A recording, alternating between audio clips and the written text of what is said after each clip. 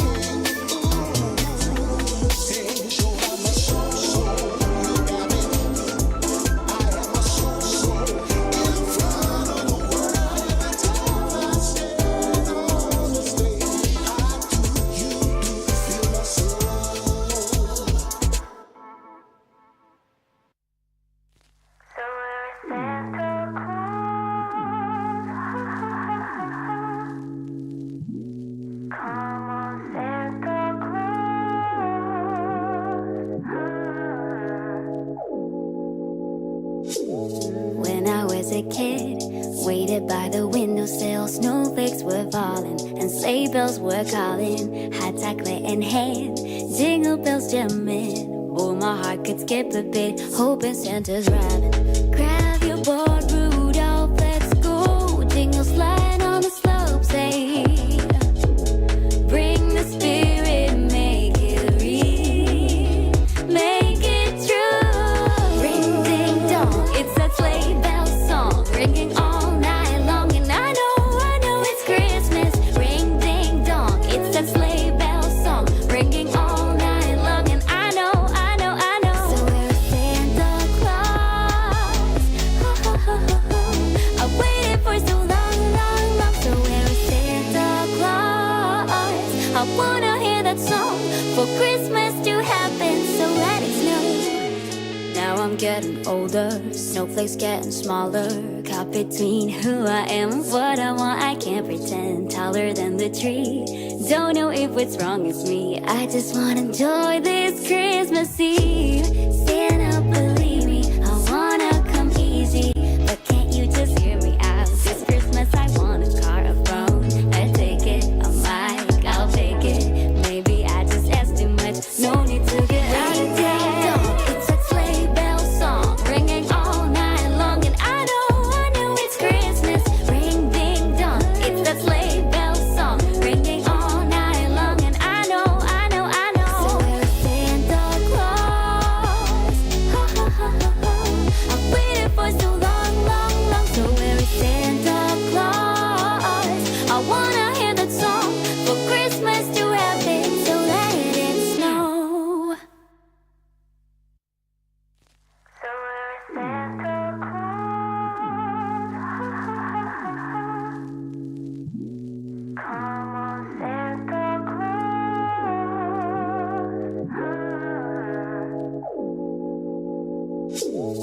When I was a kid, waited by the windowsill, snowflakes were falling and sleigh bells were calling. Hot chocolate in hand, jingle bells jamming. Oh, my heart could skip a bit, hoping Santa's rhyming. Grab your board, Rudolph, let's go. Jingle slide on the slopes, hey.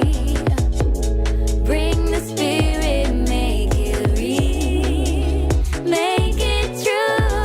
Ring ding dong, it's that sleigh bell song, ringing all night long. And I know it's Christmas. Ring ding dong, it's that sleigh bell song, ringing all night long. And I know. So where's Santa Claus? I waited for so long. So where is Santa Claus? I wanna hear that song for Christmas to happen, so let it snow.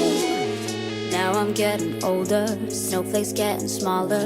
Caught between who I am and what I want, I can't pretend. Taller than the tree, don't know if what's wrong is me. I just wanna enjoy this Christmas Eve. Santa, believe me, I wanna come easy, but can't you just hear me out? This Christmas I want a car, a phone, a ticket, a mic, I'll take it. Maybe I just asked too much, no need to get out of town. It's a sleigh bell song, ringing all night long. And I know it's Christmas. Ring ding dong, it's that sleigh bell song, ringing all night long. And I know. So where's Santa Claus?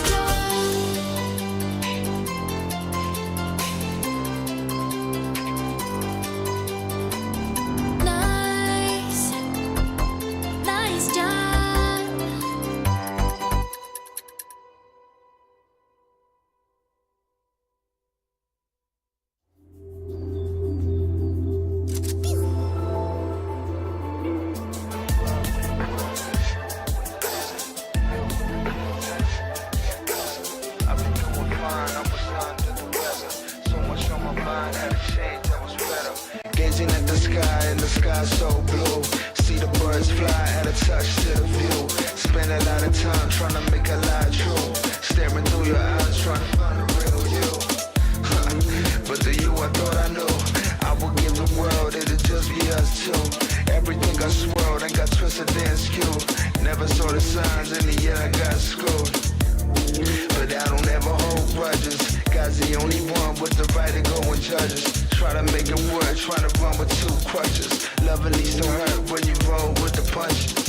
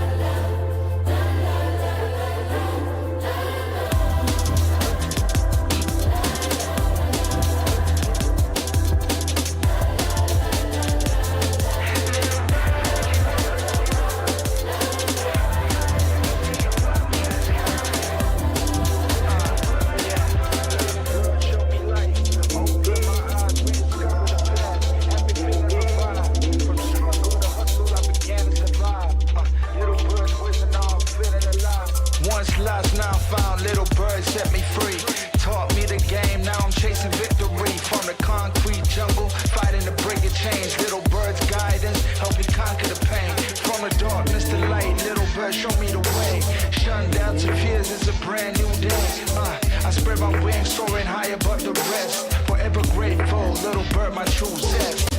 Little bird, you taught me how to dream. Ain't no cage that can hold my inner steam. I'm feeling stronger with every single scheme. I'ma seize the day, this moment gotta redeem.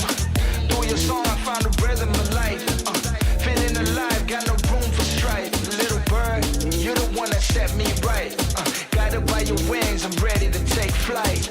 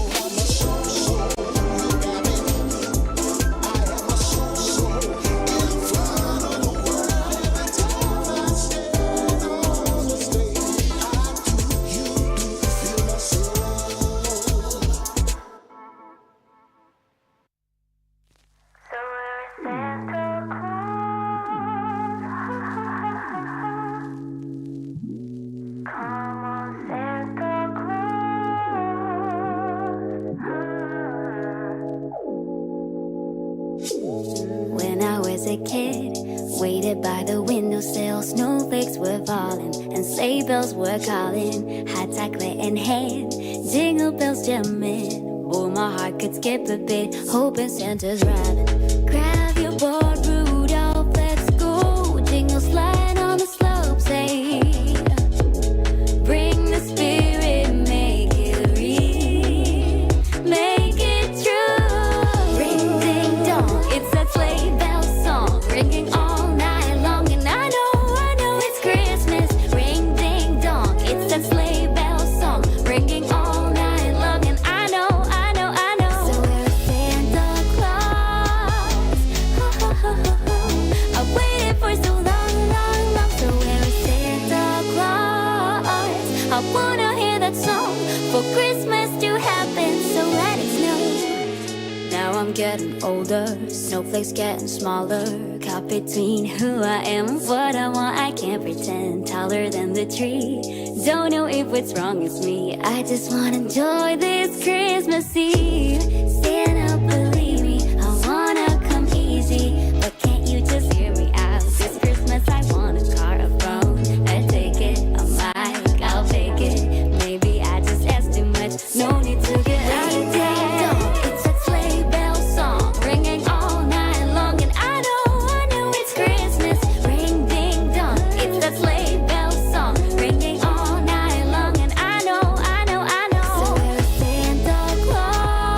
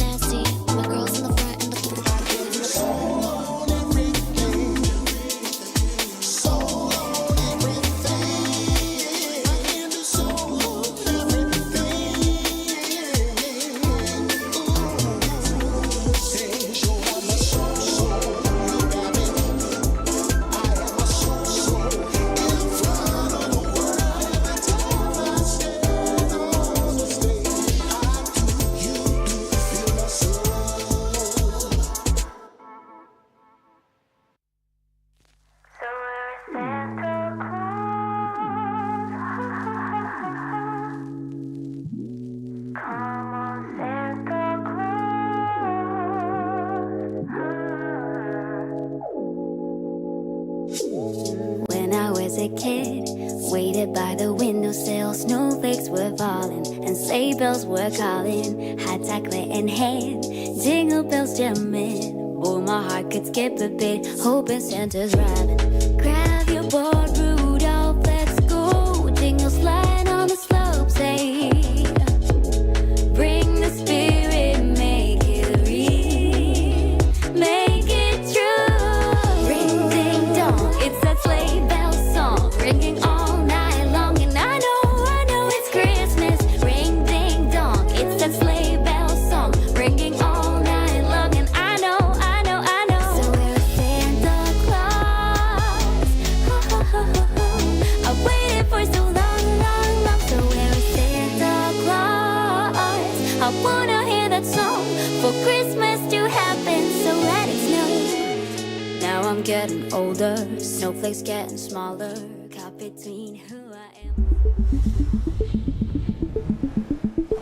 In a digital world full of innovation, we strive to progress and push boundaries, turning big ideas into reality. By creating stylish, groundbreaking products that set trends and connect our dynamic consumers so they can create extraordinary moments together.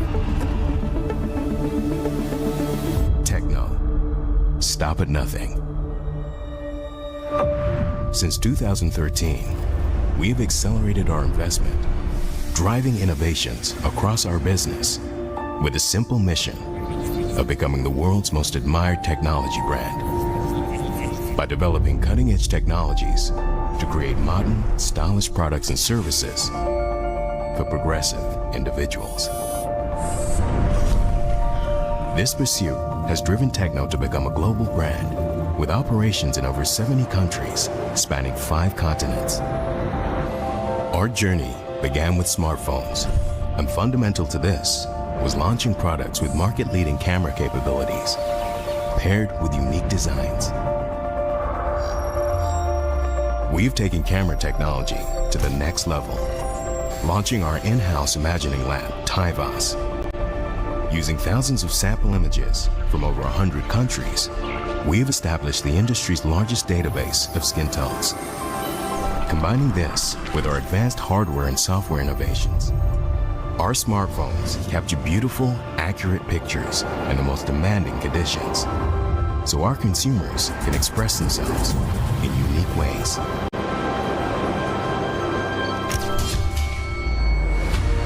We have also made breakthroughs in AI voice recognition, visual perception, and 5G communication. And by combining these technologies with our original designs and material innovations, we have created unique products infused with art and fashion, empowering our consumers to lead an active, modern lifestyle. At the forefront of our smartphone portfolio are the Phantom and Camon series. Phantom is our pioneering premium sub-brand, featuring best-in-class technologies,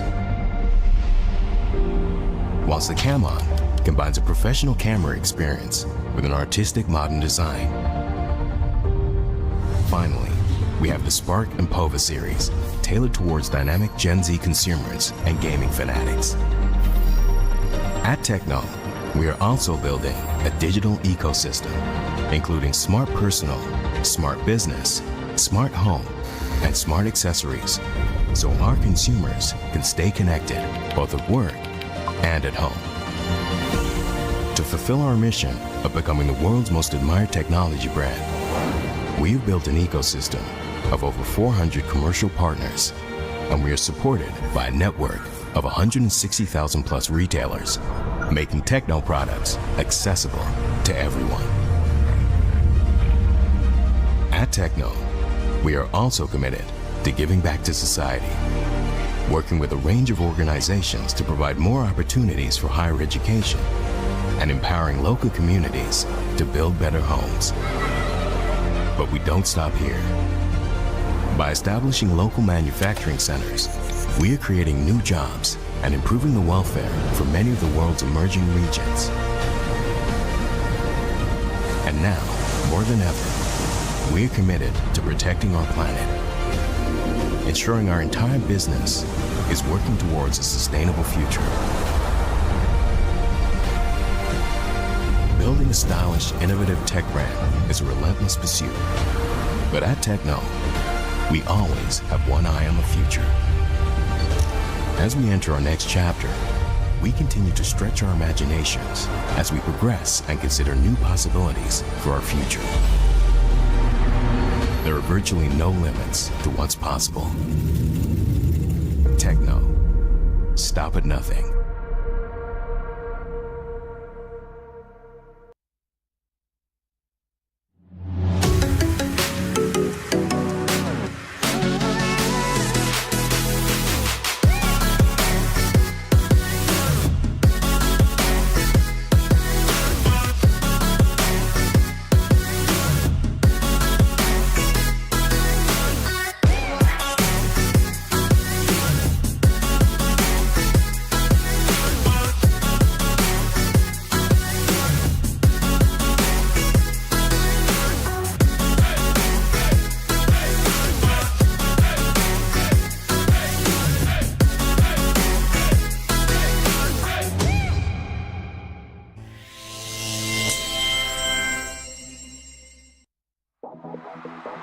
He got eliminated by execration. He's gonna get eliminated. That's left, and then CG falls. NCG eliminated Duncan King. NCG is down. The gods will be thrown. Execration.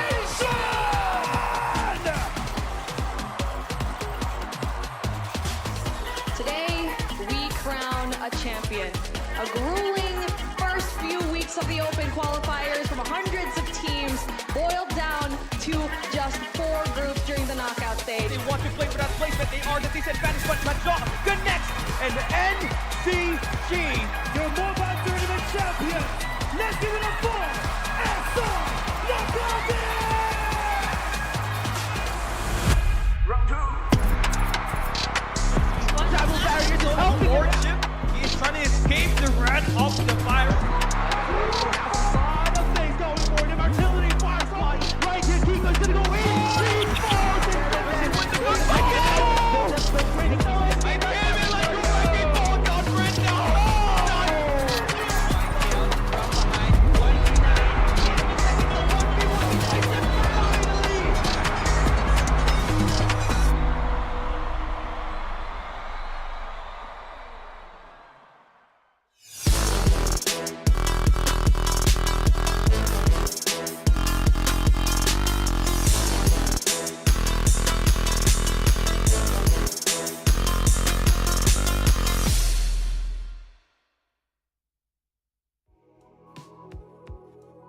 Hey yo, what's up survivors? It's me, Juswabi, here with Callie. Yes, it is day 2 of our first week of the weekly finals.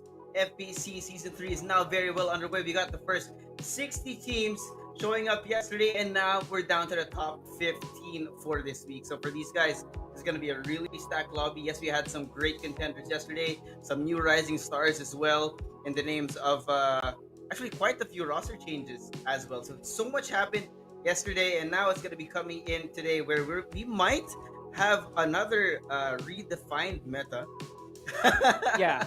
There's a lot of potential for us to see a lot more embers out there to counter all the duck sites that we just see rampant yesterday. So I won't be surprised if there's going to be an team pulling out that ember vision erosion if ever they get ambushed at a close range combat today. But yes, there's going to be a lot of talents here today. It's like what you said, from 60 teams we cut it down to 15. And all of those players that have managed to be here have at least a great duck side on their team, and that's why they made it at that top 15. So it's interesting who's the better duck side to come out here today. Is it going to be NCG Major or Blackfire, or even better, Execration Varus TZ? And the amount of things that happened today, yesterday rather, so much. Wow. And of course, if you don't want to miss any of those updates and the changes that have happened over the last few weeks, well, don't forget to follow us on our socials here on YouTube, Facebook. We're live on both these channels now. Also on TikTok and on Instagram. That's Farlight _84 official for TikTok. We have TikTok drops and Instagram as well. Farlight 84 official.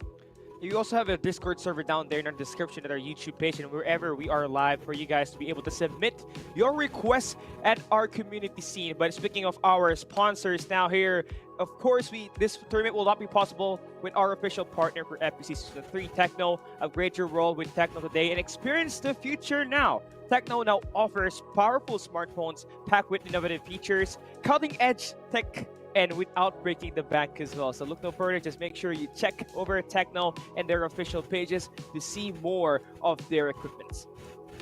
And of course, forget, of course, that this would not be possible without them. And you gotta give that kind of respect. Many thanks, of course, to our sponsor Techno, and we do also have another official partner here in FPC3 who have been coming back time and time again here with us in the Farlight 84 community. That's of course Fantech, our official chair partner, who we have showcased every time we go down inland. When I think the last 2 seasons you were here in Makati, and well, we don't know yet about the venue for season 3.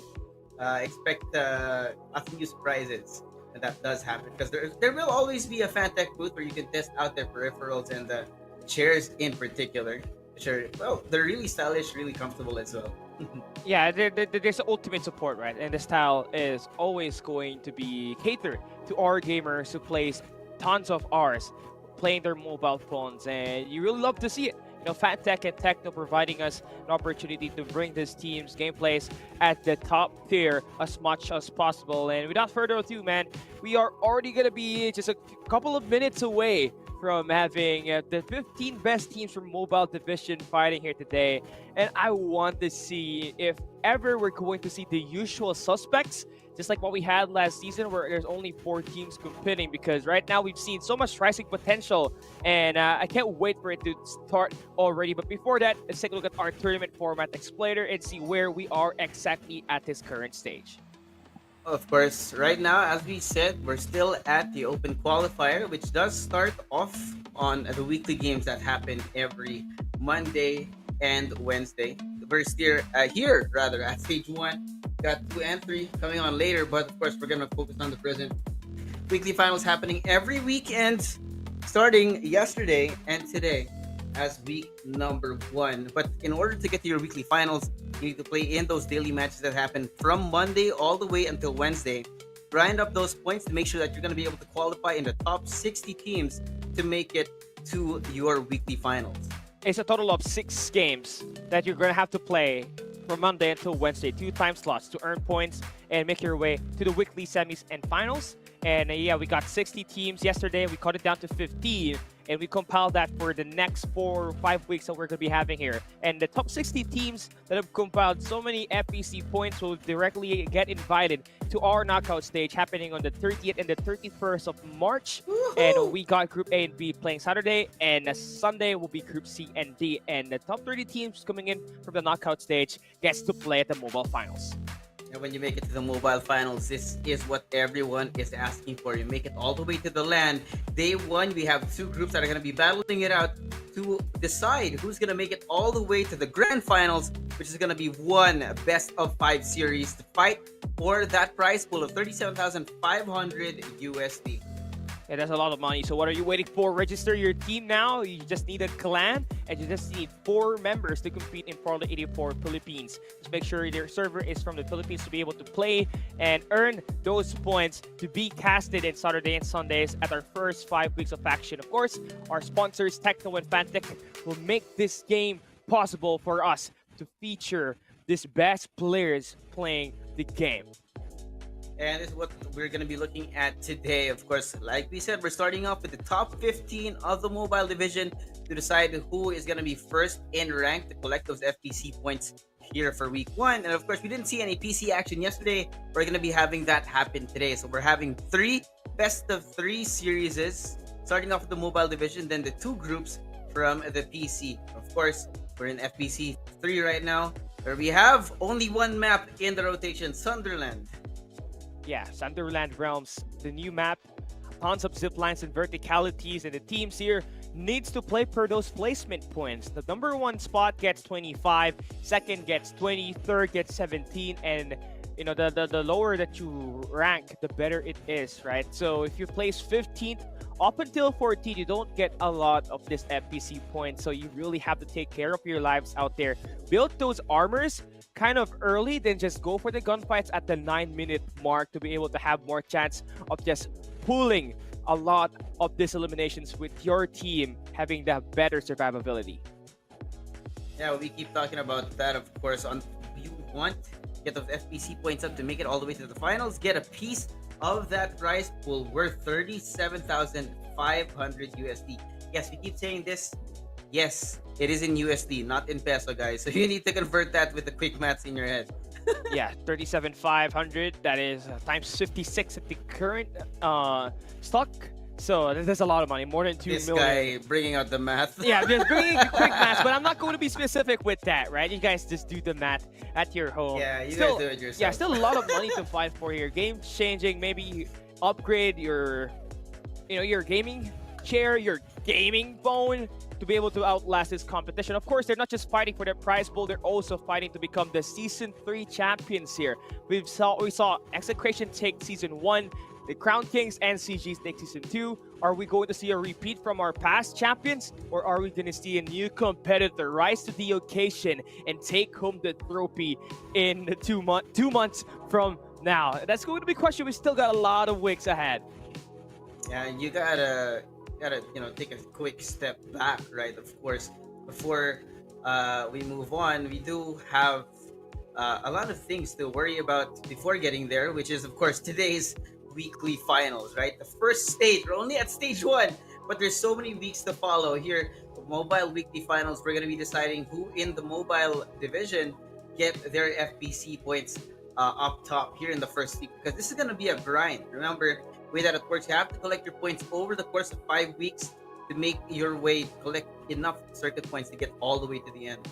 Yeah, you need to be placing top 30 in order for your team to qualify at the grand finals. So that's a lot of grinding that you have to do, and that will be all. And we're going to be taking a quick short break. When we come back, we are going to see the mobile teams go at it. Our first weekly finals ahead of us. We'll be right back.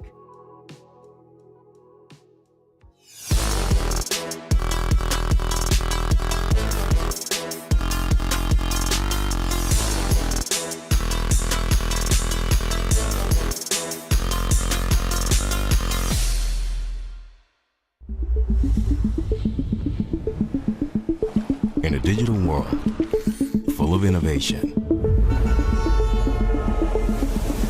we strive to progress and push boundaries, turning big ideas into reality. By creating stylish, groundbreaking products that set trends and connect our dynamic consumers so they can create extraordinary moments together. Techno. Stop at nothing. Since 2013, we have accelerated our investment, driving innovations across our business with a simple mission of becoming the world's most admired technology brand. By developing cutting-edge technologies to create modern, stylish products and services for progressive individuals. This pursuit has driven Techno to become a global brand with operations in over 70 countries spanning 5 continents. Our journey began with smartphones, and fundamental to this was launching products with market-leading camera capabilities paired with unique designs. We've taken camera technology to the next level, launching our in-house imagining lab, TIVAS. Using thousands of sample images from over 100 countries, we have established the industry's largest database of skin tones.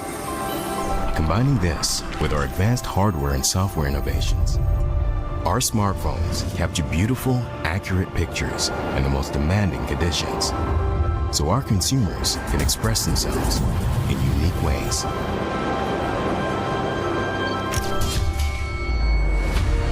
We have also made breakthroughs in AI voice recognition, visual perception, and 5G communication.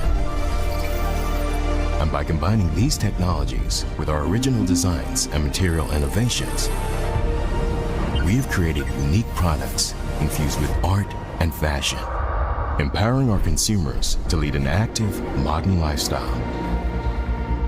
At the forefront of our smartphone portfolio are the Phantom and Camon series. Phantom is our pioneering premium sub-brand, featuring best-in-class technologies, whilst the Camon combines a professional camera experience with an artistic modern design. Finally, we have the Spark and Pova series, tailored towards dynamic Gen Z consumers and gaming fanatics. At Techno, we are also building a digital ecosystem, including smart personal, smart business, smart home, and smart accessories, so our consumers can stay connected both at work and at home. To fulfill our mission of becoming the world's most admired technology brand, we have built an ecosystem of over 400 commercial partners, and we are supported by a network of 160,000 plus retailers, making Techno products accessible to everyone. At Techno, we are also committed to giving back to society, working with a range of organizations to provide more opportunities for higher education and empowering local communities to build better homes. But we don't stop here.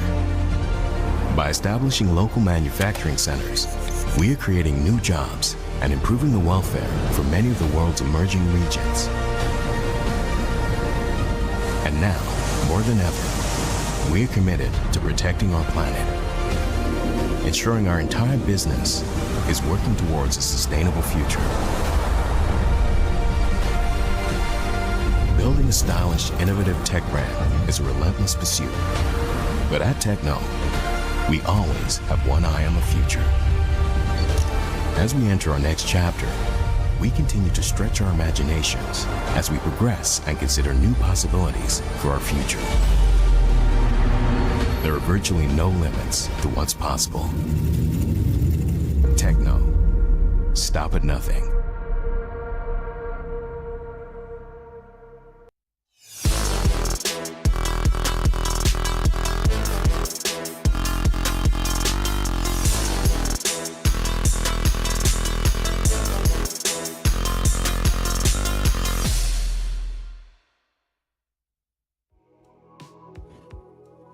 Hey yo, survivors! Welcome back. It's me, Jasavi, here with Callie. Yes, we took a quick break, but now we are back, and man, I'm really excited. We got lots of things that happened yesterday, right? So we're gonna list it down item by item. Of course, number one, the fact that we have a new meta that has still not been defined.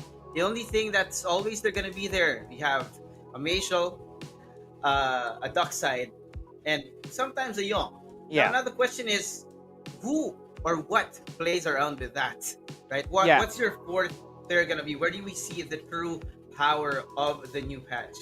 It's either going to be a crowd control type hero like Lucinda, or an Ember, or a more mobility type in Sunil. And it will depend on what kind of personality that the team really drops here in this finals in order for them to get a great edge up against these other squads. Here we got our qualified teams. We got Execration, the FPC Season 1 champions in here, along with the Season 2 champions in NCG. Then you got the rising teams with new rosters.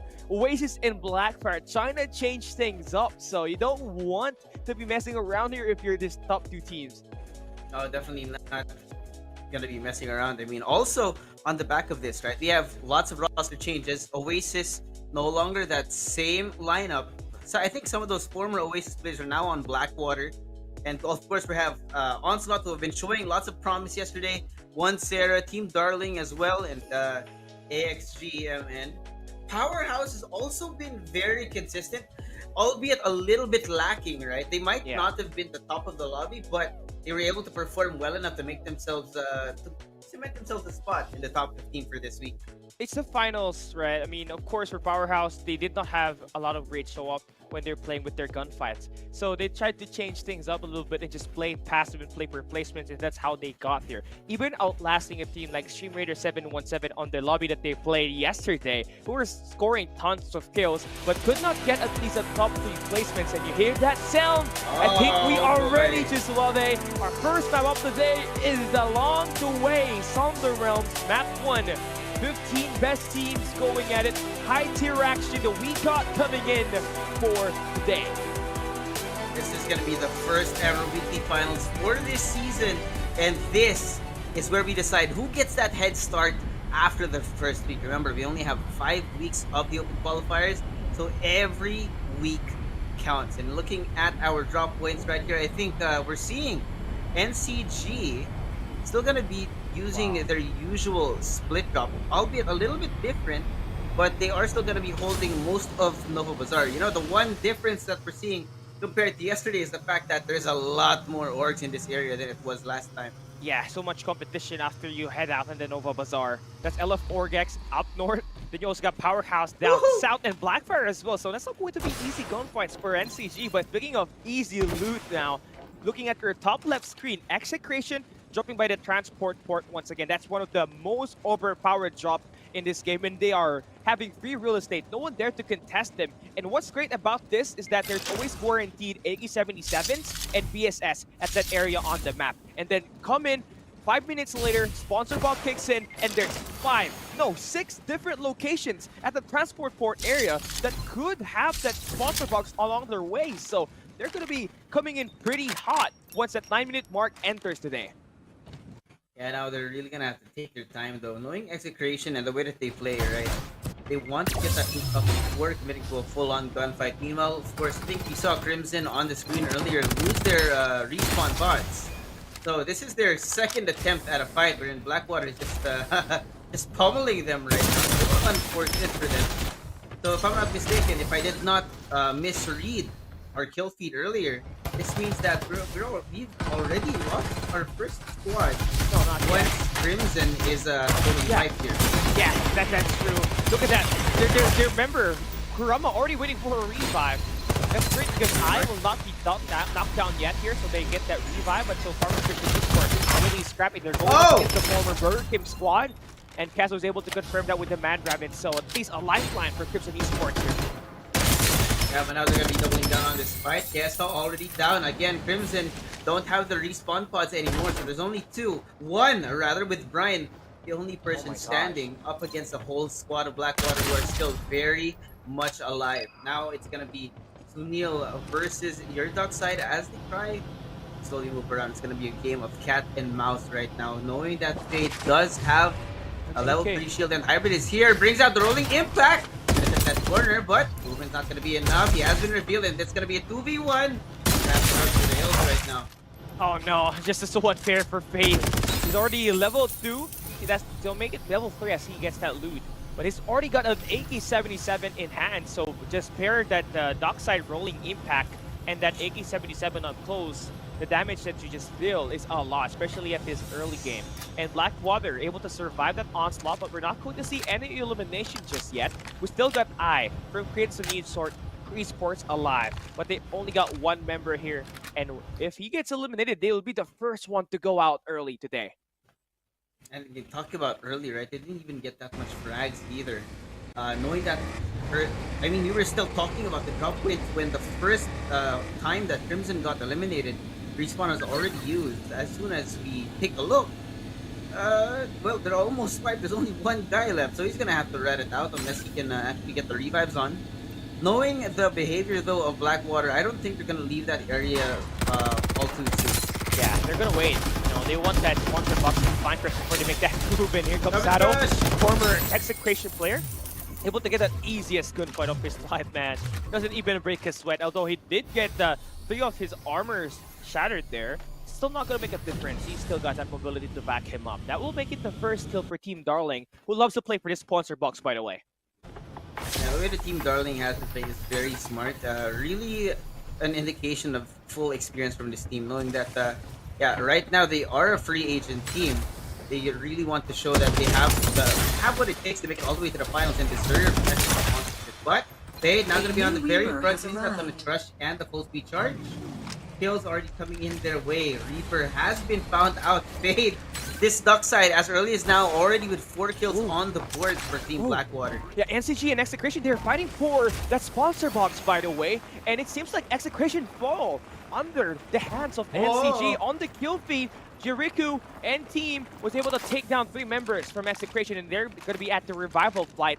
And it's crazy because we need to go over at that spot. We're not seeing any gunfight at the moment. And yeah, gonna be a waste of opportunity there for those top-heavy teams that we got in this lobby to not have their respawn pods as we enter that mid-game. Yeah, I mean, the main change between our Saturdays and Sundays is, of course, on Saturdays, we do have a little bit more of a mixed bag when it comes to the lobbies. When it comes to the Sunday, though, today, it's totally stacked. All teams are here for the kill, and there it goes. One person already down on the side of Team Darting, and LF4 is going to be following up. Base Blaster now in the very front, and Maestro going to be in 30 seconds. find some information on top of the ongoing shows. Movement, insane to Gawad. Down, Elena, no shields, it's no Maestro, also following up. Only one person left, Ramsey. The shield in a 1v4 right now. Sato gonna clean that up. Great, look at this, they've been going for seconds. Kagawa gonna be spotted in the corner, he's gonna get taken down. Sato will have 3 kills on that gunfight. I mean, 2 kills on that gunfight. Now we got Team Darling finally able to get themselves a sponsor box around, but it's going to be contested here. You don't want to be moving around and you're going to get taken down by Vitas. Yeah, I mean, W holding W in that fight as he beats them down. Now he's going to try and get one more following up. Dave trying to fall for his life. Not going to work out, but he does know that the rest of the enemy team is still in close range. They have to be very careful. Vitas here with 4 kills on the board right now and a couple of level 4 shields. Yeah. This is not a bad place to be at this point in time.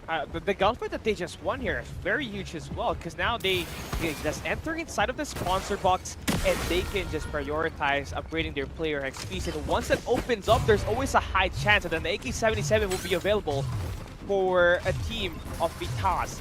And yeah, that's going to be very important for them to not just increase their damage, but also their shield upgrades. On the other side of your screen is going to be Oasis Gaming. Look at Pao2K able to get an upgrade, as well as for Exhaust and Tamao. Everybody is just upgrading their armors here. So Oasis is battle ready, just needs that AK-77 for their dock side to be able to suspend so much damage for later. Oh, Dentetsu finds them in the air. Yeah, gonna be nice and quick. Sato. Unfortunate there. I think you saw his positioning. He literally had no choice. Otherwise, he'd fall off the map. So, yeah, just walking into the crosshair of his opponent there. I don't know. At that position, right, would you rather die from the map or die from an enemy? I would rather die from the map, man. I just want to be sent down flying, you know? But it's hard, because at least they don't get to pick up your loot and you don't give them any sort of feed at that point, right? So, yeah, that's great here. The thought counted there for Sato, but he went into the bridge, and therefore his loot was taken away. Yeah, I mean, talking about loot right now, mostly they're actually converging on the inside. Satori on the very front. Oh, no shield, but he doesn't give a damn. He did that kill already. Vitas, very good here, and as well as quick as a few seconds, they already win that. That's gonna be the second squad wipe in map number 1. Yeah, Saburi, he was one of the guys that stayed beside the sponsor box. And look at his weapon, a blue AK-77, and he already has a level 6 magazine attachment to it. So this player is going to be battle ready for that late game. All they just need is to find a position, get some information, and go for those squad fights. And they're rotating over towards the northern side here this time, looking to try to anticipate at least Team Darling. That's going to be close, who's trying to play for that airdrop raid as they got eliminated earlier. He's already perfect here though. I mean, look at how Satori is set up, right? He has an AK-77, a VSS, so perfect for mid and long range fights with upgraded attachments on both. So then they're going to be a hard team to beat when it comes to the later game. But now in the Rocky zone, a look at SRSNG. Lots of rotations going on here. It looks like W has been spotted on the outside. LF4 going out to dive bolt, revealing his position, but he can't seem to find a single thing. Some crush not going to be invested. Wow. Point blank, not going to be able to take a thing. Walks right into this 3-man crossfire, and it's going to be 2 down already on the side of Vitas. You've got Gabriel and then Tetsu on the outside, waiting them for them to walk into their crosshairs. It's just perfect. Yeah, Gabriel now in a 1v2. Oh, the base blaster catches him too. Oh, the pain that's being experienced by this team. LF now. Ramsey, the last person standing, playing on the Young. Has to be very careful how he approaches this. He's gonna have to find a way to isolate these fights. Because if he takes too long, then the revives are already coming on through. But we're gonna be looking at a quick truce. Ramsey has decided to bring back the Metro on their team, and the blinding mark doesn't hit. Oh, but it does now. They know Satori outside of the window, so low, and he's taken down, right? Before now, then Tetsu trying to follow up 1v1, and he's gone. Full squad wipe from LF Org. Yeah, and they didn't just take down any team. That was a team that was very stacked. Satori had an AK and a VSS, and Gabriel had a level 5 armor already. So LF Org were kind of rewarded for that hard-fought battle at the storage base. And with only 5 kills, they're still set up greatly for that late game after getting beat down at the earlier run that they had. And yeah, another sponsor box will be appearing. That will be the last sponsor box for this circle. And only 2 are going to be remaining here. And Team Darling is just kind of scouting around. A divulge could be very helpful here for this team. He knows, he sees. There goes the blinding mark. Now the divulge not going to be invested in his direction. Now he has been revealed it's going to be a 1v4 unless he waits for the rest of Team Darling to come off. So he's going to think of backing away. Yep, smart move knowing that he is outnumbered. You see the bullets just whizzing past him. He could not do a thing in this situation. So now you are slowly moving on. You know that LF Org is trying to find an angle over on Team Darling, who are, yep, trying to run the hell away. Yeah, but the health of that car, it doesn't give you a lot of that speed boost anymore as your weapon. I mean, your car has already been damaged a lot, and Darling needs to play for a gunfight here. Needs a play from Sado to get that flank and maybe play for a 4v3, but at the moment they're trying to beat down, back against the wall, and Maestro pushing out, taking down Caps. Now it's gonna be a 2v3 though. You've got Sato and Jay-Z pushed over onto the defense, so they have to group up in this situation. Employing the rolling impact and full speed charge by Sato. I like this. They're gonna play Mamba out right now because they have to regroup. They have to find the way to heal themselves up. Otherwise, if they follow up on that fight, there's still so many teams in this area. If you look at the map, there's 3 squads in close range. So every time you fire a gun, they're gonna be hearing those bullets. Sponsor box is just going to be activated. The Hydra Planet squad number 3 that will be there. Just kind of take that. In any case, it has finally reached the ultimatum, but again, so many players at the 3rd circle, and all of them are kind of inside of the circle already. Now it's just all about finding that right spot, getting a good read of that circle, and just hopefully you get favored. And no, you don't have to move out and not be gate capped, but Execration is still alive here, and CG will not be in the final 2 circles. Interesting. Seems like they have been taken down by Execration back when they were playing for the sponsor box. So that's a huge blow for NCG to start the day off. And Execration with that win up against NCG, you're going to think that they are stacked as much as they can after that good fight. Yeah, man, you gotta think about also the fact that this entire lobby, right? Anyone can upset these top teams because it's not an easy feat to make your way into the weekly finals, knowing that it's the top 15 of this week. But I mean, looking at the lobby right now, you need to be very careful about where and when you want to rotate because, say for example, these sponsor boxes, they're really hot spots where you're probably gonna meet the smarter teams. And for those that have been playing a little bit more calmly, right, away from the sponsor boxes, it's a little bit of a back and forth. It's a double-edged sword. Number one, you don't walk into Execration or NCG. But the problem is, you know, the con to that is, well, you don't get that loot. Yeah. And you need that loot for the late game. And you're also giving, you know, higher odds of the sponsor box teams. They're snowballing everything. Because not only do they get those shield upgrades there, also those player XPs. And once you get into a 30% damage from your player experience, that is just a lot of margin compared to those teams that don't play for those sponsor boxes. So now we've got a gunfight on the other side of your screen. And going to be Sato able to take down 1 player from LF Org. And that's Kagawan shot down. Sato will be your Ripper as he got 6 knockdowns. 6 knockdowns for this team, even knowing that there's only 2 of them. But looks like they're coming in just in time. The revive might be able to be there, but there goes Maestro.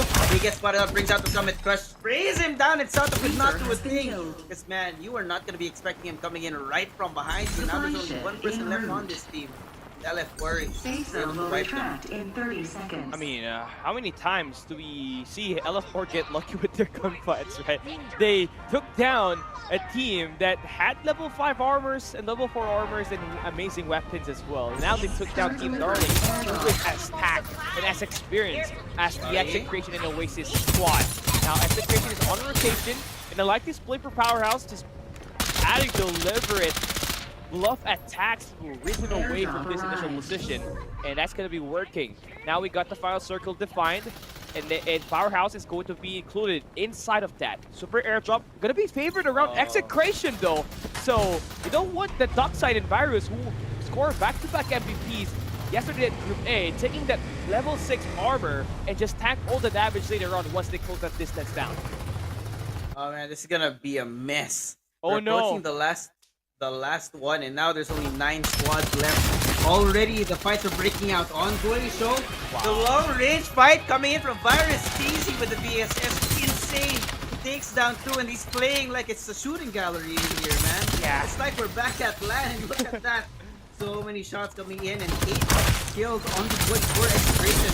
Okay, they're playing like kids in a candy store. They don't even know where to look. But now Hasbulla coming in for revenge. Gonna be taken down. Nash PC down as well. There goes Scout Remy trying to follow up, trying to save his brethren, but he's gonna be taken down. Virus single-handedly takes down this squad. Yeah, 3 members from LF4X could try their best at taking him down, but they couldn't because Virus had the level 6 armor. He was stacking everything up, and the timely Sonic Crush and the accelerate is there, but Blackfire now strikes. Well, Execration is at its weakest. Oh, the movement from him. Almost takes down 2, but back already there. He did not expect him to be there with the level 6 shields. People already down for the side of Expiration. Blackfire following up on this. You got Get bringing out the rolling impact. Backup is here. Now the cavalry is in for the attack. Virus down at the hands of Get. And Execration 1v1 continues to be taken down 1 by 1, 1v1. Wow. Long range roll coming in from Xiaolong Bay, and he takes down the entirety of Execration. Wow, what a clutch there for Xiaolong Bei. He was playing the long-range game, and now they get to put back Execration alive in this altercation. I mean, that Team Blackfire in this altercation, and Execration will be eliminated here for a bit at the moment as they're trying to get their revives back here. LF4, that's going to be them eliminated there. So Oasis Gaming will be included at the final circle. Only 3 squads remaining, 6 members alive, and Oasis has 3 of them. Bro is completely trapped. Now we're down to the last 3 squads, right? Yeah, Oasis will have a great high ground, but they're going to be giving that up because they know where Blackfire is. Xiaolong Bei has been spotted out. Base Blaster now being thrown. Get some extra damage. Tamayo going to be playing the scout on the very front line, trying to find where they are hiding, but he can't really spot them. At the moment, though, Blackfire, they have a great spot. With them being a 4-person squad, still very much alive, and with 10 kills on the board, Oasis, they are going to be hard-pressed to try and take down this squad. But they're going to try anyway. About 2K, sprayed down, barely alive, just on the back of it. And look at the base blaster damage coming in from Mac. Bro is insane. Dale on the front, taken down, and Hale barely alive. And now it's going to be 2v2 again. Xiaolong Bei versus Ludi. Tamayo trying to stay alive. 1 HP. Very little health, and there goes Macro on the backside. Macro following it up, and there it goes. Blackfire bringing in the first victory of series number 1. Yeah, Blackfire is one of the youngest teams back in Season 2. Get 15 years of age. Now guess who were the players that made the play at that last circle? It was this experienced players in Mac Pro and Xiaolong Bei, former players that have played back in Farlight 84, All Cup, Solar Cup, Asia, stepping up big time. This new roster doesn't just add this new generation style, it amplifies it by adding this veterans into the roster. Xiaolong Bei with an insane clutch to take away the chances of execution at one of the buildings, and Mac Pro just providing the squad that enough firepower at that final circle to eliminate and put some shots and pressure up against Oasis Gaming, and that will conclude that battle. Was very interesting how it panned out. NCG was top 15, so they don't get any points, What? and they only have 1 point on of the kills. So that's such a big blow. They need to be able to find another lock-in here because Blackfire, Oasis, Darling, and Execration, they got a lot of kills and placement points to back them up heading into map 2 and 3. Oh man, the defending champions right now are gonna have their work cut out for them because after that messy map number 1, right? Unfortunately for them, they chose to take that fight against Execration, who are, yes, they didn't win in Season 2, but they are still also former champions. It was a clash of titans at the early game of map number 1, and it ended with the Crowned Kings no longer uncrowned, being taken down by the Season 1 champions. What in the world is this lobby? It's interesting because, again, with the drops that we have, Execration will obviously have the better job there because they always have a greater chance of seeing that VSS and an AK-77 at the transport port. Now, we take a look at NCG. The odds of VSS spawning at Nova Bazaar is up there, but an AK-77, there is no chance whatsoever unless you get really lucky from the gold supply boxes. And the thing with the drops here, transport port, it is very passive. No one dares to contest. Now for NCG, yes, you do get that big circle by Nova Bazaar, but once you head away from that position, north, south, east, and west, there's always going to be those top-heavy teams, and they could not get any break. And we are seeing NCG fall into the same pattern that like what we saw from Oasis Gaming back when they were at Sunset City, playing that Carnival, that mid-map, and always expecting so much gunfights. Again, we're going to be going over into the highlights to have you guys take a quick look at what happened in map number 1. We're going to be seeing you guys in a bit.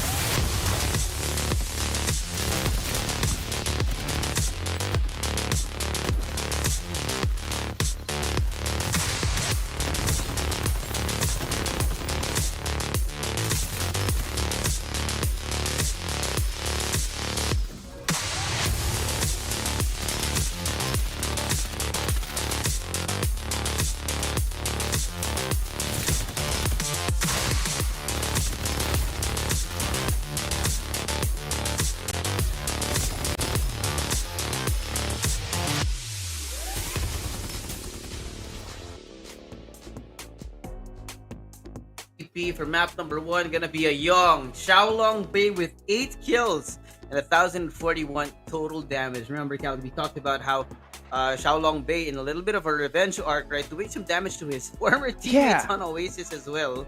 This guy really wanted to perform, and today he gave us a show in map number 1. We had him clutch up a big kill up against Execration, dropping down the last members and putting Blackfire's odds of reviving back the teammates, you know, to the T. And Blackfire going to be able to take that map 1 here today. They've already won 3 maps combining the performance that they had yesterday at the Group D battle that they had. And you really love to see these veteran players like Mac Pro and Xiaolong Bei step things up, because these young players that we got, Hale as well as Sket, really needs, you know, a playmaker at times where they're the ones eliminated, all right? So having that initial support and having someone can step things up anytime that the team needs it to be, and with Xiaolong Bei here for Blackfire, it's just such a big addition, and I think would be the biggest reason why we will see Blackfire to the top this season should they play this consistent. Remember, we talked about back in the LAN, Blackfire actually did a great job on day 1 of our LAN back in Season 2. But now it looks like we're seeing the same flashes of brilliance from this team. I think the addition of Xiaolong Bei to the roster is actually great because, well, we don't really have for Blackfire, right? They're not really highlight players, right? They're more of a stick together Marine type team. But with the addition of Xiaolong Bei, when you need the highlight is there. It's always evident, right? We saw that with the clutch that we saw from him. He was not dealing so much damage, but the damage that he inflicted were the ones to confirm the kills, which is the most important one at the end of the day, keeping the team alive at that final circle. Wow, talking about the final circle, don't forget that you need to keep sharing our stream because, man, we have our first redeem code of the day. Go ahead and open up your CD key field in your game. I don't know if you're on the phone or on the PC, but type that in real quick. You can get 1,000 gold off of that. And, well, we do have more giveaways going on today, so just keep sharing the stream. Tag your friends, tell them to come in and watch, support your favorite teams. We also have TikTok drop, so if you're on TikTok, well, yeah, just follow the instructions. You're gonna get your coins and your diamonds here. Yeah, just make sure that you type in the code properly at the CD key. This one will not last long because we got so much viewers from all different platforms and you gotta activate it fast. You gotta type it as much as you can. Case sensitive, by the way, so all will be non-caps lock. And yesterday we did end up reaching the Heroes game, which was a Sayana. So hopefully we get to break that and we see more later on, right? So yeah, make sure to stay tuned here, share the live stream, and the more, the merrier. Yeah, the more the merrier indeed, man. You gotta keep sharing. You love FPC, you love Farlight. The community is always there. Survivors, capsulers, we're not done. We have a second map. This is a best of 3 series to decide it, and we're going all the way back to Thunder Rounds once more. Dormammu, I've come to bargain, man, because it looks like we're hoping that there's not gonna be a repeat of that first map. Make things a little bit more exciting. Yeah, Blackfire, like Execration, has a very interesting drop points because with Blackfire get at the market south of Nova Bazaar, there's always an easy quarantine access for him to get 4 supply boxes nearby, which his team allows him to take so that he can have that quick reload from the tactical skill, wrecking Dodgeball, and also have more damage up against this team when he's able to pull the distance down. But now we get to see NCG yet again dropping at the same spot at the Nova Bazaar. And they do have much jaw extending over towards north. But Execration still uncontested at transport port. That thing is something we need to watch out on as it develops. Yeah, I mean, talking about developments, right? You have NCG moving a little bit more to the south, still trying to find that same rhythm that they used to have. But right now, I think the question of how they've been playing around the sponsor boxes and the rotations are a little bit off for our defending champions. So, well, I mean, 15th place finish at map number 1 is just not nice to look at, right?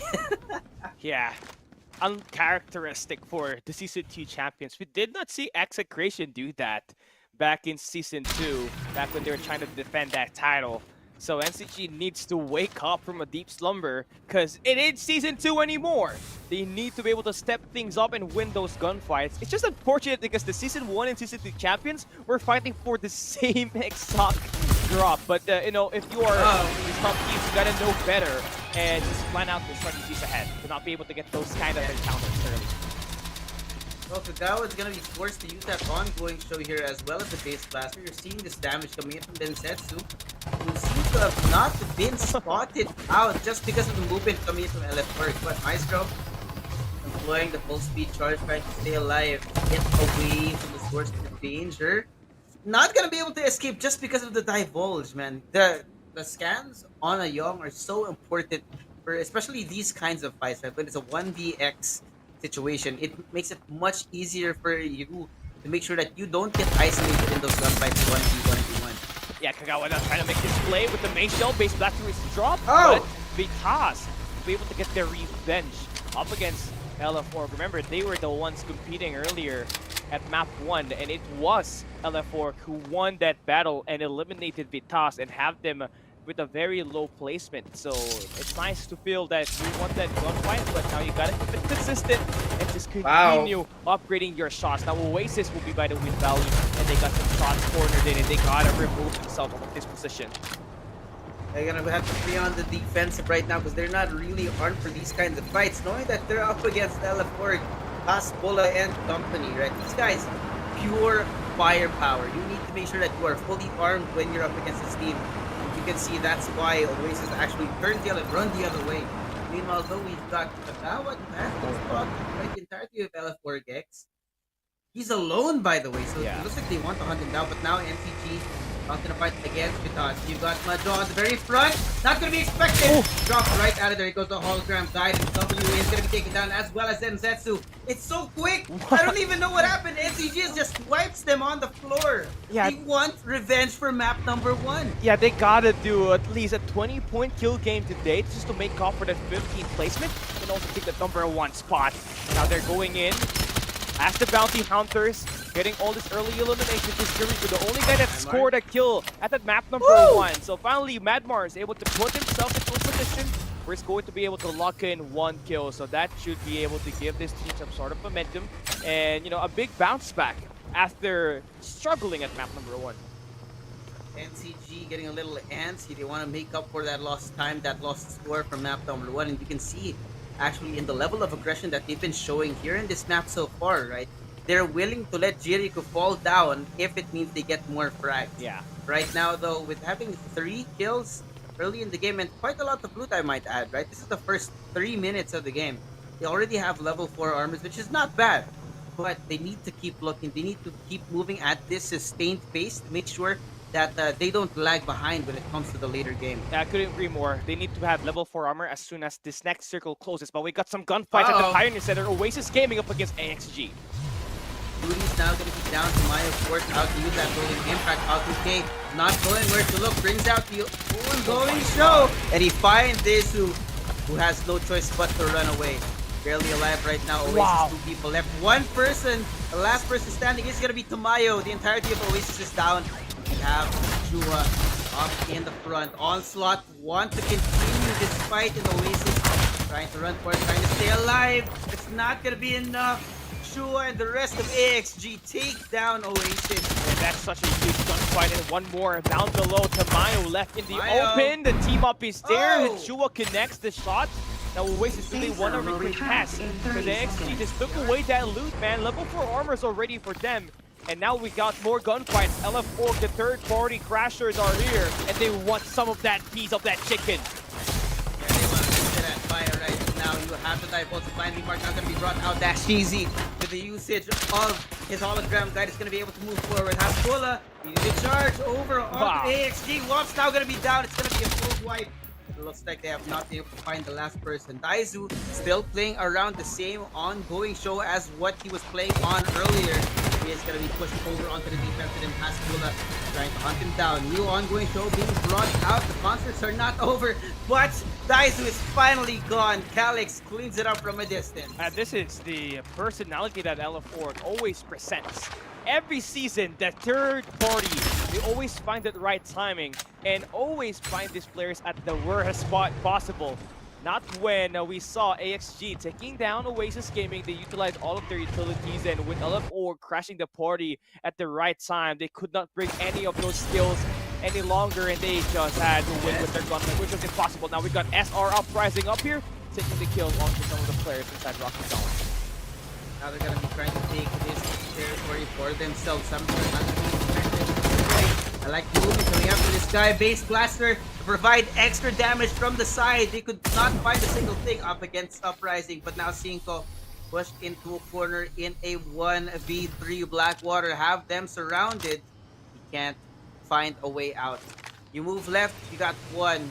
Move right, there's another, and they know where he is. We're gonna be playing this perfect down to a 1v4. Not to be perfect. Base Blaster now gonna be deployed from the long range. Ray is there. The flank coming in from the rest of Blackwater. Cinco did not have a fighting chance. Yeah, that was a 1v2. He was trying to take down Alcade, but the dockside was just was beside and was ready for that beatdown. And that's going to be a great 1v2 scenario for Blackwater. Not only do they secure a great spot right now, but also a great high ground on the Zeppelins that are available at the Rocky Zone. On the other side of the map we go. This is Onslaught.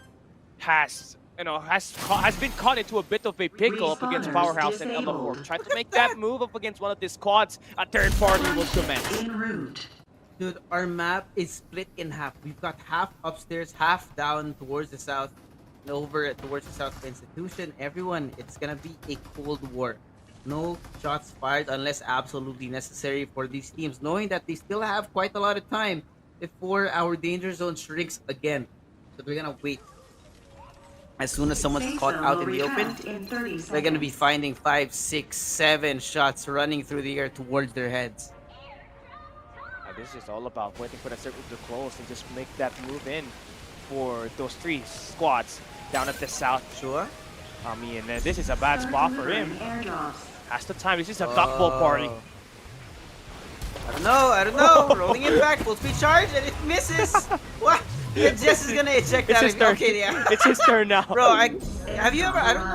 I don't know if you're familiar with the game of pinball. I don't know if that's a thing for you. It's a thing. But it looks like pinball, no? Yeah, it does. And It was just bouncing yeah. around. It's just crazy stuff right for Duckside. He can climb walls by rolling. And the thing right now for AXG, they still can revive the 2 members that they just lost. Oh? So they can be full by the time that one ends. But NCG, looking for some players by the institution. There's still one guy trying to make ends meet. Still trying to figure out where is that last player. Oh, the divulge scanned that man. And Mad Mars and crew should be able to get a lineup there to finally take that guy away. You really can't find the information though. Playing inside of institution is risky at best. Oh, Knowing that powerhouse. there's so many different ways that you can get caught. But here, NCG, they can hear the vehicle coming up through them. Onslaught also try to rotate away. Ooh. There goes Blackfire starting it off. Hale walking right into 2 crosshairs himself. Jericho now gonna bring Wow. out that hologram guy, but it's not gonna be enough to get that kill. Mac throwing Hale, no shields to be spoken of, but some shots are ringing out from the other side. Summon crush coming in from Majo. AC is down. Blackfire continuing the shot after shot after shot up against NPG right now, who are really struggling. Blackfire, look at this. So comfortable in this fight, but the problem is on one side you got Powerhouse, you got Onslaught as well, and now it's gonna be the ongoing show. Mac Pro is gonna try and farm on these players who are trying to take this seriously. Man, look at the territory that they have, the high ground and the perfect angle. Doesn't matter where you're coming from, you're gonna be spotted out by Mac Pro over here. Yeah, and he's got a VSS. And in fact, you're gonna be lucky because he's only got a blue magazine on that. If it were a level 6, oh boy, you're going to get shredded to pieces, and might has just well waved to the lobby after those gunfights. But NCG, they're trying to save themselves from another bottom tier placement. Remember, map 1, they placed 15. That was almost a 14th placement for them. Luckily, they were able to evade, and some of their members are still alive, but you're never too sure. Blackfire has got that control at that institution, but for now, as the gunfights come to a halt, we're going to have that sponsor boxes available. Final sponsor box that will grant you those purple weapons, and if you can secure a purple AK-77, even better.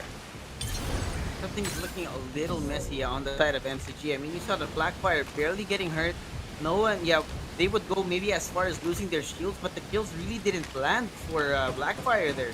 So I don't know what's going on. Maybe there's something wrong in how NCG has been playing right now, because it seems that the mastery of the map, right, is maybe a little bit missing on the side of the defending champions. But we've got Onslaught, Tomsky gonna be on the very front, leading the charge against Execration. But they don't know. Wow. Oh, they shut down the Maisel on one side. They didn't even see it coming. Face pass rather be employed. Try to bring the Summit Crush. Not gonna be enough. Not gonna be close enough to do that damage. 2 people now put down on the side of Onslaught and Execration. So good, so clean, so good. Yeah, so clean, so good, man. Execration. This team, you know, for some odd reason, Onslaught thought I was LF Orc, so they were pretty confident they could win that gunfight. And then they saw the kill feed. Virus through the first one, and they already knew it was over. Right when we saw that shot down coming in from Execration. Now, Blackwater on the other side of the screen, holding down the zipline station. 2 squads coming in from their left and their right corner. So you don't want to be engaging at the moment because, again, a potential third party will be coming into play.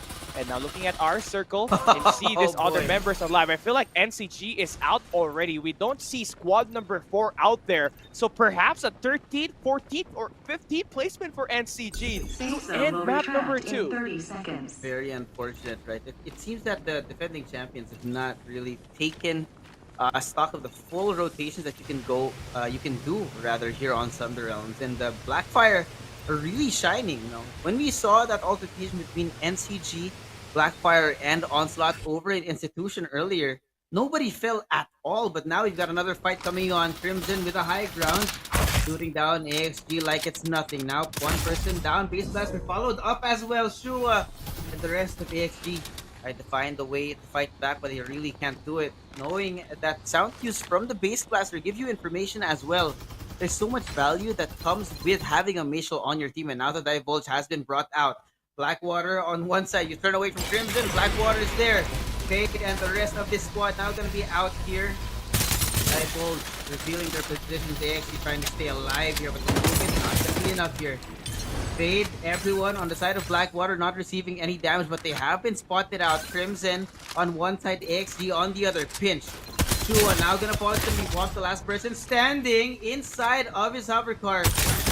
Find the thing here for this guy. No shield, no cover, nothing at all. That's gonna be a full squad wipe over onto this team. And now Crimson want to follow up. They want killed them before they can even heal back up. Yeah, now nice place for Kurama there, getting that high ground. Now they have already invested that Stomach Crush. So now it's all about holding this fourth down. If you're Blackwater, okay, you're gonna have Fade. The only member alive on your team. You're gonna have to wait for us to make that rotation. Stomach Crush already invested. Now these shots coming in from I, they have been forced to play inside of Shelter right now, knowing that they're smack dab in the middle of the zone. So many teams slowly converging towards this spot, and now Oasis have their time in the spotlight. They are going to be covered here by Blackfire with Hale already down. Ludi chasing down the rest of the enemy squad. Blackfire running for the hills. The full speed charge being completed as well by Oasis. They're able to stay alive for just a little bit longer. Yeah, we're heading into the final circle already, and do get this, 11 squads are still remaining here. You cannot be too sure. You have to play with your life. Yeah, 11 placement is still just 5 points from the placement point perform, and you're gonna have to do better than that. Execration getting attacked there by the side of Darling, and they have already one player falling. There it goes, the ongoing show. A combo coming in from the side of the enemy team. Execration, however, take down Team Darling in a matter of seconds. 10 squads remain, but that's still so many, knowing that we're approaching the last circle. Look at this. It's wide open. There's barely any cover once we get to this last zone, and the Oasis are slowly scaling their way up. The rest of the orgs as well have to find a way out. Oasis made a little bit of noise, so they're gonna have to hold on for this a little bit longer. They do seem to be unaware that the tower house is right behind them. Look at that.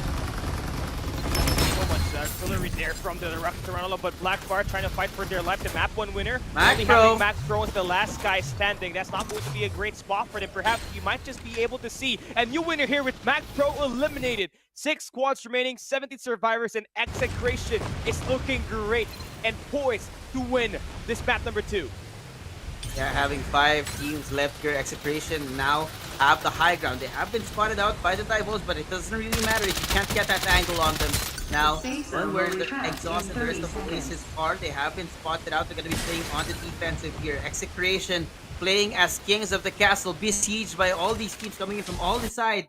Virus on one side in 1v4 is LF Origin to try to take them down. Has Bola here and Calix investing the ongoing show into this fight. Taken down.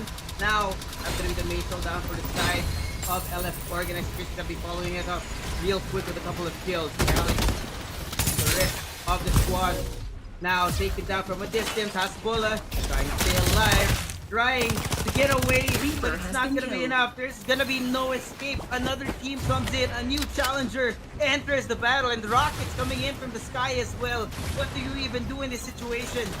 Trying to evade those gunfights, which is close to impossible as the circle is just closing in. No one even picking the airdrop because they know the complication of when they decide to check that. LF4 only team complete along with Execration at this final circle. Oasis trying to fight for a placement. There spot down one player, holding down the car, and that guy will stay alive unscathed. Barely alive though. Now one person down. Remy trying to run for the hills. Tamayo takes him down. Oasis scoring one more takedown of the squad. We're down to the last 3. Execration continuing to hold onto their high ground as Oasis and LF Org are slowly trying to scale their way towards Season 1 champions. Tagawad forced out of position here with the Base Blaster. Great as well to play coming in from Execration. They know exactly how to use this utility. But Virus now, he's got the antsy. He wants to go in for the fight. Leading the charge, takes down Ramsey. Tries to find another spot those heads. Checks over on his corner. Kagawa is now down. Shooting Helena out to the side. Virus, what is this play? But now it's down to the last two squads. Oasis, Reaper has been Execration. killed. Where does it come down with the ongoing show? He has them spotted out to the blinding work. But Maya and the rest of Oasis still very much alive, trying to find the one champion. And now Blue already gonna be down. Forced into a corner. One person left, and it's Oasis moving away from the Season 1 champions to win map number 2. Finally able to take it away. They play second at map 1, but this time letting Execration get antsy with it. They engage up against Ella Ford.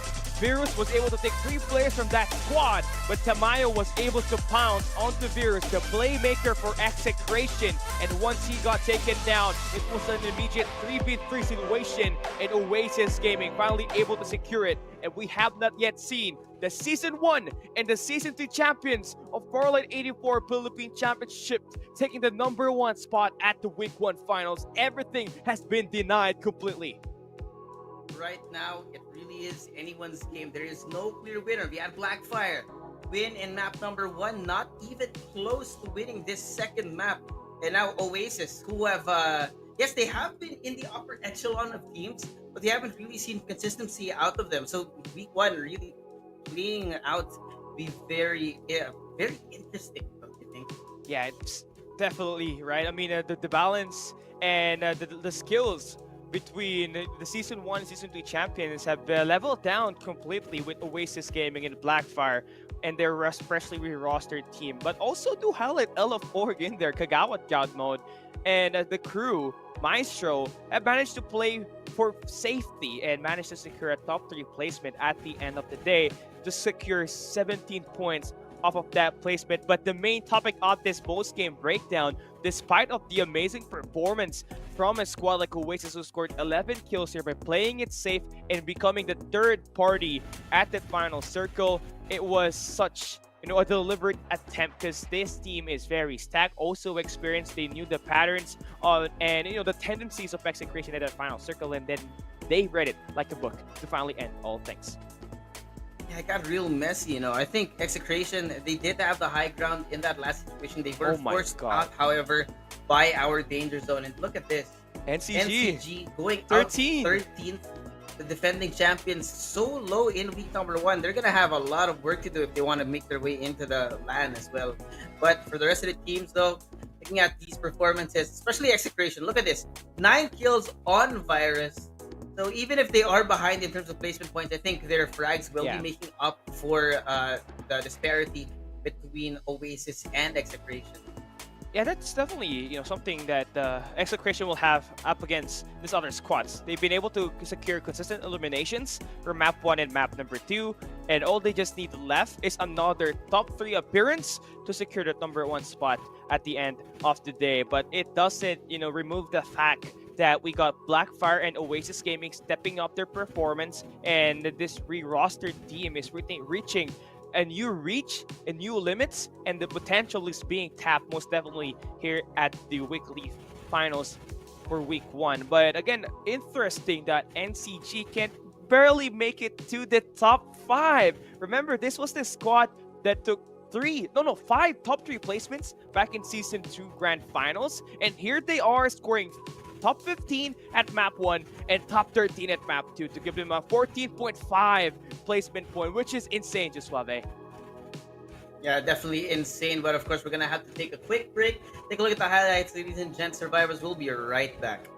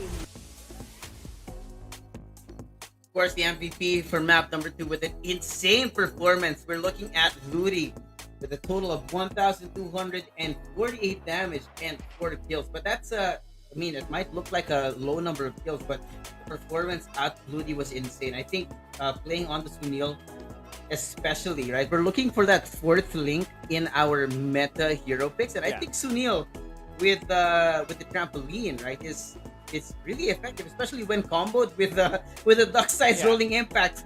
Just imagine a gigantic ball coming at you from midair. Also, to get this, Oasis Gaming Ludi with the Sunil has a jump pad and also that hologram guide. Now that speed boost paired up with a rolling impact with the duck side, extra speed, man, and high mobility is something that Oasis Gaming have in fact taken care of in their hero composition, which is one of the ways for you to be able to shine in this 4-man squad that we got for Sunderland Realms. And Oasis Gaming, nice play for them, was not able to close it out at map number 1. They were trampled by Blackfire, so it is nice that they managed to take it home and play it safe at the end to take home map number 2. This is a really welcome change, right? Knowing that we were expecting maybe some of the usual suspects at the top. It's nice to see some things shaking up, right? Oasis, not really top of the line team, maybe a solid middle of the pack team when it comes to these top 15 lobbies. Now, I really like that they were able to turn up now. The question now, though, is whether or not they can keep this consistency moving later into the season, because it's still new, it's still early, and a lot of people are going to be adjusting after learning what has been happening here in the first week. Yeah, I gotta agree, and for sure NCG has something to adjust into after those 2 maps that we play, right? The Noble Bazaar ain't just it for this squad. Yes, you are going to get uncontested in there, but the amount of loot that you get and the amount of rotation that you have to do is super tedious. And to think that every rotation that you move into, north, south, east, and west, there's always going to be teams that you're gonna have to fight. Comparing that one to Blackfire and Execration, who is just busy storing up, building as much as Arsenal, getting those sponsor boxes every time, it is definitely such a big difference compared to what we are seeing for NCG. Perhaps a new drop needs to be embedded for this squad to be able to rise up and take the better teams away from this competition.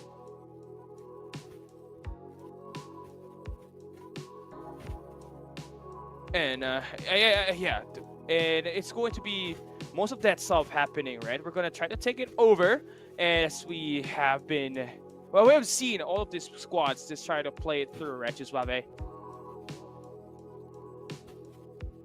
Yeah, I think we have I don't know what's going on. Yeah, Suave has been EMP shocked by Cypher, so we're gonna try to take it over here for now.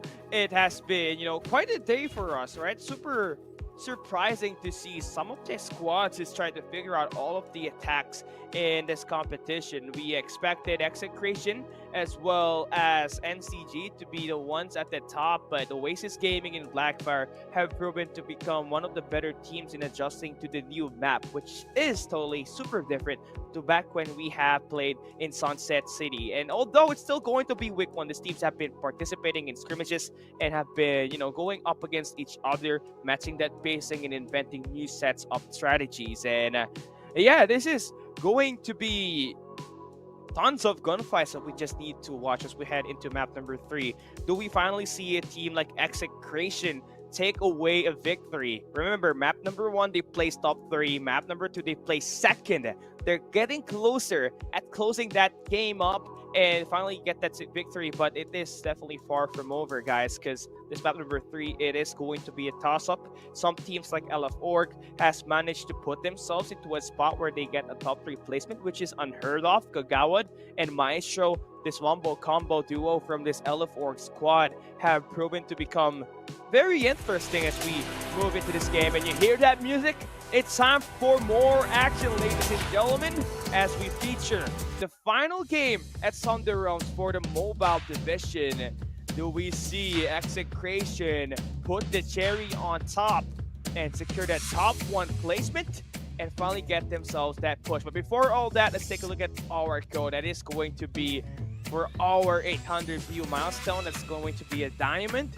That's 30 diamonds. So that's plenty for you to be able to get that draw on the Lunar New Year Cypher, or just for that elite and the mythic loot crates that we got in the game at the moment. So it is going to be a great addition. And we also have TikTok drops coming in from TikTok. So if you guys have an account, just head into our official Farlight 84 live stream there, and you're going to be able to redeem more of our goodies in Farlight 84 Philippine Championship Season 3. Remember, this is just the first 2 weeks. So if you manage to draw this 30 diamonds heading over towards the next 4 weeks, that's quick maths, a lot, almost guaranteeing you an opportunity to get the new battle pass that we have in the new update, which is gonna be the Lunar New Year Cypher. I mean, not Cypher, but Young. And I got that already. I was able to play so much of Farlight 84. Fun fact, I scored 300 hours of playing time after the new update. It has been addicting. Kind of prepared for the past update. Somewhere else, map number 3. Final map for the Mobile Division before we head into the PC. I believe we got just already able to join us here for today.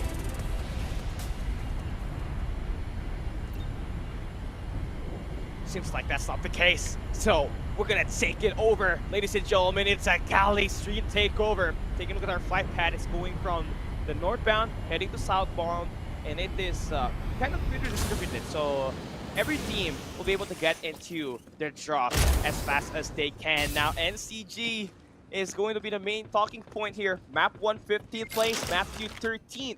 Now where do they want to drop is the very key question. Seems like they're going to try to play for the Noble Bazaar still at the map number 3. And looking at, the squads that might just have themselves tons of gunfights here right now. Team Darling at the Hydra plant up against Onslaught. That is 2 Legion Blackwater at the refinery.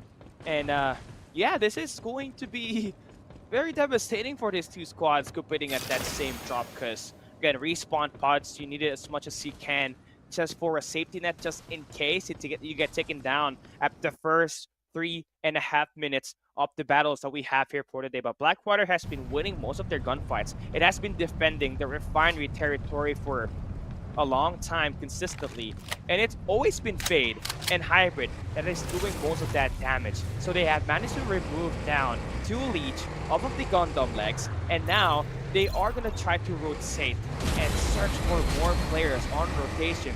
Remember, they just bullied down 1 squad, and now they're trying to play for those vehicles and the shield upgrade by going into the shield XP devices and just taking control of that early game. Now, there's a high potential that they could rotate to Pioneer Center yet again and try to dismantle AXG squad that's holding down the Pioneer Center at the moment. Crimson Esports on the other side of the map, that is going to be them holding it down. Out in the open is 2 Leech. El Burrito is to win this gunfight, and he converts that up against Crimson Esports Kurama.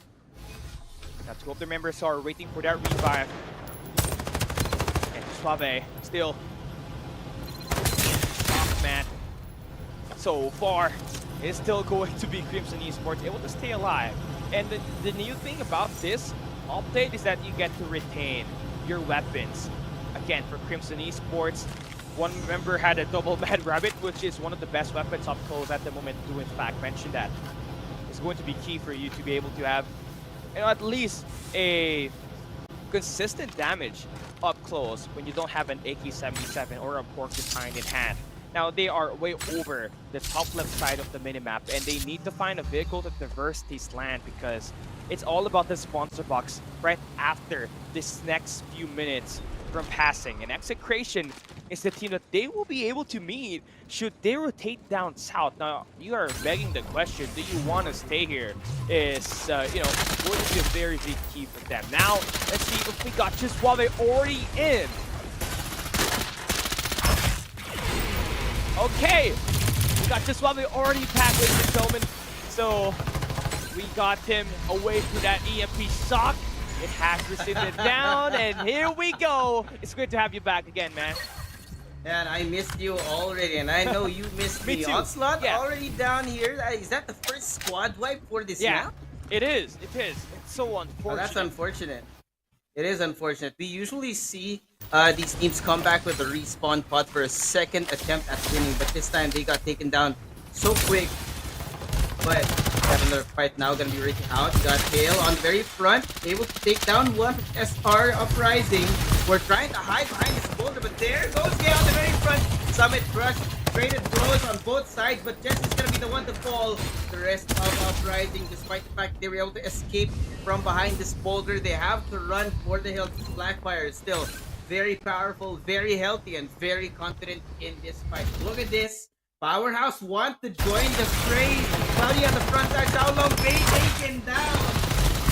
Yeah, but Matko is here, man, and Cloudy will be minting that base blaster face to face, so he gets knocked down. Blackfire able to maintain that high ground, but now he gets contested. It's going to be Powerhouse EO out there with the base zone, and Blackfire about to get pounced on, but EO gets knocked down. And that means Blackfire gets to maintain their life out there and continue to pressure all these other squads. Yeah, pressure coming in from all these different sides, knowing especially that they're so far away from the first defined siege zone. Now with the blinding mark being brought out, Hasbola is able to take down Helena just because of the information. This is the value of a Yong, but now the problem is having released all those shots. Team Darling has found them from a distance. JZ, the rest of Team Darling gonna have to reposition because the shots are firing back. Yeah, Darling, again, they are not in a great spot here. They're about to get cornered by either LF or Dex, or Vitas, who's just waiting around the corner. Base Blaster, that's going to be a nice angle if it does connect, and you can see the damage from the core getting damaged there. So Calix! them at the moment, but Calix gets tagged at the back. Uses the ongoing show just a tad bit too late, so there was not going to be any shield coming in from behind. We got LF work now. Gonna try to recover their fallen brethren. Remy on the front side. They don't really know exactly where the enemy team is coming from. There's 3 different teams in this area, and the problem here for LF Org is the way that the storage base is actually designed is the fact that there's so many buildings, right? So many places that you can take shelter when you're in this kind of situation. So luckily for them, they were able to take back Calix and run for the hills. Yeah, they don't want to mess with those other squads out there because there's just so many buildings that will be utilized by those squads to counter them. So with Calix able to learn that situation, they're just going to look to try to play for that shield upgrade. Execration at the markets this time, trying to hunt down Blackfire to initially drop here. Now Execration is about to meet MCG here once again. Oh boy, they got 15 and 13. MCG and Execration, Season 1 and Season 2 champions going at it for the second time. El Clasico now gonna be unbound right now. NCG have been having a slow start in this series already. Only 1 kill. Gonna be meeting Season 1 champions. It's gonna be a hard time for them, knowing that there's so much pressure mounting for them. Blue already low. Forced out of the way. The Ward Spider not gonna get him out of danger. Now with the ongoing show being invested, the rest of Execration trying to take things back. Deal damage in return to NTG. Will have been pushed onto the defensive. We got Luki hiding in the back here, find out by the divulge, but it's not going to be enough for them. They have to really follow it up. Luki now going to be taken down. Execration That's nice. in on the back foot. And where was this earlier? You know, NCG finally able to take away the respawn pods of Execration. Now they also steal away that loot, and even better, get themselves that Iggy 77 and that VSS combination, where we have not seen them actually rock that earlier. So now with Execration removed, this is the best chance for NCG to turn away the narrative that has been riddling them in the past 2 maps. Do we see a map win from NCG after that takedown up against Execration? Well, maybe now is the time. It's the last map of the week, their last chance to prove that they are truly championship material. But now we have another fight breaking up between Darling and LF4. Remy gotta be found. Pong though down on one side. They are trading blows once more, but I like this. Look at Kevs. He's not gonna take the direct route. He's gonna try and flank this enemy team, but he's gonna be caught out. By Team Darling. What in the world? Now gonna be an ongoing show in the hands of Calix. He saw the information because of the ultimate, and now JC and Stock were trying to play it safe. On one side you got Natty GC and Hasbola. There it goes, the Summit Crush. Hasbola can't find a thing. Yeah, Darling, JC, this new squad right there. I mean, the chemistry from Orc is just a lot better. The comms definitely there for that information, and now they're going in for the beatdown. JZ, last man standing here. It is going to be a chase down. It's a 1v2 situation for JZ, and he's going to get cut down by Hasbola, and there we got our 12th placer. That is Team Darling. There was just no escape there. Doesn't matter which way you look. LF Org had him surrounded, and wow. Now, interestingly, the way the powerhouse is playing is, look at this. SR Uprising, last man standing. Senko is now gone. 10 squads remain. But the problem is, who gets back into the zone? Because Execration, they just escaped from a fight against NCG.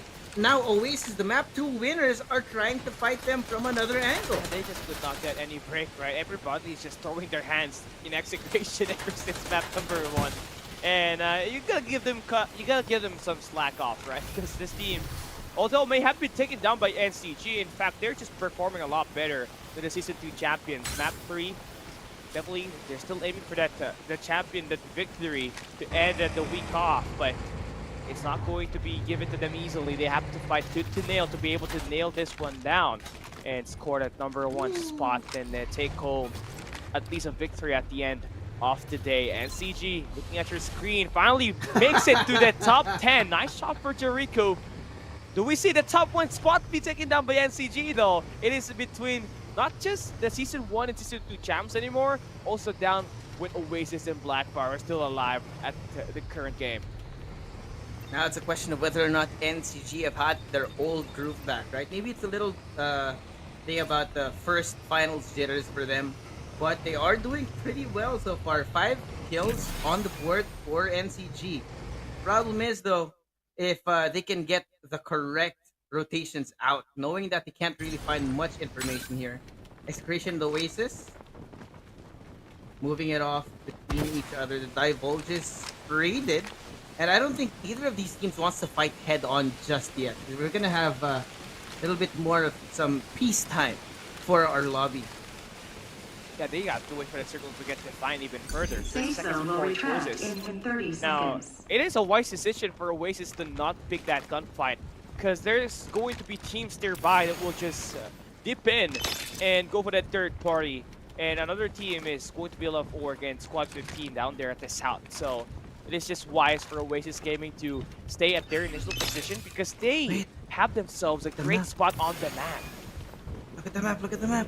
They don't know. They're making all this noise, trying to find an angle on the Execration, but if you look behind them, NCG is lying in wait. As soon as a shot will be fired, we're going to be able to find out exactly what the game plan is for NCG, because as you see, yes, there is a mountain in between them, but one shortcut through the side is going to move things their way. Problem is though, Powerhouse is going to be coming. I think KC has been able to find them, knows what's going to be coming, and you see Maja actually taking up a great spot here.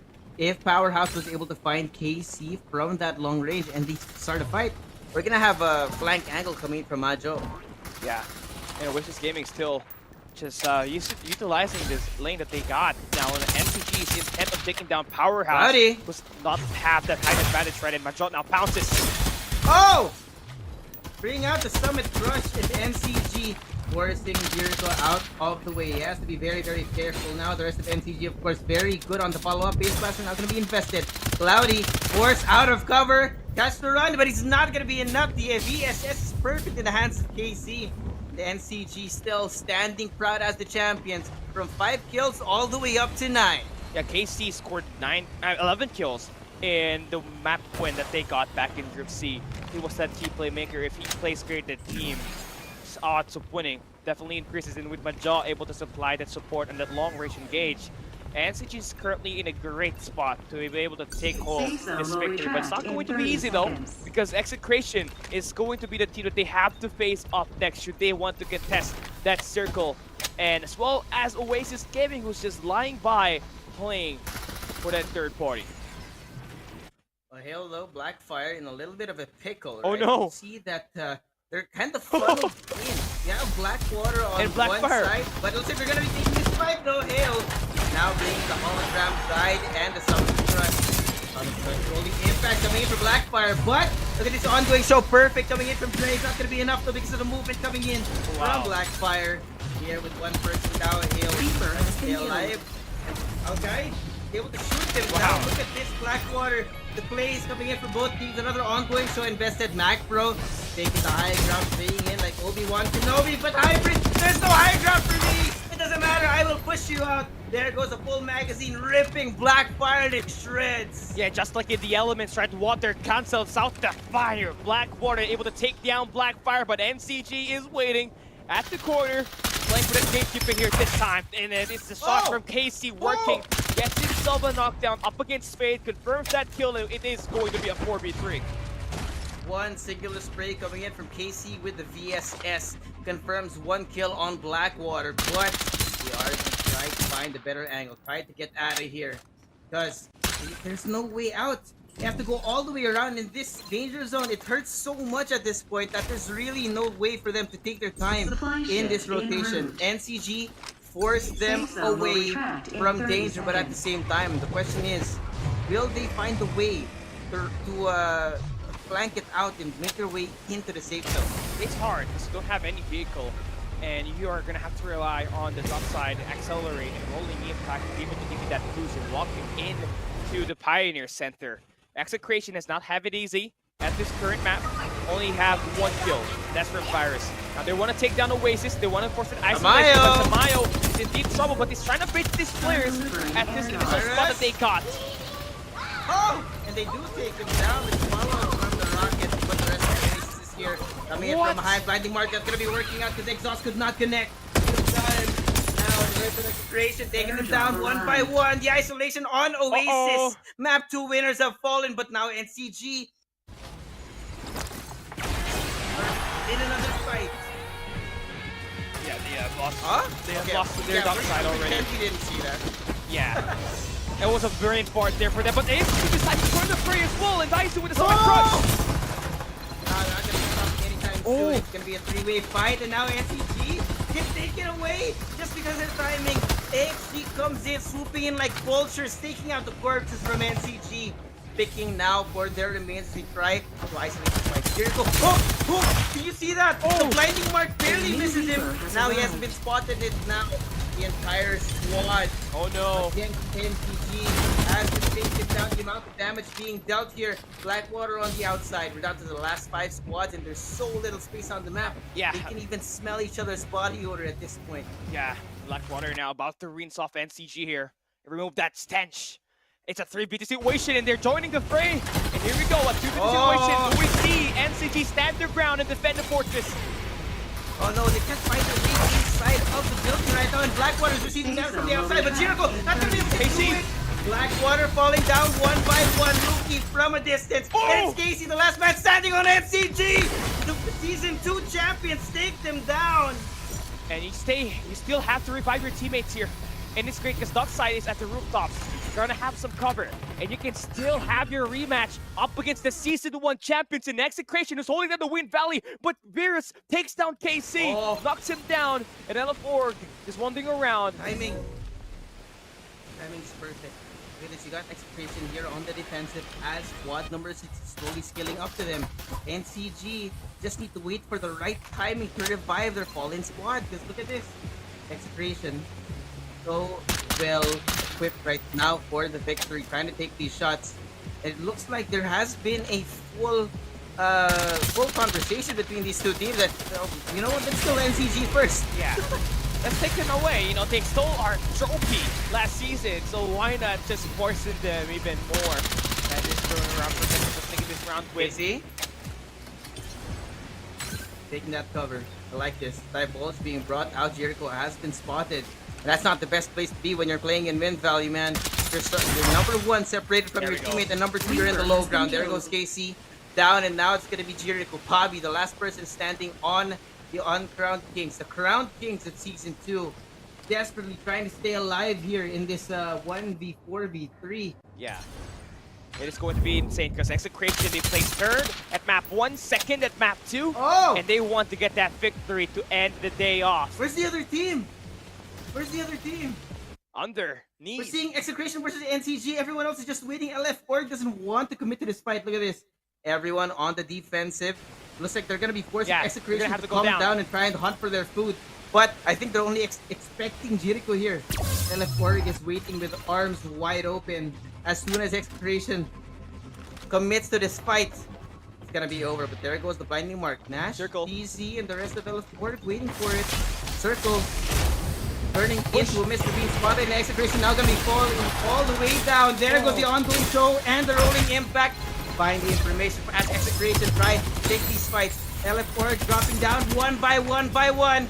Jericho, the last person standing now, it's gonna be 1v4 Execration. All they need to do is win, and they do. NCG coming in with a much better performance here in map number 3, but Execration, the Season 1 champs, reclaim the throne today. Yeah, and to top it all off, right, the cherry on top is that you take down the team that eliminated you at the early game of this map number 3 to secure the victory. Makes it a lot better for Execration.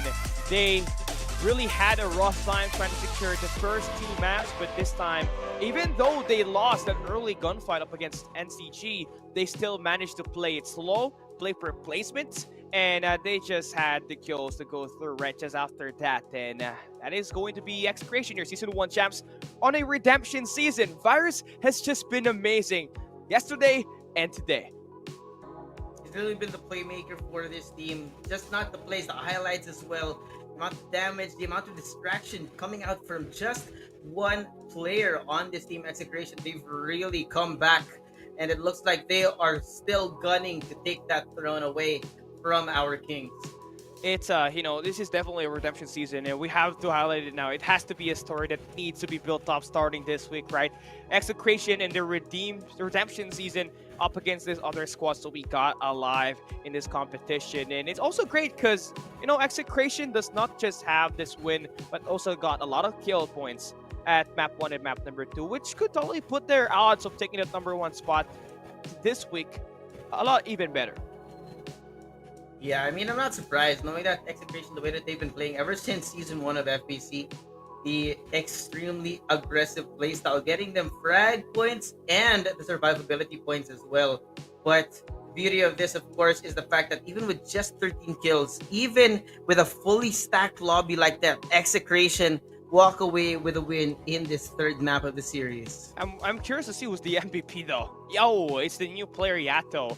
That's going to be Levi. Teasy now for Execration. Everybody's Teasy for Execration, by the way. That's insane. That's no wonder why they're playing great. As long as you have a Teasy at the end of your name, you're guaranteed to become a threat, right? But yeah, so great that we don't see NCG though. We don't see NCG at the bottom placement, but Blackfur placed 8 and only having 10 kills. So that's still going to have a great impact on where they will be at their point system later on at our week 1 rankings. But Execration able to take away this map number 3 with 13 kills, and in fact did a lot better up against the Season 2 champions. You love to see this team shine.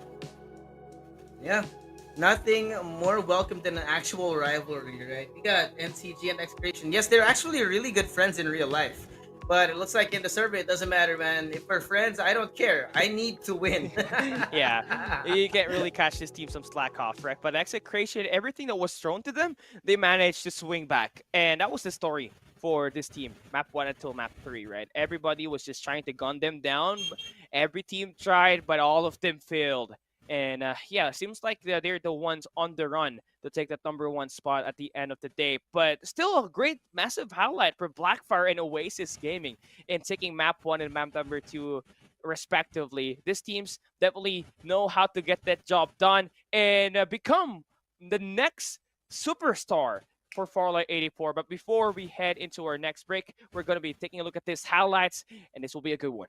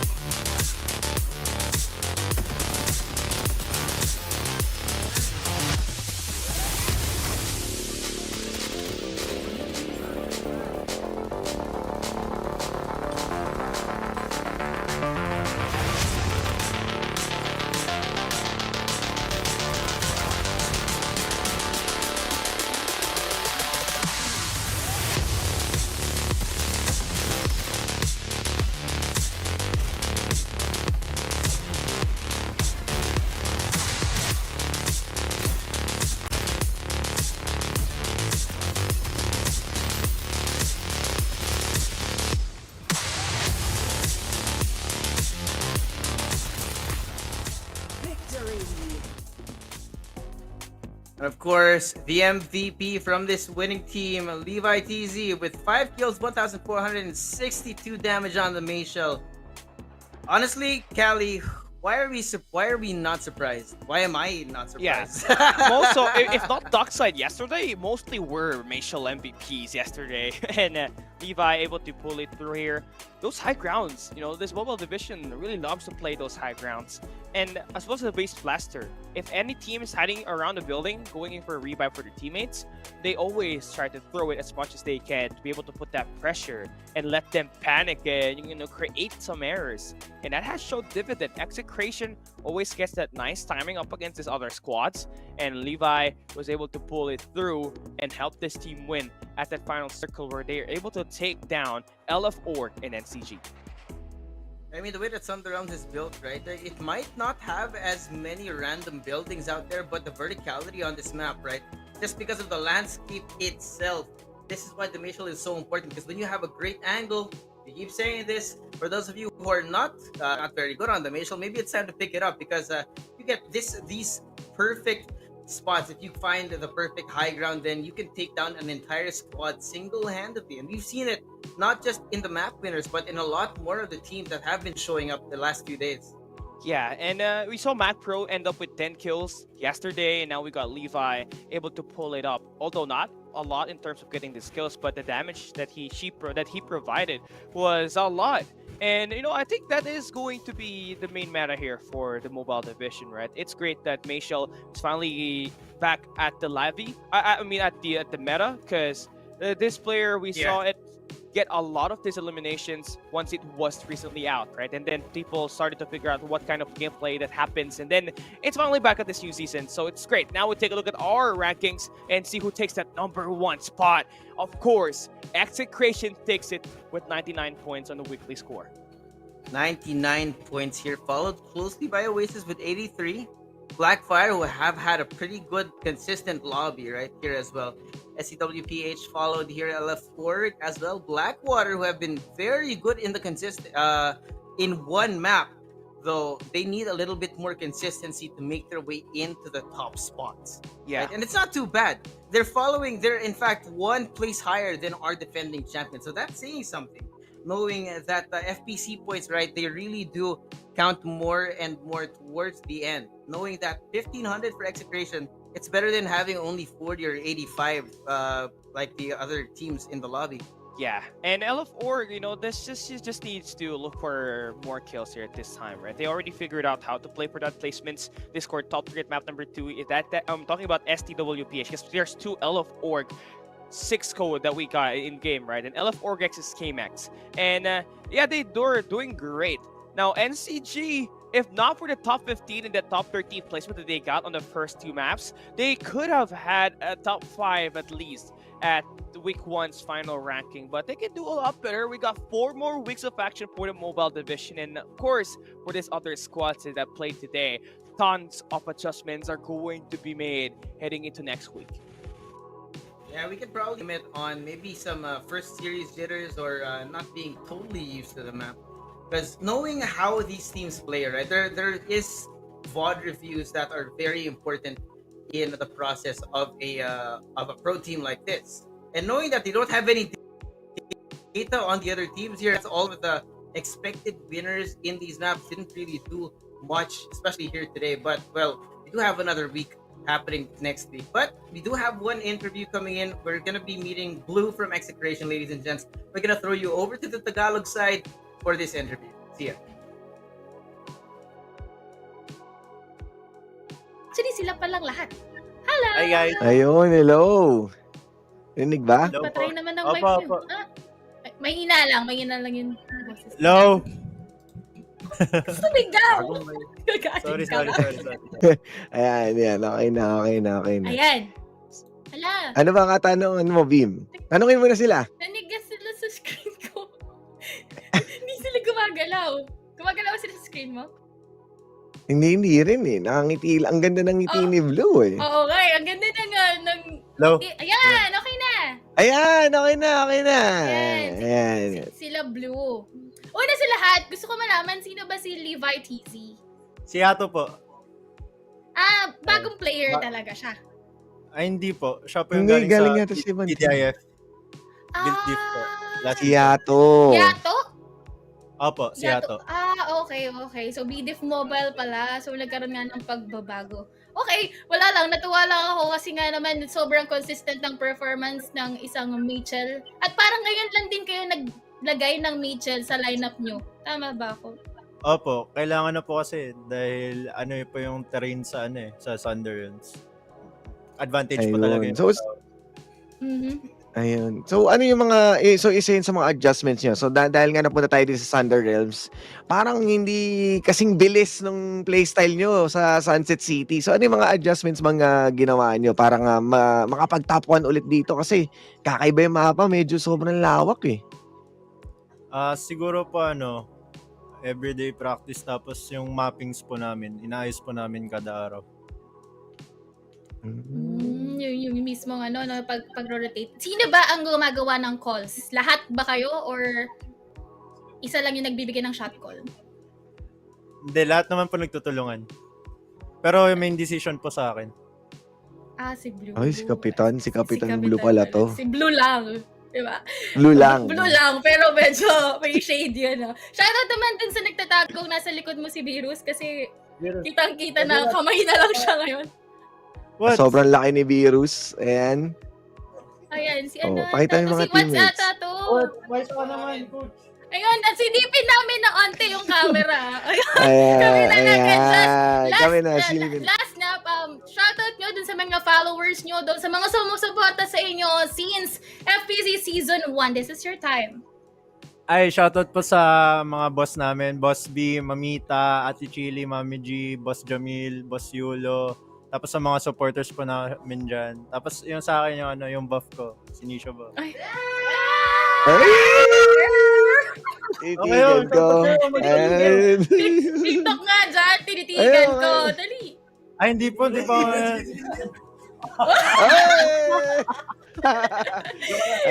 thank you, Blue. Thank you, guys. Maraming salamat, execration, na may maging consistent kayo sa Congrats. inyong performance. Sakain na po kami.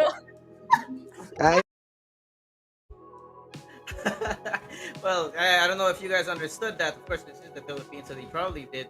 But so they explained actually that Mayshell is always on their lineup because of how Sunderlands is built, which is, well, we've been saying it ever since yesterday.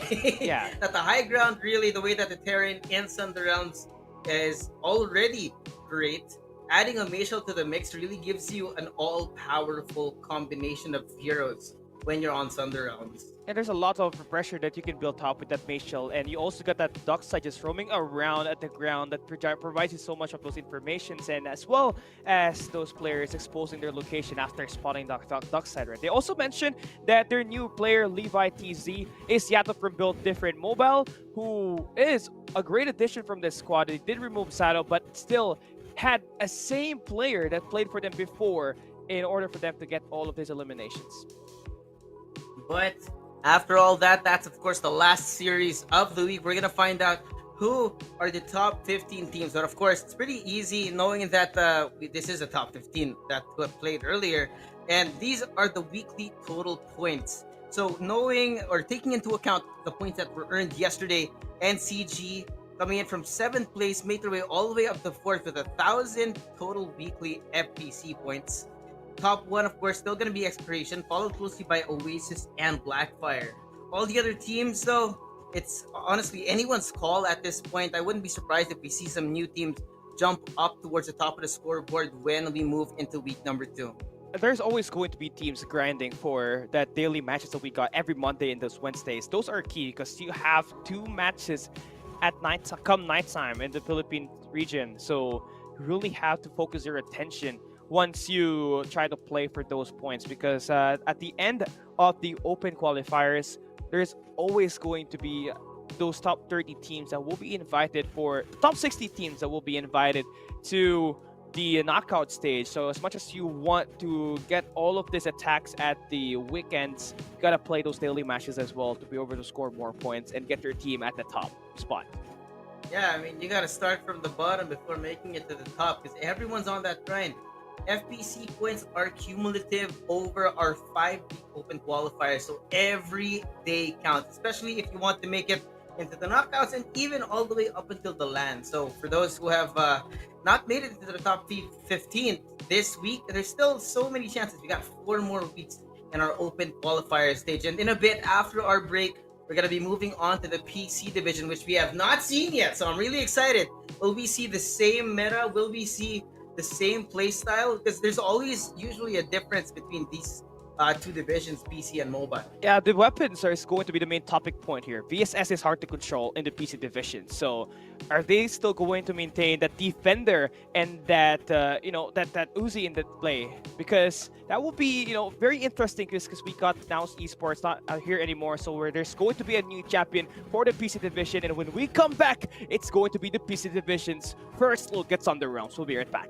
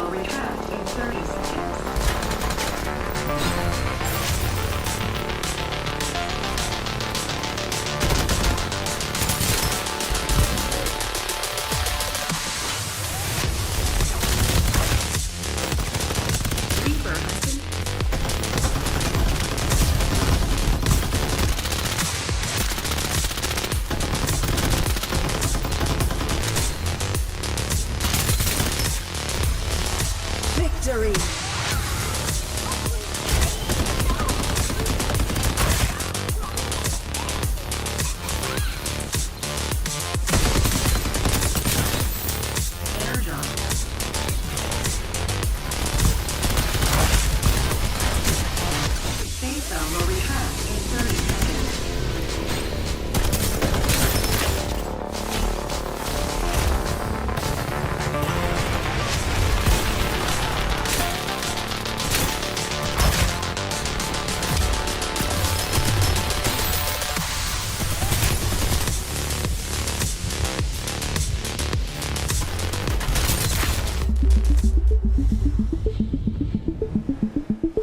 In a digital world full of innovation, we strive to progress and push boundaries, turning big ideas into reality.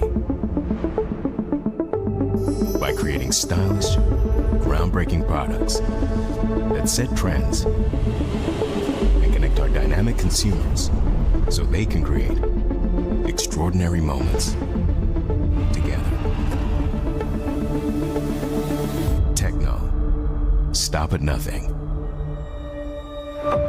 Since 2013, we have accelerated our investment, driving innovations across our business with a simple mission of becoming the world's most admired technology brand.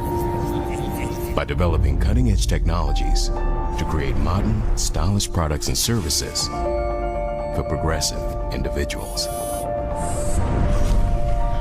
This pursuit has driven Techno to become a global brand with operations in over 70 countries spanning 5 continents.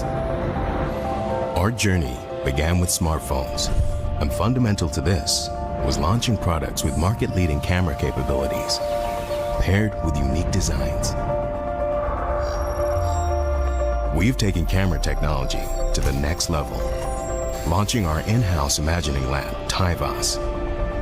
Using thousands of sample images from over 100 countries, we've established the industry's largest database of skin tones. Combining this with our advanced hardware and software innovations, Our smartphones capture beautiful, accurate pictures in the most demanding conditions, so our consumers can express themselves in unique ways.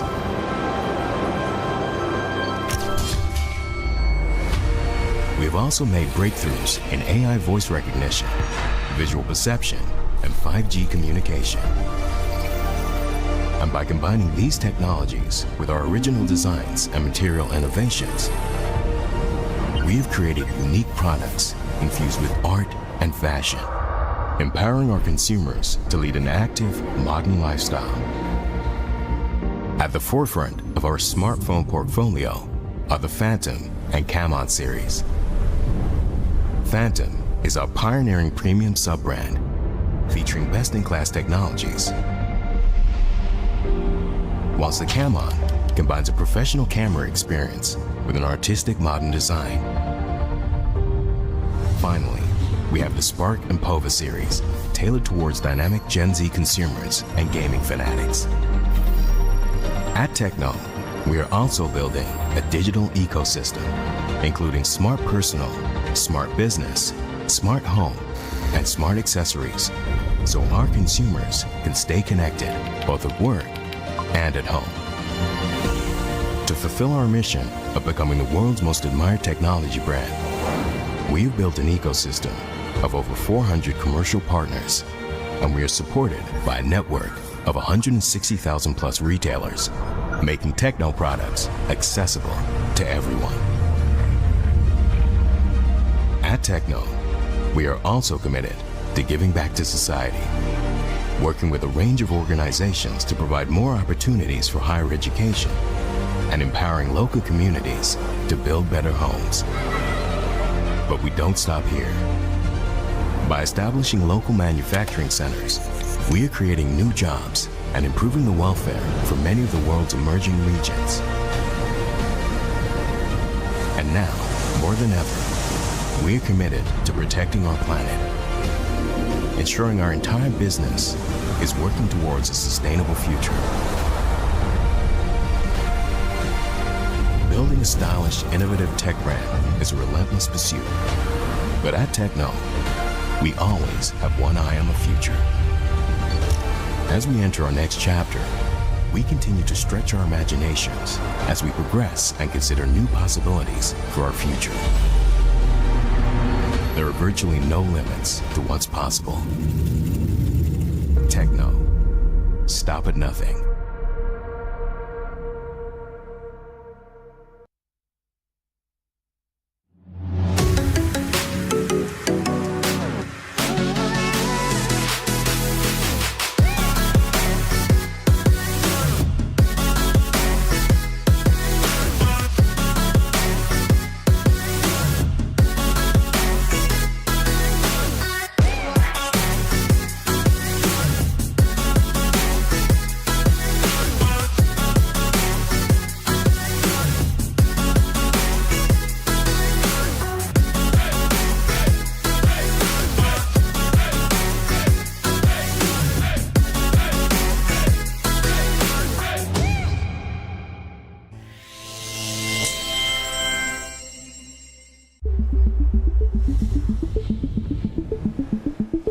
In a digital world full of innovation,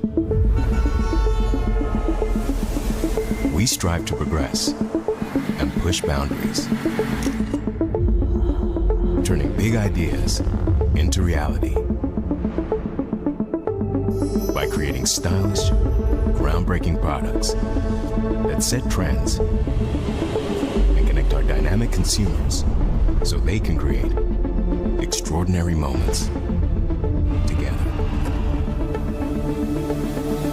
Techno. Stop at nothing. Since 2013, we have accelerated our investment, driving innovations across our business with a simple mission of becoming the world's most admired technology brand. By developing cutting-edge technologies to create modern, stylish products and services for progressive individuals. This pursuit has driven Techno to become a global brand with operations in over 70 countries spanning 5 continents. Our journey began with smartphones, and fundamental to this was launching products with market-leading camera capabilities, paired with unique designs. We've taken camera technology to the next level, launching our in-house imagining lab, TIVAS. Using thousands of sample images from over 100 countries, we've established the industry's largest database of skin tones. Combining this with our advanced hardware and software innovations, our smartphones capture beautiful, accurate pictures in the most demanding conditions, so our consumers can express themselves in unique ways.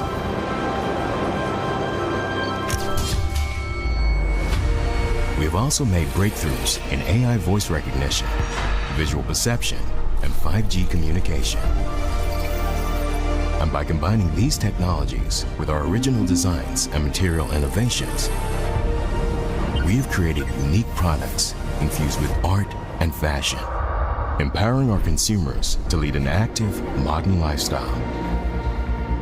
At the forefront of our smartphone portfolio are the Phantom and Camon series. Phantom is our pioneering premium sub-brand, featuring best-in-class technologies, whilst the Camon combines a professional camera experience with an artistic modern design. Finally, we have the Spark and Pova series, tailored towards dynamic Gen Z consumers and gaming fanatics. At Techno, we are also building a digital ecosystem, including smart personal, smart business, smart home, and smart accessories, so our consumers can stay connected both at work and at home. To fulfill our mission of becoming the world's most admired technology brand, we've built an ecosystem of over 400 commercial partners, and we are supported by a network of 160,000 plus retailers, making Techno products accessible to everyone. At Techno, we are also committed to giving back to society, working with a range of organizations to provide more opportunities for higher education and empowering local communities to build better homes. But we don't stop here. By establishing local manufacturing centers, we are creating new jobs and improving the welfare for many of the world's emerging regions. And now, more than ever, we are committed to protecting our planet, ensuring our entire business is working towards a sustainable future. Building a stylish, innovative tech brand is a relentless pursuit. But at Techno, we always have one eye on the future. As we enter our next chapter, we continue to stretch our imaginations as we progress and consider new possibilities for our future. There are virtually no limits to what's possible. Techno, stop at nothing.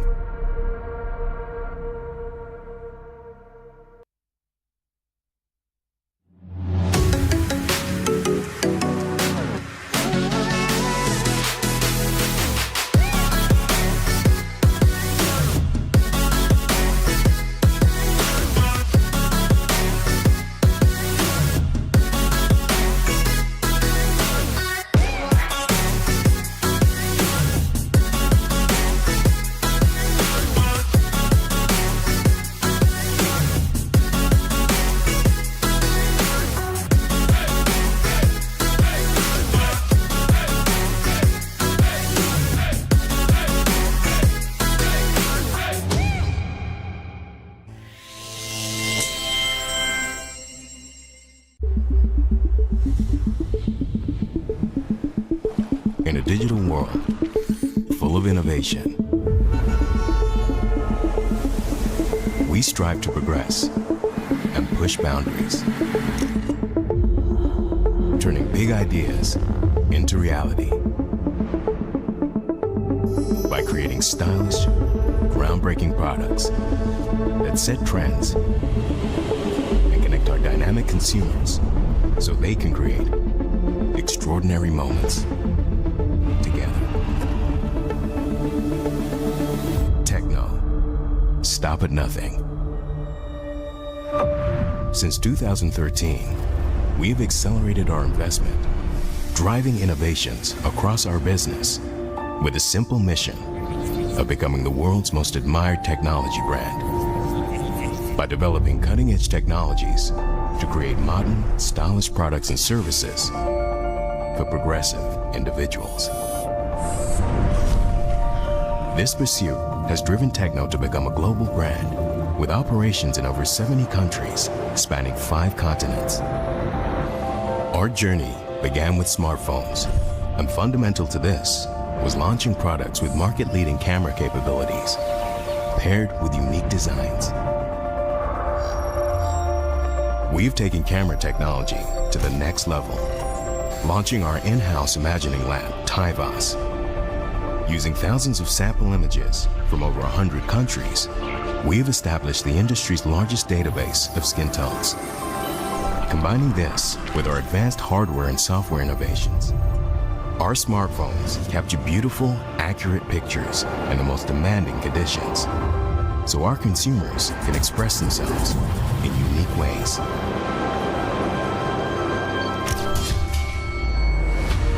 We have also made breakthroughs in AI voice recognition, visual perception, and 5G communication. And by combining these technologies with our original designs and material innovations, we have created unique products infused with art and fashion, empowering our consumers to lead an active, modern lifestyle.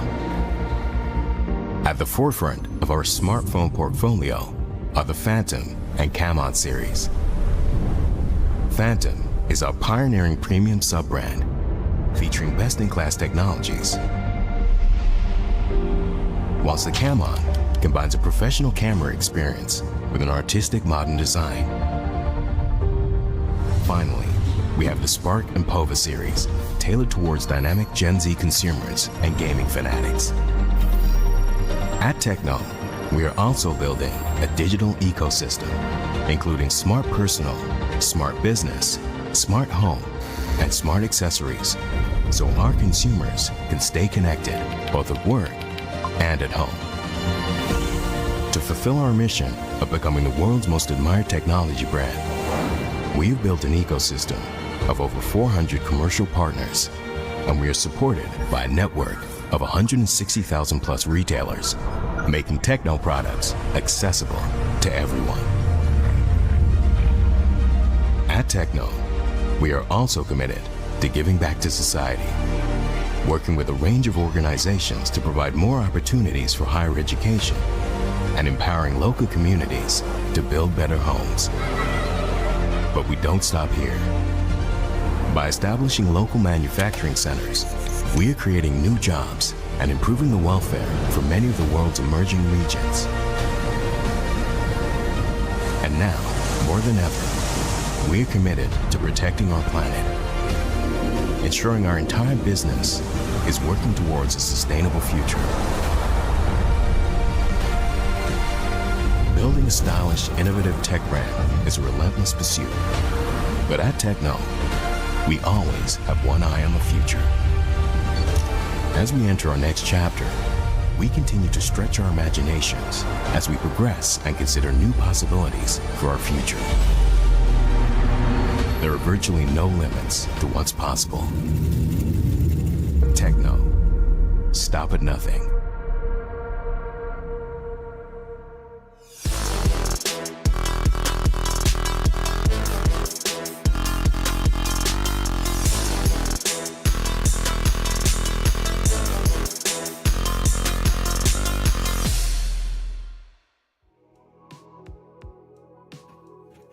Well, welcome to the very first PC division for FPC 3. You're going to be seeing it live here for the very first time. And of course, joining you here today is none other than Burger Kim and Juswabe once again, bringing you all the action in Thunder Realms. How are you doing, Juswabe? We're doing as well as you can think of, right? I mean, we had a little setback happening earlier, but we're back. It's now the second group of the day, the first broadcast for the PC division, which we've been talking about behind the scenes for the longest time, right? Because there's always a change in meta between the two divisions, PC and mobile, and we haven't in the last 2 seasons, right? we haven't been seeing many attackers in mobile, but there will always be a Maggie in PC. I don't know if we're gonna be seeing the same thing though, knowing that yes, even us as PC players, right? I've been doing the duck side a lot. We're seeing a lot of Sienna, which it's not absurd to see a Sienna in mobile, but it's not as common. Yeah, I mean, I think for PC overall, I think we can all agree that the capsulars, down to the guns that are used, down to the playstyle, is very different. And I think the PC division has its own little meta here. I mean, say for the mobile division, we've seen a bit of Maggies. Let's see if it's gonna be still the same thing here for FPC3, since we are gonna be working around a new map, which is Thunder Realms, and let's see how the players will adapt to this. I would say it's a smaller map to work with, so I mean, think about it. The VSS was a thing in mobile division. Let's see if like the PC players are still gonna go for something like a classic defender. We're looking at the qualified teams for this week. There are 30 that we're going to be looking at, because this is how the PC division works, right? So we're going to be starting it off here. Paragons, Kitsune, we have Obnoxious as well, and Mantas, and well, a very, very familiar name, Ghost Reborn, looking at right now. Ooh, you know what? I don't want to flex it here right now, but I do have some information about Ghost. And I'm not gonna say I'm gonna get that information, but you know, a huge shout out to the Ghost Reborn community. I mean, you guys are great. You guys have been great all around, like off season. This roster of GSRI and F is very exciting because it's the return of the comeback of some of the players and some of the favorite combos that I've seen in FPC1. Some other teams that I have to point out, Z4, Paragons, Kitsuna, and Mantis as well, that has been doing very great off-season, even in the scrims that they have been live streaming all throughout the past 2 weeks. So it's great. We can finally see them here playing in the qualified Group A stage. And yeah, shout out as well to Master. I haven't seen that. Like in the mobile division, it was AXG and Senna communities, right? So this is the first Master squad that we are going to be seeing in the PC division. Looking at the number, I mean, we've been joking about the number, the absurd number of Master teams. This is Master 22. Guys, there are 22 teams in Master as a clan. Now that's insane, right? Having growing communities like that in PC and in mobile, right? This is true evidence that Farlight is still on the rise, and we're really loving it, man. Yeah, this is 22. I am not surprised if they have at least like 100 teams. Sometimes these communities are just what makes the entire community so much more exciting, right? Like you get to play with all these really cool players, and at the same time, right, like getting it into the mix here of PC will also be really interesting because they've done well actually in FPC2. So let's see if this Master X22 squad will do great. But yeah, apart from the squads, apart from the roster movements, just we also have to dive a little bit into the guns here. Do you think like the VSS will be still a meta thing here in the PC division, since like it's a bit harder to control? I mean, some players prefer that, but at the same time, you know, maybe some of the PC players would like to go for maybe a classic defender. What do you think? I mean, think about it. Even in the first 2 seasons, we had some very large differences in gun meta just because of the difference in aim assist versus the raw aiming potential of a mouse. But well, we're just gonna have to find out. I mean, we're going straight into Thunder. Wow. There ain't no ifs, no buts. We're going straight into the capsules. First map of the PC division about to be revealed right now, and it's gonna be right here. Oh, let's see where the flight path is. This is gonna be exciting. This is the first map that you guys will be witnessing our PC players play in Thunder Realms, and I think this is, I guess, the time to get in all the information that you need, especially for all of the PC teams that are playing here right now, since they either, if you don't play in scrims, right, you don't have that information yet, but if you guys have been playing in the scrims, then you have at least some information about these squads. I'm seeing some shots fired already over at the top side, but this is a very interesting map cut. It is from the northeast side going to the southwest side. So what can you tell me here, Joswabe? How's the flight path looking for all of our squads here? It's looking really interesting. We're looking at a drop point wherein it's very pushed out towards the west, right? No people seem to be interested in Institution, and Rocky Zone seems to have been taken as the hometown of Z4 Paragons right now. So there's not a lot of early map engagements, but I'm seeing the potential for a quick explosion over towards the west at Transport Port. Oh yeah, it seems like the circle's also going to be closing in to where the flight path actually started. So this is interesting. This is the same ones that popped up in Group A and yesterday in the mobile division. But what I'm really curious to see, just while we're here first, is how the capsules looking like. I see a couple of Maggies here, a Sianas. First time that we're seeing it a little bit more here in the PC division. Yeah, I mean, I'm not surprised. You're looking at the Linda as well, right? I mean, even in the first 2 seasons of FPC, Maggie has always been a mainstay when it comes to the PC division, and we can see why, right?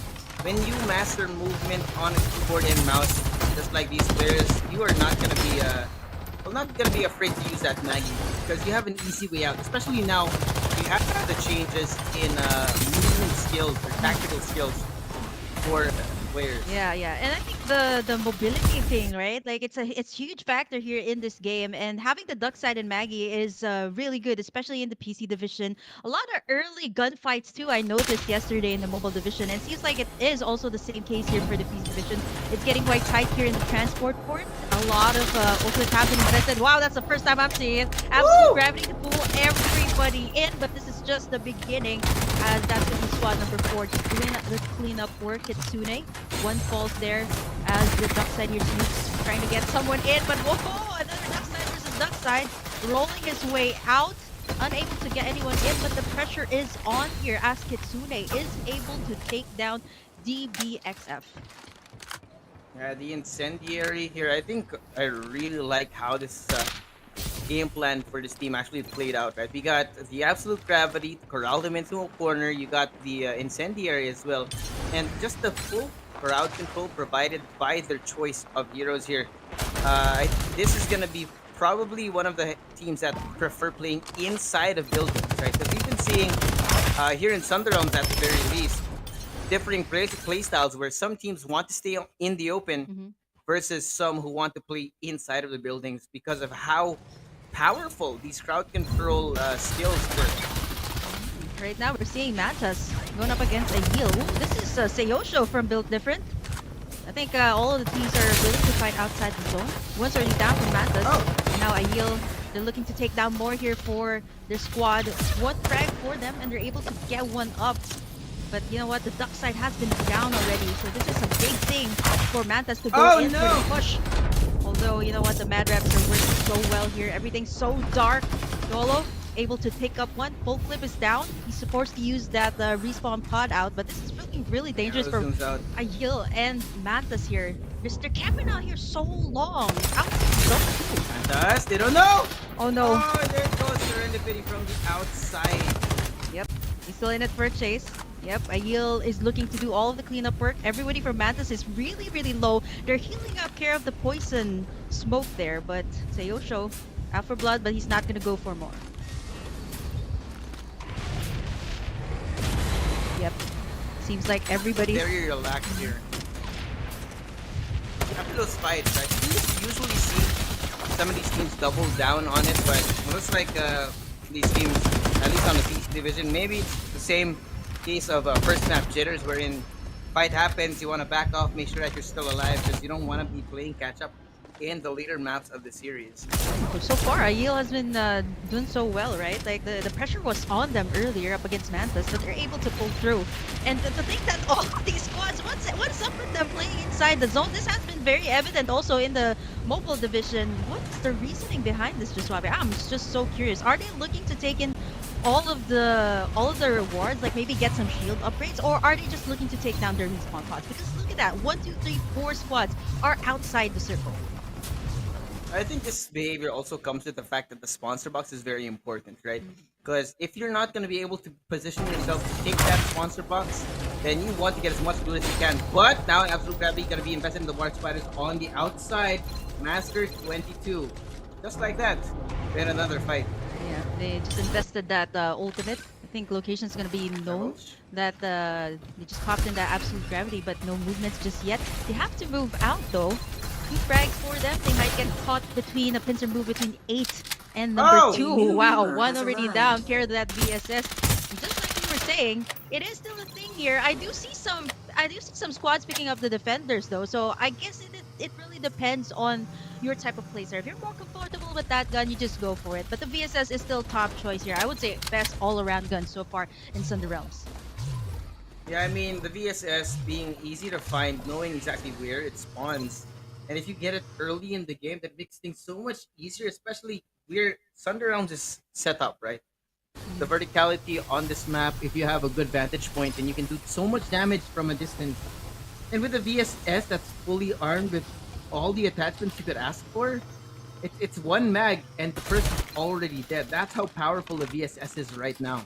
Yeah, man. The control time too. I think it's a bit more better this time since they also it's the gun that has the fastest fire rate, and not to mention the built-in scope that it already has. So I mean, you can already pretty much shoot whoever you see. And now looking at shooting whoever you see, squad number 11 in such a tight spot, Master X. They were able to escape that encounter earlier, but they're not right now. They're in between two squads. How do they escape this one? Do they go for 9 or do they go for 2? And it doesn't really matter at this point. But if I were them, I'd actually try and hold off whoever's on the outside. And that seems to be the game plan, right? Try to gatekeep the other team, but now the blinding mark is going to be used up. There's so much information now available to the enemies of Master 22. So it looks like the team is going to be going in. Summit Crush! There it goes. Oh no, Snoops comes in with the Summit Crush. It's so dark. Absolute Gravity and the Vision Erosion as well. Catching everyone inside. It seems like it's going to be Kitsune using the first move, but from the back as well. Master X is going to be dealing with the fire coming from 9 as well, but 8 ranks. Restoration field as well, but no, keep out. They just see Kitsune on a rampage here. One is already down. Restoration field is still up here. Kitsune trying to go in for the what? They do get one. They're boxy. One by one, they fall, but from the back as well, they do have another problem. It's another squad trying to go for the third one play. Anderson to be the absolute gravity here. They still do have the duck side Scatty making in the place, but that is going to be Kitsune actually taken out by squad number 9 rather. Scotty here. 6 kills on the board for them right now after having revealed the second danger zone as well. Knowing that the airdrop rain is actually being shown up right here on the map, I don't know if it would be favorable for Scotty to actually go for it. Knowing that, yes, it's actually put in a perfect place between 3-4 squads. So it's a question of who gets there first, or who will have the patience to actually use it as a trap as well. Yeah, speaking of the getting there first, I noticed all of these top squads, even in the mobile division, they really evade all of these early game skirmishes. Like they really rack up all of their resources first. Like if you notice Z4 Paragons, they haven't had any frags. We haven't seen them go up against any of these squads currently in this lobby, and they've been just racking up the best armor. And then once it goes to the final circle, they're able to at least reap in some frags there. But right now, they're just waiting for the proper time. Azerate as well. They do find squad number 3 here. They have to face them first before they head even further into the circle and get that prime position. Ooh, look at the damage coming in from Theo. So VSS so good in his hands. Problem though is, well, like we said earlier, the recoil, it's a little harder here on PC. But you can also account the lack of a kill over there to the fact that, well, they were in a vehicle. Problem is, I think Ayil might be assuming that the team that they were shooting at is actually Azrath, who are unfortunately not the ones running away. There's another team in very close quarters against them. Oh no, squad number 8. They got the high ground here up against Ghost Reborn, who's right down there. And this is a sticky situation. They're right in the bottom, and there's no way up here other than the zip lines. And the circle is also closing in on them. Squad number 8 might do a gatekeeping move here, not unless they manage to get out though. Jenny using in the rolling himself out, gunning in all the vehicles as well. This is not gonna be easy for Ghost Reborn. Yeah, they're not giving them an easy way out, no easy way to rotate away either. Knowing that they want to get rid of all the tires, all the vehicles in that area, now Devil is going to be used out. TSRI finally in a good spot. They're going to be taking the shot to make Azrath, but that Pulse going to be revealing Vessel to got from behind. Be very careful. Now they've actually been funneled over into the canyon, over towards Rocky Zone. as well. You have to be very careful. For 8 as well. I think they're not gonna let this go, right? That's the only zip line here up. And they know that this squad, once they reach up, they have as much armor as they have. And right now they're trying to do this gatekeeping move. Although they managed to get in 8 frags here for GSRI, they have to get through here first. Yay! Fortunately enough for the squads that are here, I think it's still 11. So I think it's pretty much the same case as Season 2, that it's a bit more paced now when it comes to the PC division. Oh, shot coming in from Solo Boy, not gonna connect at first. Tracking though does come back. RZ from Damon is gonna be taken down. We're down to the last 10 squads. But there's so many problems arising for these teams, right? We have a very south-heavy look at the map. And I think more than half the teams are compressed. So whoever's playing the gatekeeper right now, they have their work cut out for them, because there's gonna be 2, 3, 4 squads coming in their direction. One of it is 2319 BS. And with Solo Boy leading the charge here inside of Pioneer Center, they're gonna try and look for purchase. Creation Field not gonna be used out and a divulge. Ooh, this is, I think if I'm not mistaken, this is Digital Devils squad, number 13. Right now they're face to face with each other, with just this wall behind them. It's a full squad, and it's definitely gonna be the duck side, the one soaking up all of the damage. Now, I don't know what is it with these squads that are fighting inside, but this is gonna be good, right? Squad number 8 has already used the restoration field. Here comes the roll. Gonna happen to the duck side, but from inside, squad number 8, they're still going in. Another squad, number 12, from the outside, so looking to get in the third-party play. Squad number 8 has 3 members left. 1 down, make that 2 remaining here as Digital Devils. Squad number 8 looking to take in the win here, but it seems like from the back, we see as well another squad trying to come in. It gets really messy as Corfi finally gets that elimination. It's the danger right now. You've got the Digital Devils and the Demons of N3GS here fighting it off. But at the end of the day, N3GS still very much alive in round number 1. Pioneer Center is actually pretty good of a spot, at least in the early game, but knowing that it's in close proximity to other POIs that have much more resources as well. The rotation should be more rewarding the longer they're able to stay in this game. Yeah, they're able to get the revive up 2 here for squad number 13, and I think this is one of the squads, like, they're very calculated when it comes to their moves, right? So having that 8 frags, they managed to be able to pressure out squad number 8 earlier and managed to get alive out of that Pioneer Center, which is kind of understandable why a lot of the squads would like to camp out here. There are static shield devices on the outskirts, and at the same time, when you get to Pioneer Center, it is that POI that has the most resources. Right now, squad number 5, GSRI, it's not going to be easy for them, as Z4 Paragons as well, another one of these season squads that's in this lobby that they have to face, who's over on the safe zone, and they can actually gatekeep GSRI from coming in. Ship en route. Safe zone will retract in 30 It's gonna be a seconds. game of cat and mouse as these teams are waiting to set this trap. Squad number 1 just on the inside of this valley, holding it off against 2 different squads who are trying to get inside, knowing that the AK-77 inside of the hands of Shelly G. Gonna connect some shots, but not gonna get the kill just yet. Z4 Paragons, they're really well positioned at the moment. Oh man, you know, I'm seeing a lot of divulges being used here, a lot of information. But the thing is, how do you approach the situation? And look at the final circle. It is super rocky, quite a lot of terrain, so it's not going to be easy for the other squads who are fighting on the edge of the zone, right? Since there's going to be a lot of those terrain that you have to work around with. But right now, Ghost Reborn, we're going to try to go for Azraid here, Battle the God, charging it up, rolling in, and from the back, Battle the God, using in that Maggie, one of the best I'd say right now, as Azraid finds himself. Battle the God getting in that kill, but there's just gonna be one more trying to come in, but Battle the God and Jenny the God, it's just way too much to handle right now, as GSRI, they get themselves 11 frags right now in the map. Getting so close as well. This is getting real claustrophobic. We saw the same thing in mobile earlier, where there were so many squads still alive in the last zone. We're down to 7 squads, but that's still gonna be a lot. 21 players in this small piece of land means that there's gonna be shots firing out from so many different angles. And 3GS now gonna be down at the hands of Z4 Paragon.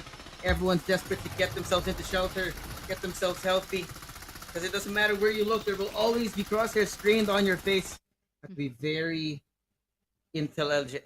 What in the world is going on? You need to be very intentional in how you play this. Yeah, man, look at this. It is gonna be in the refinery, and I like What? the position here of squad number 3, who's right in the circle. No way! Here comes the super airdrop too. Let's see who's gonna be taking that, and who gets first dibs on all these compounds. Are gonna be able to get that high ground right now. Mantis as well. They do have the low ground. They're not willing to zip line up. You see Yoki as well, trying to scout for information here with that rolling impact of the duck side. But Aiel right now, safe and sound up here at the refinery. Not unless Mantis will try to pull off some surprise moves. Yeah, shots being fired, but not connecting just yet. There is now. We've actually found the spot where it's a little bit more safe to play on the outside. But look at this. No. Finding the entirety of this team, jumping all the way down. That's a different kind of airdrop right now. Oh boy, 5 squads, so much space, right? Both vertically and horizontally. People are trying to make their way inside of refinery here, being gate kept by so many different teams. Look at this, everything being thrown, bullets, the blinding mark, exactly. Even from base blasters, even the poison cloud. It's not gonna work out for them. They just can't find a way in. Oh man, Z4 right now caught in a pincer between all these squads. That's inside refinery, gunning them down. It is gonna get congested here. It's gonna get really confusing too, because I've been here, lots of ins and outs, and I'd say the best squad that has the prime position here is going to be squad number 3 that has a very good vantage point of where everybody is coming in. And look at that, 14. One already down. Here's Sayosho that has managed to take down his armor. I don't think it's going to be enough time to bring him back up here because the circle is going to be closing in. D4 Paragons using that summon crush. But instead, he's going to be able to pick up that kill. Chinese Noodles clutching into play, but is unable to do so. We're down to 4 squads here. Z4 Paragons is eliminated. Not just yet. Largon in it for a run. He will find Yoki inside. He's the last remaining member here. He's going to be rolling out. This is something we've seen in Mobile Division. He's still alive. Not for long. As Z4 Paragons is finally eliminated. We're down to 3 squads here.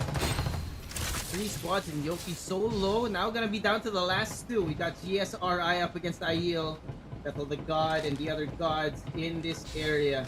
Gonna be a question of who takes the high ground first. They're racing to the top of refinery right now. Look at Bethel.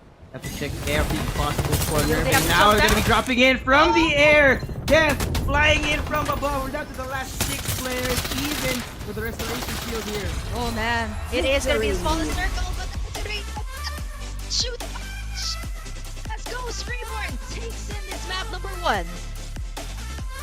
Wow. Those 3-point squad, really impressive showing here in map number 1. We didn't really spend too much time talking about them, but I think their actions more than account for the lack of words we gave them.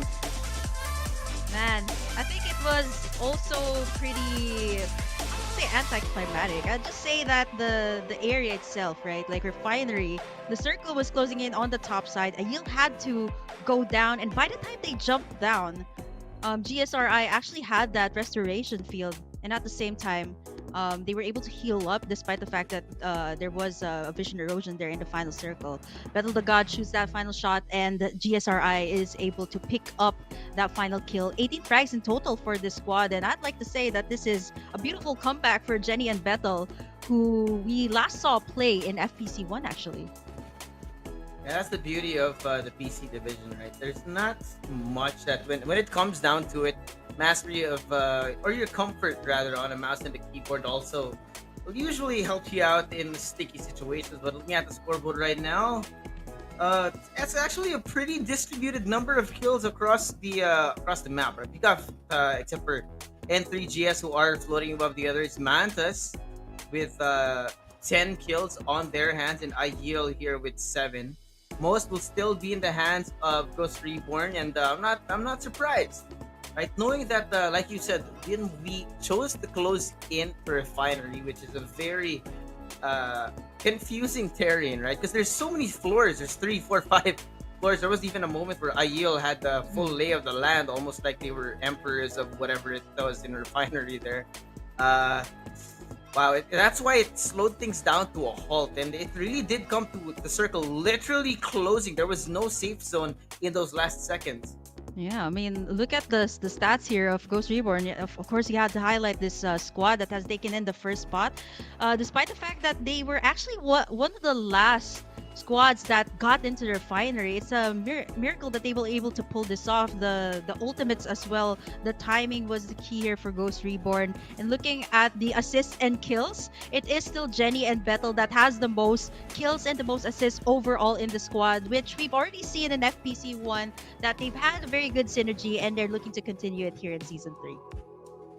I mean, that's just the kind of synergy you get when you've been playing with an individual for the longest time, right? Your duo. Maybe, I don't know if some of those people out in the audience, if it was duo day, I don't know, tag your duos in the comments. But, well, this duo of gods right now from GSRI, really great showing, both in impact, damage, and kills, right? It's not just the number of kills, but the way that they played this, especially the last few situations, last few minutes of the game was perfect. Mm-hmm.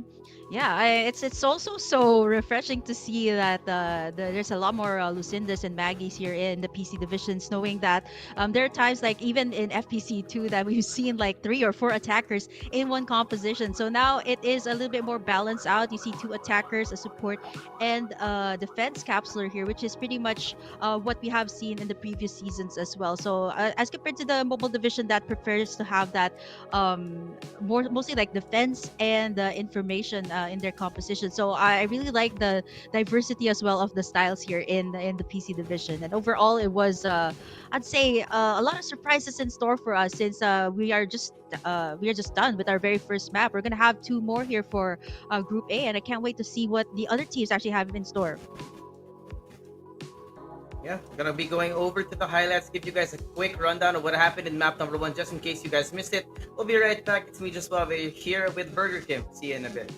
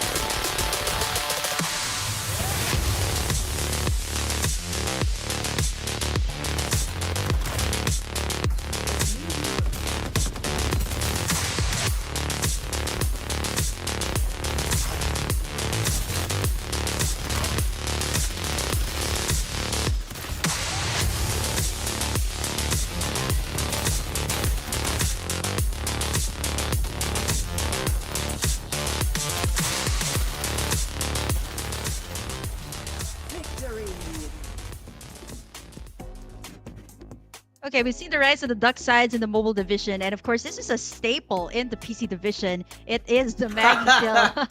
And then we're going out the style here in the PC division, and in the hands of Betel the God. This is, of course, definitely one of his signature capsulers, racking up a total of 9 kills and 2,206 damage with this. And if I'm not mistaken, he was able to rack up at least like 4,000 plus damage back in FPC 2.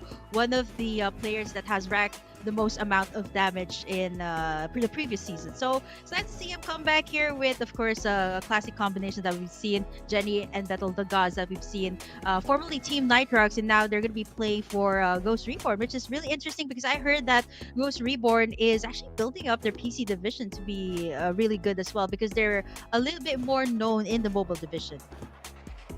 Yeah, I mean, the way that Betel the God has been playing, right? Definitely a veteran player, one of those players that you want to look out for in a lobby because the consistency from this guy, from Betel, ever since FPC Season 1 all the way up until now, I mean, you can see it shows, right? How he's used to playing this game. And it's just the veteran presence of Bethel here, I think, is generating so much impact for Ghost Reborn.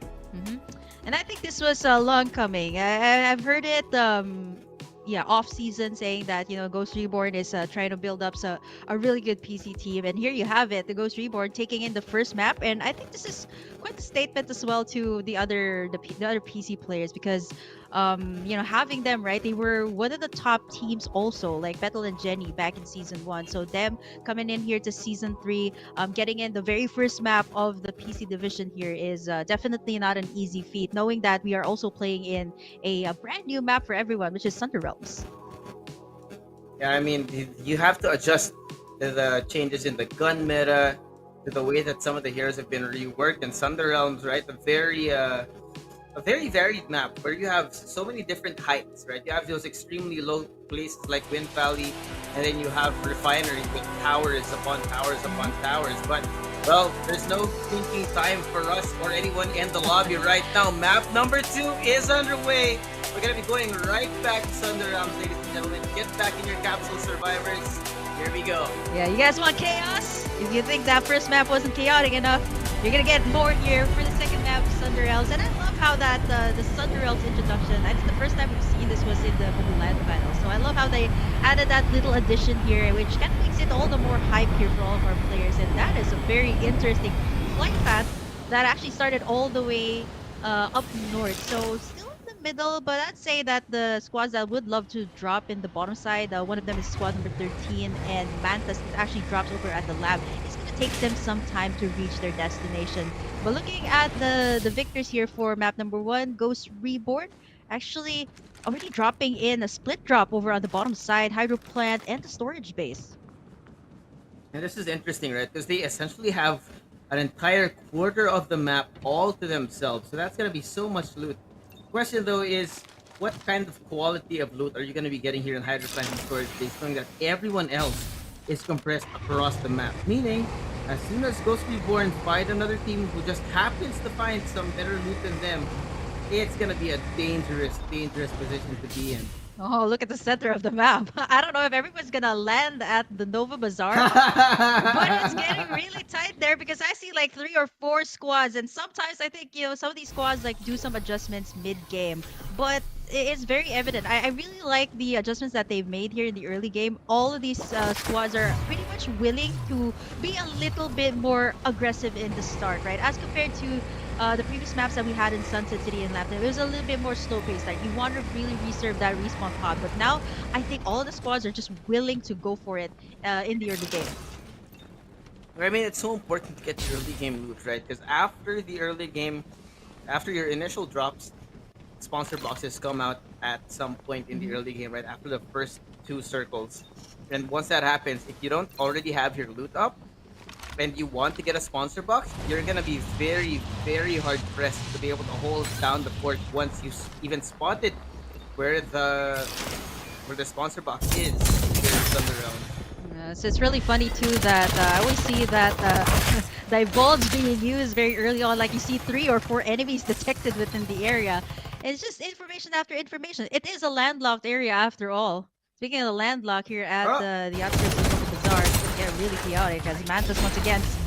This is the squad that really loves to be daredevils in the early game, and this time they managed to reap in the rewards, actually taking full control over this area, which is really good if they want to rotate in Nova Bazaar. But they still do have like fleet members here, squad number 8, that was able to get back up actually.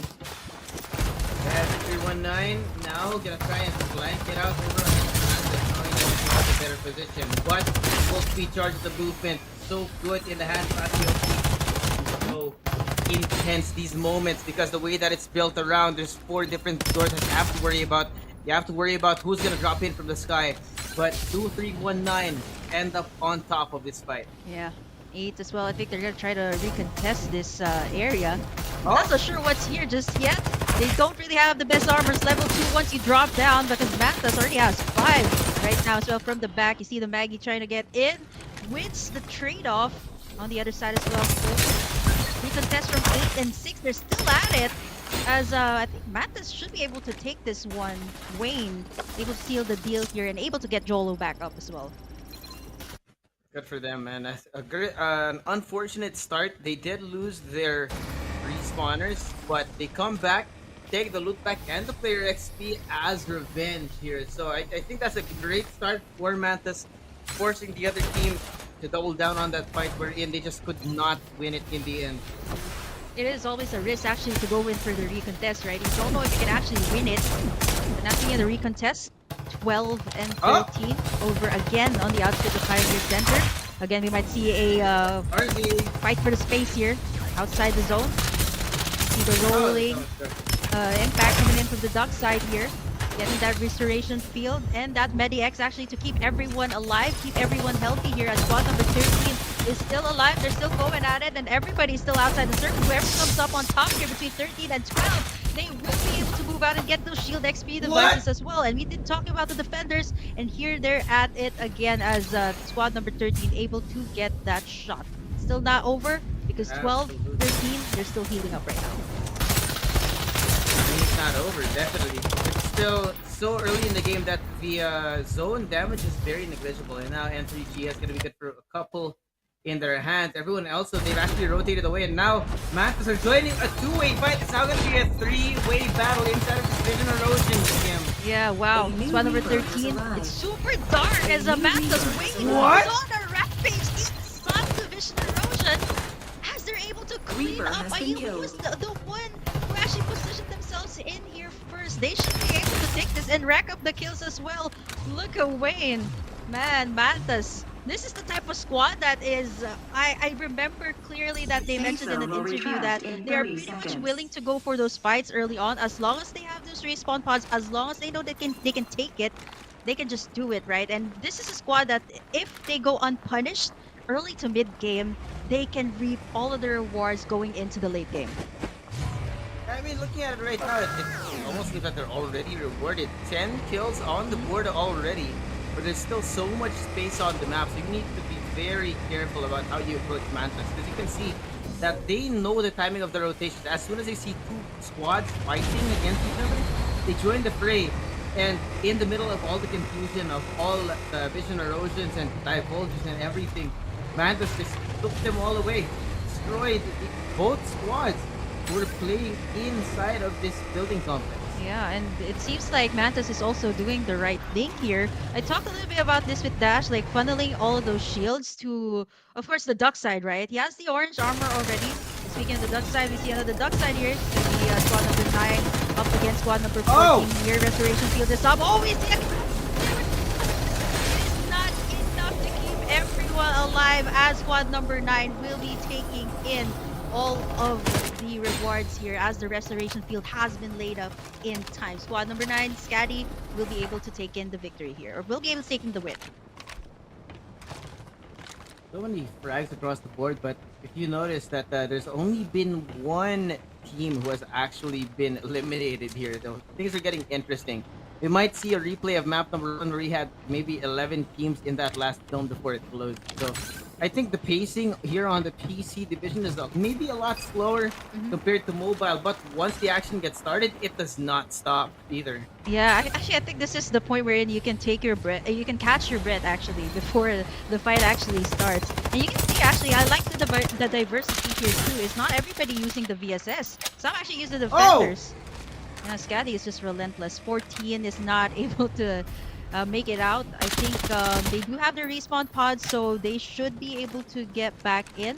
But at the same time, you know, we've been seeing a lot of encounters, but we still have 14 squads in the lobby right now. Absolute insanity. No one here towards the North Bazaar. Nova Bazaar, rather. But a lot of these teams, they're taking their time in the rotation, right? Knowing that there's, again, still people close by, they don't want to make too much noise. I think the extra caution may be needed, especially knowing that there's still so many squads in the lobby right now. If you start a fight, you don't want to end up like those two teams that Mantis just wiped single-handedly. Yeah, these are the guys that just really shine earlier. Pretty much like SRS yesterday, that really did very well in the early game. Kitsune is also one of the squads that actually finished top 5 actually last season in FPC 2. So looking at them right now, still pretty much the same roster that they had. They haven't been racking the the frags here in this map, but so far they're in the perfect position, and this is where the airdrops come in. Three of them right where Kitsune is. They should be able to give them a little bit more upgrades right now. Not that they really do need it because they do have that orange armors, but they should be able to get in some of those purple guns here in this airdrop raid. I mean, better to have it than to let anyone else Right. take it, right? It's better to have it and not need it than to need it and not have it. Well, yeah, just take Wow. whatever you can right now. Speaking of taking whatever you can, Yeah. lots of scats have been made, Just this is very interesting, right? So many. So many squads. It's like so much every 10 information. seconds there's a divulge. Yeah, I've been pointing I that like out. this. It's actually really scary, right? Like once you get the divulge up, you see like at least 4 other people over on the other Again. side. Look at that, even two. Like it's really scary. At least like all these squads have the information. And the thing is- They know they found it. Yep, that's gonna be GSRI once again at the low ground. 13, looking for the proper opportunity to strike. I think both sides know that they are over on the top side as GSRI they have to approach the situation a bit more carefully right now, since once they peep out, they could be gunned down at any moment here. See another detection coming in. Four enemies within the area. It's really looking scary. See, even that 7. Like, you don't know how many squads are in the vicinity exactly. Oof. And now moving our attention over towards Nova Bazaar, we see people, unfortunately, who are actually smack dab in the middle of the map right now. Luckily for them, or luckily for everyone else rather, it's an open angle where anyone can shoot at you because of the verticality of how Thunder Realms is designed. You don't necessarily want the high ground unless you get it through high ground, because even if you think you have it, even if you think you have a good times an angle, just a piece of land that is slightly higher than you and you don't even have any idea. Just like you could see how some shots were being taken over towards the center of Nova Bazaar. Yeah, I was actually gonna say that there's no Macials, not much Macials actually here in the PC division. Like we've seen it at mobile, like they were able to elevate themselves even to a higher ground, but right now in the PC division where everybody is focusing more on the long range type of plays. The feature of the plays, here comes the absolute gravity and the restoration field here. This could be between squad number 15 and 9. One member already down. Scotty looking to clean up the work here as they manage to win it. The fight still alive and healthy. There's still someone up on the roof. Xbox. They got Shora here, the last remaining member standing. He's still up alive. Still able to make the run for it, but of course Scotty could be in it for a chase. He's still alive for his life. Goes back in and just makes the squad here, Scotty, confused. Actually managed to take down 2 before he's able to run away unscathed actually. Now, Oh, no. FOV in a 1v3? Nah, Shora could not do anything. Not much here. The Obnoxious following up on the kills, right? Closing in on those already bleeding to get it. And now they have the sponsor box, which is definitely a great pickup. Again, remember, we talked about this new mechanic here in Season 3 with the sponsor box, which gives you so much value on holding one specific area of the map. Because if you do have the sponsor box early, you're usually set for life, right? The rest of the map, you won't have any problems because you have the upgraded weapons, blue AK-77s, right? And all the attachments you could ever ask for as well. Yeah, and that's the best way to grow your player XP too. So having Kitsune actually getting in that sponsor box over on the south side of Nova Bazaar is actually good before they come in. Once again, Ayil is in the center of the circle, and that's really good. Coming in from Nova Bazaar, there's so many angles that you can gatekeep all of the squads that will be trying to come in. Speaking of all of the squad, it is pretty congested here. 13 and 5. They each have themselves a compound, but how to move forward here? Look at Kitsune Daichi already having in that orange armor before they move into the Nova Bazaar. Wow, you really can't tell. I mean, looking at Kitsune Daichi right now, how they're actually armed. Level 5 armors on 3, and only Oxy on the level 4. Knowing the way that they play, this is going to be a great weapon for them when the fight actually happens. The Master, look at this, the patience, the trigger discipline. They know that they're slowly walking away from the zone. I don't know what the plan is for Master 22, maybe to wait for them to split up before trying to strike. But it seems that the situation has gotten away from us. They can't really do anything because they're gone. Yeah, I think this Master X squad is a little bit more passive this time, right? Like once they know they shoot the shot up against Kitsune, they'll be found out. Either they go for the engage or maybe save it for later on, because knowing that there's still 10 squads here, everybody either wants to go for the placements, wants to go for the kills. But I think at this point, right, the placement is also going to be very important here. Nova Bazaar, center the circle. It's still going to be a yield that has the very good idea of where everyone is. And speaking of, every single minute here, Suave, we're seeing a lot of those divulge being used, a lot of information, but no one is making a move just yet. It is really making me so anxious here if I'm playing here, because you have all these information and where everybody's at, but nobody's striking just yet. Maybe people haven't committed to the situationship. Yeah. I mean, if you're not ready to commit, right, you just have to wait it out or maybe wait for the right time. I think that's a good. Yeah. I can't believe we're pulling this out. Well, you started it. Well, no, you didn't start it. To Yeah, be fair, I it was know actually it's Dash. my fault. I blame myself, but I mean, the funny thing is, none of the three of us are single, so it's like, where is this coming from? It's funny that he actually brought that up right now. Everybody is in quite a state too, right? Like nobody is making a move except for the ones that are trying to get into the center of the circle, which is Nova Bazaar. But right now, Azraid, they have to move out here. They have the vehicles ready. And at the same time, right, this is what's hard about Sunder Realms. Like, if you have this huge terrain blocking your way to get into the center of the circle, you have to kind of do this little detour. There's literally no way around it. And now, it's like, most of these players going to be playing over on the edge of Nova Bazaar. I like how Obnoxious is playing this. Oh, man. You want to stay in the trenches to make sure that nobody even tries looking in their direction. Because if they try to go over towards Nova Bazaar, they're going to be exposing themselves rather to so many different angles. And now Aiel, you see Kitsune making an attempt. Oh man, Aiel has been camping out in this area for so long, and now Kitsune as well looking to strike here. One member now is going to be Peanut, but they still do have sweeps here.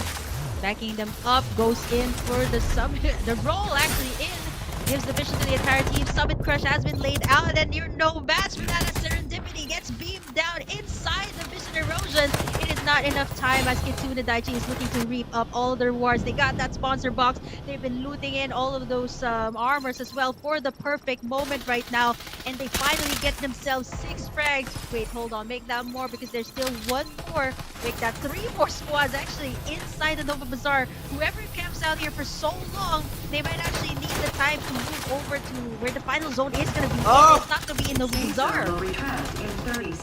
There's so many angles now, so many teams pinching them over together. Now it's going to be Kitsune versus Azrath. After that fight, they're trying to back away, but they're still licking their wounds. Obnoxious now joining the fray over on the top of the bridge with the troll cosplay. Kitsune, I don't know how they're still alive. I don't know how no one has died on this team yet. Oh, there's so many being thrown in their direction as well. Yeah, they do have the orange armor, and right now they're just getting in. Frags after frags. That is 9 for them. They've wiped the area clean from Nova Bazaar, and they're able to get into the final circle finally. Although they do have to, they do find another squad here. It is actually squad number 13. Very calculated type of squad, and you can expect to see Kitsune might actually be the first one to make the move here in this situationship. Yeah, pushing themselves forward already because now the zone actually matters. It actually hurts. They'll go for the rest of N3GS trying to take those shots, but the smokes and the vision are already being linked up as well. So many teams now committed to the fight with the Summit Crush as well. Here comes the Blinding Mark and Kitsune doubling down full charge. No, it's just gonna be Kitsune, 2 members down. It's only up to Peanut to revive everybody up. He is able to get one up. But Kitsune Daichi is just racking frags after frags. We're down to 4 squads here in this final circle. Restoration field laid up in the perfect time, but at the same time, you know, there's still other squads who are looking to strike right now, and that's going to be squad number 13. Yeah, with N3GS, the way that they're positioned here, yes, they might have the high ground, but it also means that they're exposed to so many different angles. The Medi X being used doesn't matter. Dale gets beamed down by another team. And then 3GS are being ripped to shreds here. Kitsune, they've taken the mantle of how M3GS is playing. Level 6, level 5 armors all across the board for them. Oh man. Yeah, fortunately, that's what's making them survive this final circle. They have the divulge, they have the information. 4 remaining squads here. Best armor goes to definitely Kitsune Daichi, but at the same time, you got Mantis as well that's reaping in all those kills after kills. They're being sandwiched out there. The Vision Erosion has been invested as well. Kitsune using that to find some back to heal up. Mantis from the back. Peanut. Mark as well. You can't see a single thing. Poison gas, and that is going to be Mantis actually taking down Kitsune. And we're down to 3 squads here in our final circle. Revered being the Reaper here in this final circle. Okay. The war continues inside of the trenches. People now falling down one by one to the zone. It's a question of who stays alive the longest. And 3GS are in the frenzy, trying to find the last man standing. And Zolo stays alive. There it goes. A win going into Kitsune Daichi. I think that this squad was a little bit quiet from the start, right? Like, we didn't really notice much of Kitsune, but once it came down to the final circle, not only were they able to get that airdrop rain, they also got that sponsor box, and having that orange armor in the final circle, man, that was way too much to give to the side of Kitsune. Absolute insanity. I think this is the second time, right? The first 2 maps of the PC group go all the way to the actual close of the danger zone. And Kitsune come out on top with 13 kills. Yeah, usually we'd see... What a performance. Yeah, we'd actually see a whole lot more, right? Like, knowing that this is Kitsune, one of the squads as well back in FPC 1 and FPC 2 that has been racking up the frags. We also mentioned a little bit of Mantis that actually they didn't go unpunished mid-game. So they were able to actually make it to the final circle. But it was a matter of who had the best armor, and growing that player XP with the sponsor box was just really vital for Kitsune mid-game. And once they reached the final circle, they had so much utility to give out in that final encounter. And looking at the squads that finished on the bottom of the list here, Juswave, some of them are the ones that we haven't seen, or they actually took in some really early gunfights before heading into the final circle. Looking at what it seems like a new comfortable position here for Kitsune Daichi. Remember that they did get close in both Season 1 and Season 2 to getting that trophy, but it just was not enough. And the way that they're performing here today, alongside Mantas and even Paragon among these different teams, we're seeing a lot of new stars knowing that the throne is empty. Naos doesn't exist anymore, so now it's anyone's game. Yeah, there actually is, for now, rather. I know some of their players were actually acquired by some of these powerhouse teams here in FPC. We'll have to find that out later on. I don't want to give too much information, but just making you guys a little bit more excited. Yeah, we're not going to spoil it just yet. But so far here in Group A, what I'm starting to notice is that some of these squads are the type of squads that are just steamrolls, like when it comes to the late game, right? Like Mantas, they were unpunished, and then Kitsune nobody actually contested them in their area. Nobody actually contested for the sponsor box too, and even the airdrop, they got that all to themselves. And once you get into the final circle, having to be so stacked with the armors and the guns that you want, it was so hard to actually bounce back from that situation. And Kitsune Daichi was finally able to get in or reap in the rewards here for map number 2. There's a lot to take in here before we move into map number 3, Juswave. Let's take a look at the highlights on what went on in Group A's map number 2.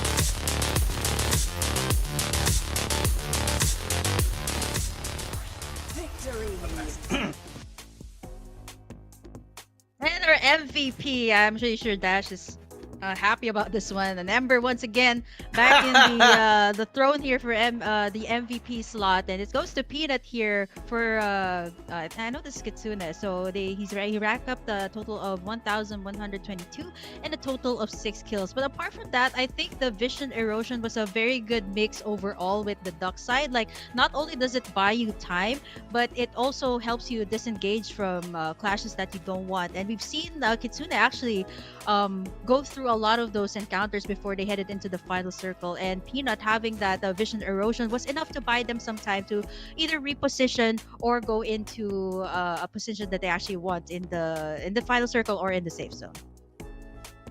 Yeah, the beauty of an Amber, right? When you're playing around with the duck side, the mobility of a duck side, once you have that vision erosion up, is actually insane. People just don't expect, when it's way too dark for you, combo it with a Young, right? The blinding mark, the divulge, everything. And the way that that Thunder Realms is actually built, again, we go back to this, how the terrain is designed.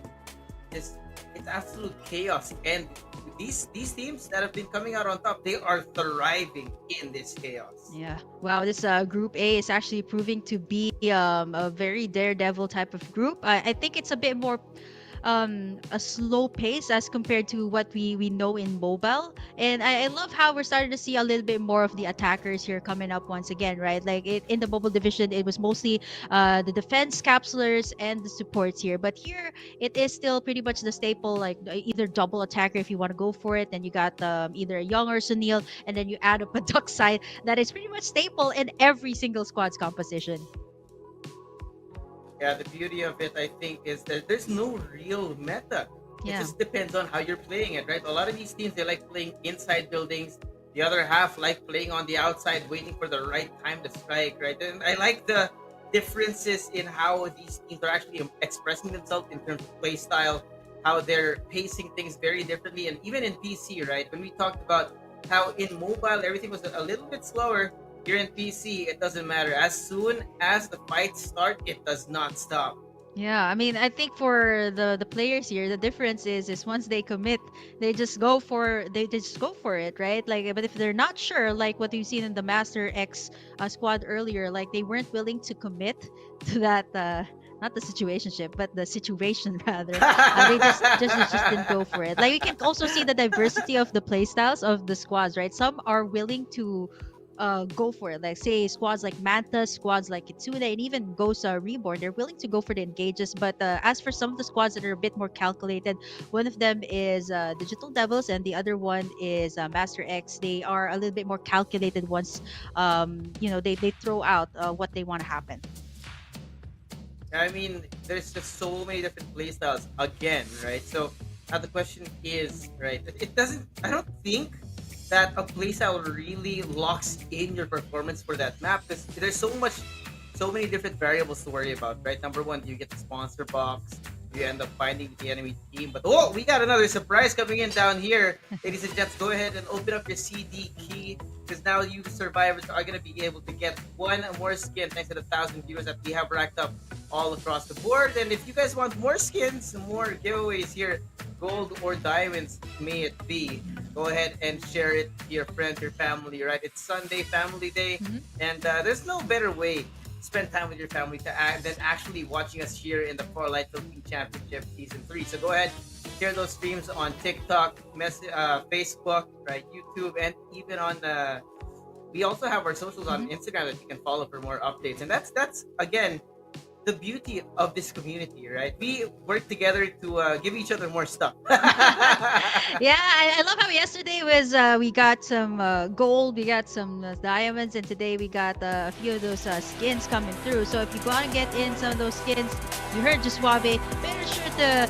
like and share that stream to be to help us actually unlock all of the rewards here. But now what we have unlocked is of course another map. We're gonna be going back to Thunder Realms here for the final time in Group A. Let's see who will be the Reaper here for this final map, because every single team is looking to take in, of course, a podium finish here. And so far, for map number 1, it's Ghost Reborn. Map number 2, it is Kitsune. Let's see who will take this one.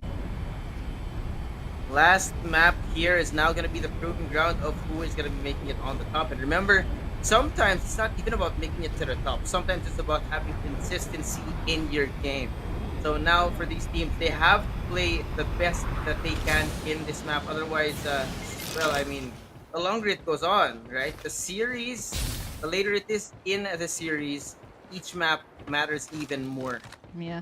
I think consistency is also the key to um every single aspect actually of your life, right? Like if you want to be good at something or if you want something or somebody to be a part of your life, then you have to be consistent, right? And even Whoa! in Farlight 84, right? If you want to be good at the game, you have to keep on going on those scrims or either practicing, right? And especially for these PC players who I know they've been preparing ever since the FPC 2 ended. It was off season. A lot of them have been doing a lot of scrims. And I actually did watch some of the games actually that were prepared by some of the communities, and it's actually nice to see that a lot of these PC players have also adjusted to the new method that we have here in this PC division.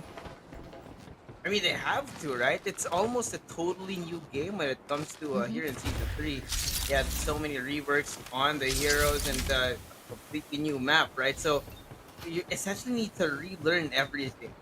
Your skills, how you maximize your utility, in what situations to use them, and what your rotations are here in Thunder Realms. Because we've been seeing, even in the mobile division, right?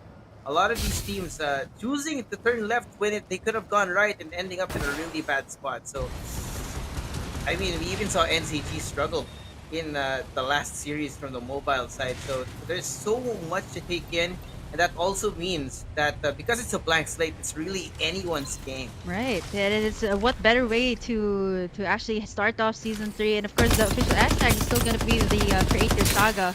All these teams are looking to Oh, do that. Z4 Paragons has already racked up one frag here, actually taking down the respawn pod of I think squad number 4 here that they've been trying to pressure out of the Wind Valley. And I think this is good, right? Like once you pressure them out, they should be able to get the resources down there and even the shield XP. Wow, that is beautiful shots coming out from Chinese Noodles from that defender. And then we did talk about the guns though. Like some of the players here, I saw that you know I see a BSS that's on ground. They don't take it. They actually just take the defender, right? That's something that they're comfortable with. And with the 8x scope, some of the players are just so good at that. however, I mean, yeah, sometimes the meta does shift how you behave, but since it's so early here in season three, a lot of people still look for comfort, right? Because at the end of the day, you can't really perform unless you're truly comfortable on what you're playing, and you can see it and how they're playing the defender. Even the white dwarf still making appearances here in the lobbies, especially since it's the early game. I'm not surprised that, or I am surprised that some people still don't pick up the VSS. Mhm. But that is true also that this is the PC division and we have a slightly different player behavior on this side of the game. Yeah, you know what I'm also looking forward to here is that it's funny to see that there's a gunboat, some of these these vehicles that are used to traverse like bodies of water, and it's so weird not to see like any river or any lake at all here in Thunder Realms. Like it's landlocked. The area is landlocked. There's a lot of like mountains and terrain here, which is actually what makes it really exciting, right? Like we see the rise of the Youngs and the Sunils here once again. And what's really interesting too is like in FPC 2, we've seen a lot of the bows being used, but I haven't seen a single one here in this group. Yeah, I don't. Yeah, now that I think about it, I don't think I've Yeah. actually noticed any bows. But that doesn't mean there aren't any in the lobby. I think we were just not seeing the highlights out of these players. But they both being brought out, except will be in a little bit of a tight spot, knowing that they're actually seized inside of Pioneer Center by all this utility being thrown in their faces and the rocket Yeah. tarantula to boot. I mean, Yeah, wow. oh, Super scary stuff here for 15. They're unable to go out. You have the tarantula, you got the syrup truck rather. Yeah. And it's funny too how the vehicles are reworked here. From the lava, it became syrup. So yeah, I mean it's chaotic stuff right there. But 15 is in a tight spot. This is the problem actually for Pioneer Center is that there's a lot of resources, and you see the sponsor box coming in left and right. But a lot of people also want to be in this area because of the loot, because of the shield XP devices. Once you do your rotations. yeah, Pioneer Center. Wait, I just realized You know Pioneer Center in Mandaluyong? In the Philippines, yes. I'm familiar In the with that. Philippines? Yes. Yes. Oh man, I really can't unsee that Safe though. zone Like will once I get retract there, is in this 30 is And this Diamond City? Yeah. I'm sorry. Yeah. I'm You sorry. just Yeah, had to now say it. it's in my head forever. Yeah, I don't think I can Yeah. unsee that though. But It, at I could, least it it feels familiar, right? can't be just me. It Ah. can't be just me, right? Yeah, because yesterday when I was casting, it wasn't really panned into Pioneer Center. It was more of like, yeah, this was either like near the final circle, but never really where it closed. So yeah, we didn't really pan into that very much. But over here on the side, what's the sides here of this map? Like, there's a lot of squads that are going for their recontest here. As right here right now, they racked up 3 frags. Squad number 4 might actually go in for their recontest. They're actually camping out on the side, might go in for a flank up against Azraid here. Noxious gonna try and play safe now because they did see that they were being shot at from a distance. Oh, Have to be very there's careful, another one. but it looks like squad number 10 Azrath gonna be on the very front, waiting for the right time to strike because they can't necessarily see they're actually found. But here comes the tracking, the shot coming in from Nez. Gonna be opening it up here with some actually missing. Finds the shot over, and here comes the reinforcement.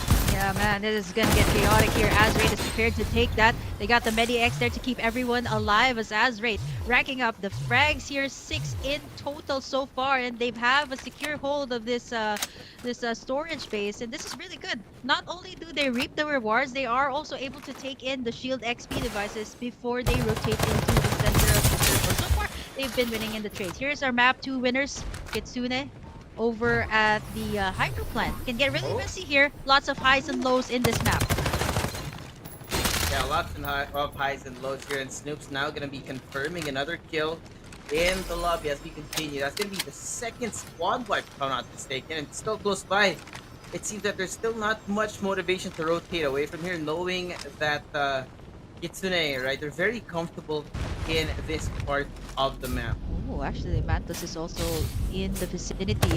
But right now, this is classic. I'm not even surprised that these squads are camping out outside the circle. Bombardments are coming through here as well.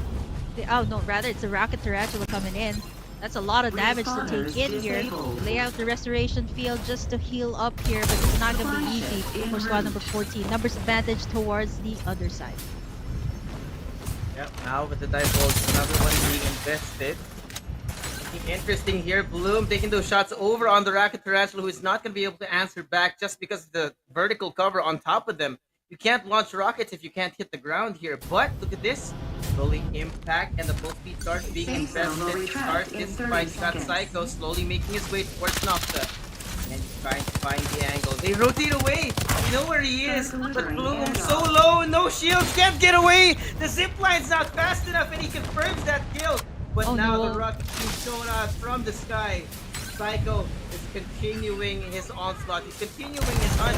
He's thirsty for blood, and Noxa is going to be the target. There goes the shield. Yeah, man, running in, but the captain once again, no match for that duck side, and we've seen this already. That was so, this is super exciting stuff, right? Like you zip line up, zip line down, but definitely no match for the duck side, and that's one of the things that's really scary. When you see something rolling, you just know it's the duck side. Not only does it have damage, it has mobility, which is what makes the duck side the #1 capsuler right now for both, I would say both for mobile and PC division. This should be a staple for everybody. Yeah, I think the only main difference between the duck sides of mobile and PC is that the duck sides here in PC, they're not as focused on doing the damage. Yeah, speaking of that, that is going to be Azraid actually. He's even actually racking up so much frags here in the early to mid game. They've already gotten a 9, able to get the revives as well. And we see Mantis over around the corner, going to try to pressure them while they're at their lowest. That's going to be 3 squads on the fighting it out for the storage base here. Lots of resources, shield XP devices, quite standard here. But look at Mantis. They already have the orange armors here, which I think the adjustments that they've made here in this patch as well is it's easier to see the orange armor, right? Like as compared to before, it really takes some time to build that up, but now like you get to start in with level 3 shields, level 4 shields, and it's easier to stack it up to get an orange. Yeah, I know that Sunderums is a little bit more compact compared to Lambton and Sunset City. I'm not surprised that we're seeing some early level 5 shields already, but there's still quite a lot of squads in the lobby again. I think this is gonna come down to the very last circle. Severe case of deja vu for us. Right. I mean, look at this. Master X, they are that squad that doesn't really make the move, right? They have to wait for the other squad to engage, and they try to kind of answer back to what they're trying to do. And Damon right now, they're looking to rack up the frags. They have a Tarantula, they got a serum truck too, and they've been trying to get in the frags, and here it comes. They roll right in, and this is the time for Damon to go in. They don't have the restoration field just yet, as they cause havoc inside up against the Master X. What? One by one, they get eliminated by RZ, and it was all Kira Psycho rolling in, giving it the signal here for Damon to take the charge. They lead with 9 frags. Not a single trade of blows. They took full control of the inside of this building. No one died on their side, and it was just totally one-sided when it had that entire fight happen. The Tarantula here, I think this is the second time I've seen it in being utilized really well here in Thunder Realms, and I like what Damon is doing, right? Like, they shred the armor, they get Psycho to go in, and then they go in for the backup here, which is what's really good about what Damon is doing here right now. And landing the tarantula shots there, it actually caused a lot of damage towards squad number 13 and Z4, who's in close proximity, forced to use in the restoration field even. So also another thing that we don't see a lot in mobile is the fact that people shoot through the windows. It's usually just an escape route here for the mobile division, but for PC, actually seeing some shots being taken, some attempts on people's lives, and now in 3GS. Got a great angle over here on Damon, who are gonna be corralled into a corner. They really can't get their way inside of the safe zone right now because they're trained. They're all trained from different angles, different levels here, and there's just no way for them to get around. This is gonna hurt real bad once we see the next zone show up. Yeah, Damon right now caught in a pickle. They don't know how to go in. Psycho's also down though, their duck side, so that is that one person that leads the charge here. They did get the scans up, the divulge. Also the restoration field here to heal everyone up, knowing that there is an imminent threat here from the other side. Tarantula still being utilized here by 12, which is really good. Right now, there's only 3 of them left, so they're going to be a bit scattered out. One in the Wind Valley, one near where 13 is. It's not going to be easy for them to get out, though. They're outside the safe zone right now. Look at the damage coming out from the Tarantula. It's still ongoing right now. Yeah, now look at these shots coming in from these defenders. They're absolutely insane. I think you saw the one headshot which just destroyed the shield on one of these players from Damon, and they're running out of space even more. No choice at this point but to actually just tank that damage, otherwise they're gonna die to the zone. And there goes one.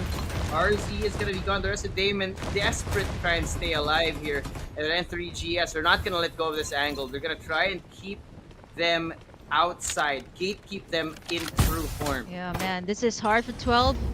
One of them is actually going through the Wind Valley, which is a smart move because squad number 13 doesn't know where the Tarantula is, and knowing this might be the case, 12 might actually try to go in for the bait, and then maybe the other member coming in from Wind Valley can try to go in for a flank. But the problem is for squad number 13, at the back, there is still squad number 1. Wow, they're taking a lot of damage from the zone.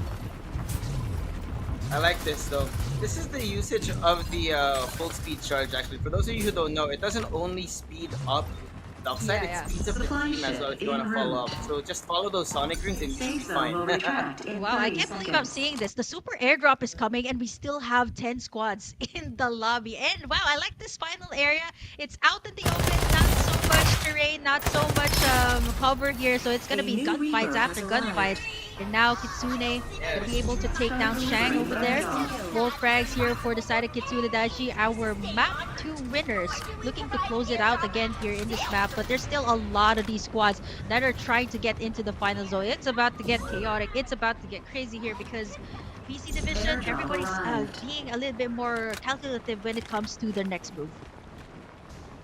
It's about to go down right now.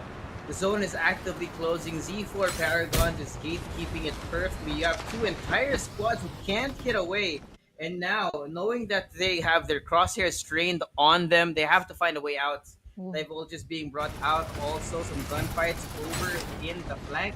I don't even know where to look at this point because there's so many people. 29 people compressed in this small space. I don't know how you stay alive here. But the Divulge is going to start coming out again. And as that's starting it, Oh no! From the back! Risky Art God trading in shots there with the defender. Again, a classic weapon of style here in the PC division. Azraid in trouble here as Z-Force is going to try to charge in. We know that they're trying to go for the super airdrop here, but this is out in the open. Where do you look at? Left and right there are squads. They're just trying to shoot at whoever they see, and who has the high ground is able to get the pick off, and that's going to be Chinese Noodles. Azraid, I think they might be down for the count. Two of them, I don't know if they have any shields left, or even if they have any health packs left here at this point. But look at Z4 Paragon's position, right? They got a great spot. They have one wall for cover, two angles where they can look at the enemy team, and somehow in there, it's still ridiculous to me that with the rolling impact, you can go up the walls. But yeah, I mean, that angle for Z4 Paragons, they have the entire map right in front of them. As soon as someone reveals himself, they're going to be expecting a shot from a defender coming right at their head.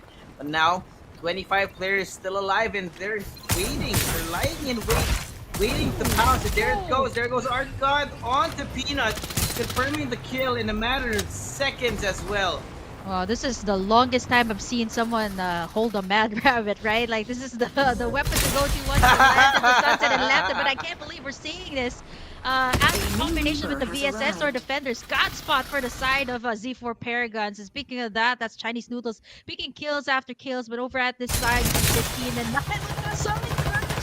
Oh, this is too much here as 15. I think they should be able to take down Scatty as well as squad number 13 here. They have to make a move, but then again, Z4 Paragon in the God spot. Nickel the only one left here with the duck side. He's able to sustain the damage, able to do the pickups on the full tip as well. But that's gonna be it. He's buying some time, running in and out, but there's just too much to consider here as 15 is gonna be able to finally take him down. We're down to 5 squads here in our final circle. Yeah, 5 squads, 13 players in so little space right now. Mantas falling one by one. Z4 Paragon are still very, very healthy right now, Kim. And they're prepared to continue this fight. Jay Wayne gets confirmed on that kill. You got Shelly G on the very top of this building. Got a God spot, yes. There's 2 Mantis players underneath them. Z4 Paragon though, with the full shields, everything going their way. It looks like they want to go all the way in. Oh man, Chuzi already got in that top spot. All the way, beaming everyone down. That is the red armor for Chinese Noodles. And that is the dark side that they're giving in the shields. And now they got this area contained, and that is where the circle is going to be closing in. Down to 3. Jolo is down here for Mantis. They got poison gas here to buy some time, but it's not enough. Oh! The ins and outs here coming out from Paragon. They seal the deal here as the Z4 Paragons confirms the kill and takes in the victory here for our final map of Group A. Wow, I think it really all came down to that last spot where Z4 Paragon was waiting, right? Having this wide open space in front of you, this essential balcony that they had, right? Whenever they see a target, they shoot at it together as a team. And they just can't defend, because as soon as they're down, the next person, even if they try to save their fallen teammate, they're gone, because there's 4 guns trained straight at you. They just essentially turned it into a real shooting gallery for these guys. C4 Paragon, what a performance. I'm laughing right now because shooting gallery, you remind me of another place here in the Philippines. The last finals was held back in Season 1 and Season 2 for the mobile division. So yeah, shooting gallery for Z4 Paragons. I definitely do agree with that. One of the best venues in the Philippines, and one of the best venues actually for Z4 Paragons. They got in that God spot, they got in that vantage point, and they had a clear picture of where everybody was gonna come in there. So I think the prime position here, this was the same case in the mobile division. There was a map that it was Oasis that actually won it. They were in the exact same spot as Z4 Paragons in that final circle of the that hydro plant. So it was really good, and at the same time, Z4 Paragons was racking up their artillery before they headed into the final circle. And Chili G, I think he's the one that reaped the most damage here with the mech, if I'm not mistaken, with 2,230 overall here for Z4 Paragons. I think we also got to talk about how Z4 have been playing as a whole right now for this series. They've been really consistent. Yeah, they didn't get any back-to-back wins. It wasn't a 3-map win for these guys, but they got 1 map and some pretty decent placing as well for this entire series. So I'm going to expect Z4 Paragon maybe be towards the top, followed closely by the other 2-map winners for this series. Yeah, I can't believe we're already done with like 3 maps straight, right? But I wasn't surprised actually with the results here. Z4 Paragons, Ghost Reborn, and Kitsune, right? Because for Ghost Reborn and for the side of the squad that won in the last map, which is actually Z4 Paragons, they've been winning in some of the smaller community tournaments off season. So these were actually the squads that I was looking out for. There's one more squad actually that is doing really well in terms of the scrims off season. It's actually going to be in Group B. We'll have to find that out later on, because we have to check out what happened here, Suave, in the final map here of Group A. Let's check out these highlights before we head over to our MVP and quick break.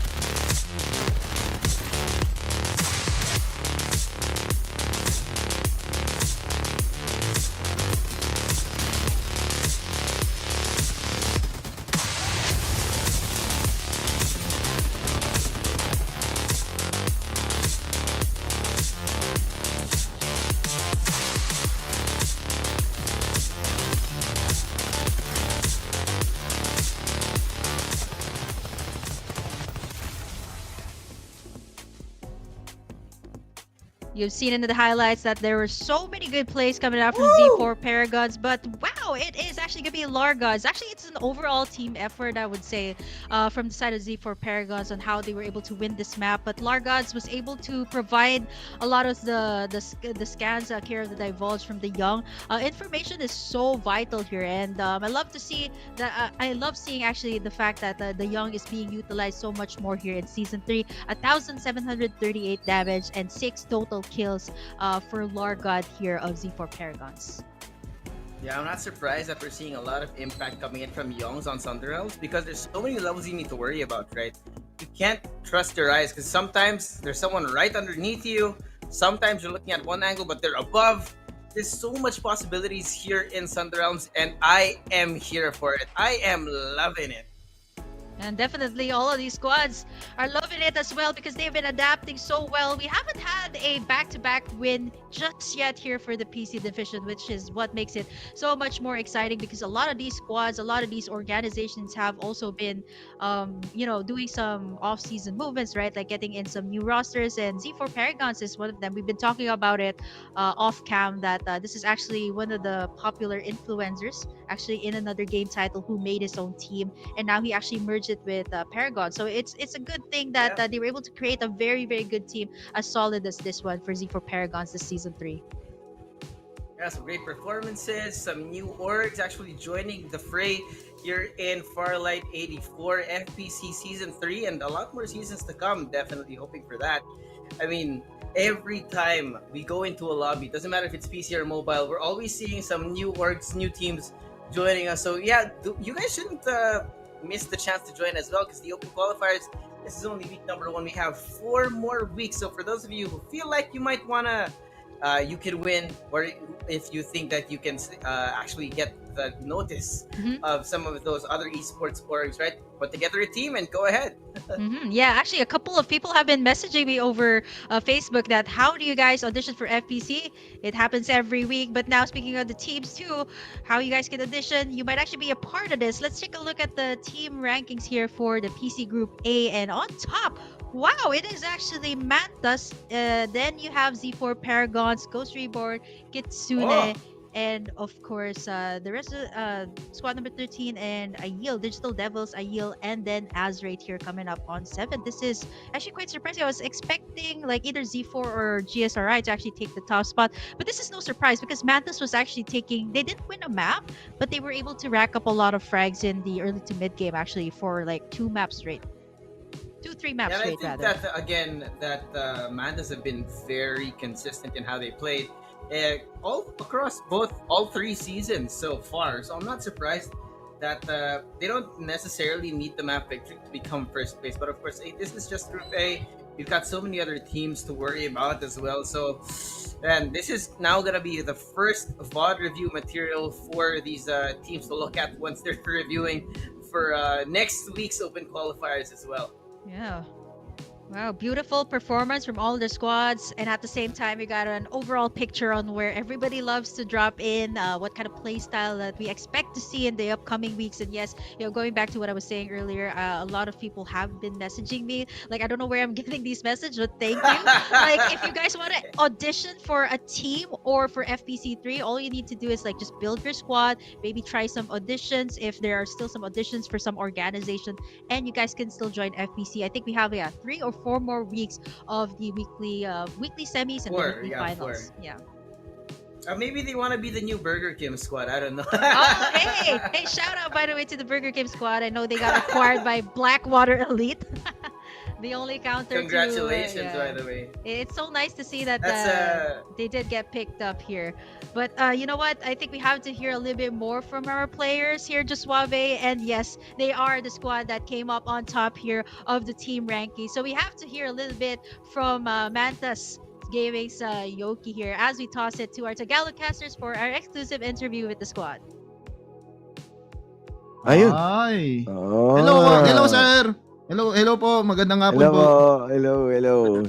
So, ayun, no, kumusta naman yung naging performance nyo, Yoki, no? Parang ibang klaseng Mantas yung pinakita natin at nag-top 1 kayo, by only getting those skills. Ano yung mindset nyo doon? Kasi parang hindi naging goal nyo ba na mag-top 1 na lang or talagang goal nyo lang na ubusin lahat ng sa mapa? Hindi, actually, focus lang sa placement. Tapos, sa huli na lang pumapatay. Naghanap ng kills.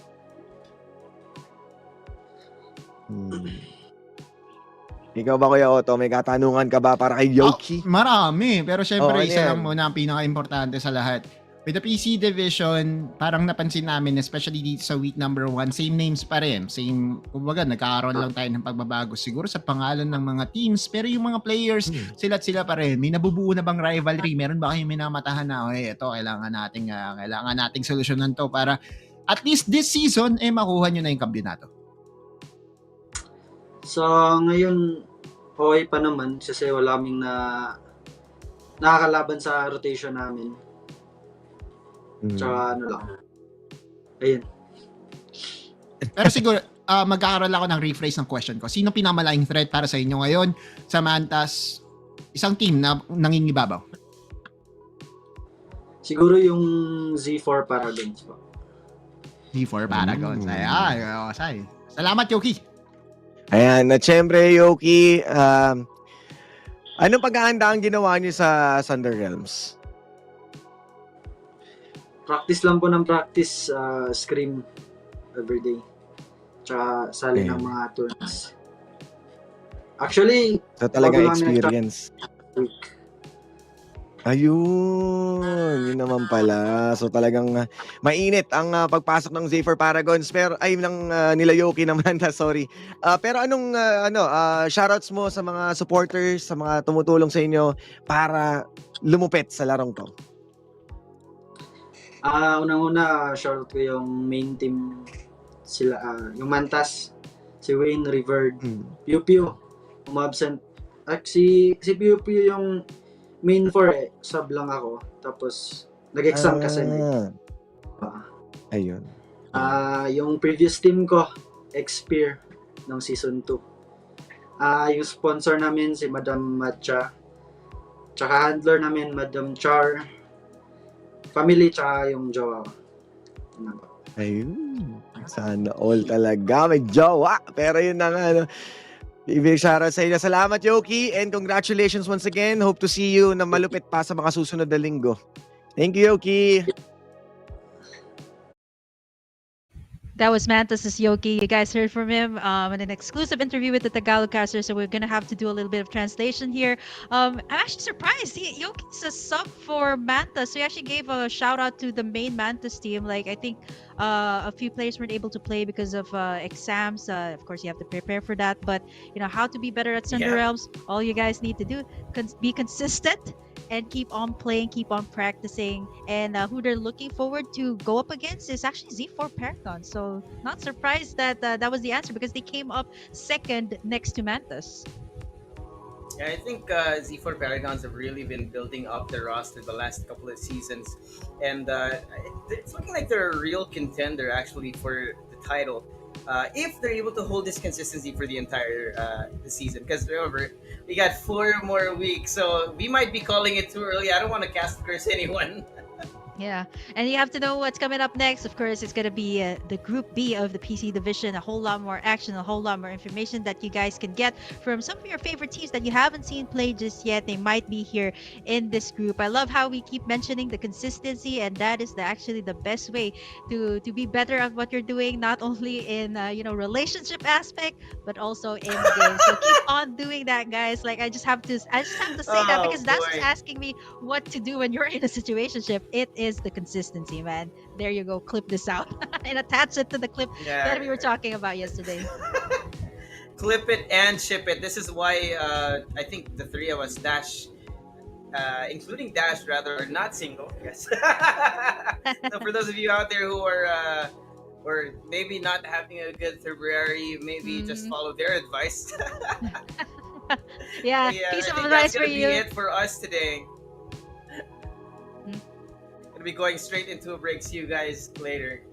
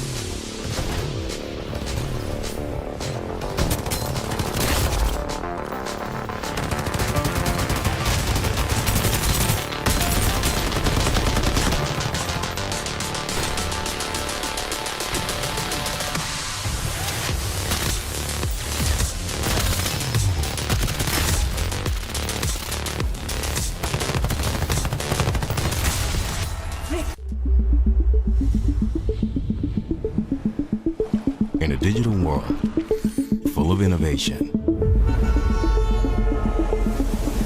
we strive to progress and push boundaries, turning big ideas into reality by creating stylish, groundbreaking products that set trends and connect our dynamic consumers so they can create extraordinary moments together. Techno, stop at nothing. Since 2013, we have accelerated our investment, driving innovations across our business with a simple mission of becoming the world's most admired technology brand. By developing cutting-edge technologies to create modern, stylish products and services for progressive individuals. This pursuit has driven Techno to become a global brand with operations in over 70 countries spanning 5 continents. Our journey began with smartphones, and fundamental to this was launching products with market-leading camera capabilities paired with unique designs. We've taken camera technology to the next level, launching our in-house imagining lab, TIVAS. Using thousands of sample images from over 100 countries, we've established the industry's largest database of skin tones. Combining this with our advanced hardware and software innovations, our smartphones capture beautiful, accurate pictures in the most demanding conditions, so our consumers can express themselves in unique ways.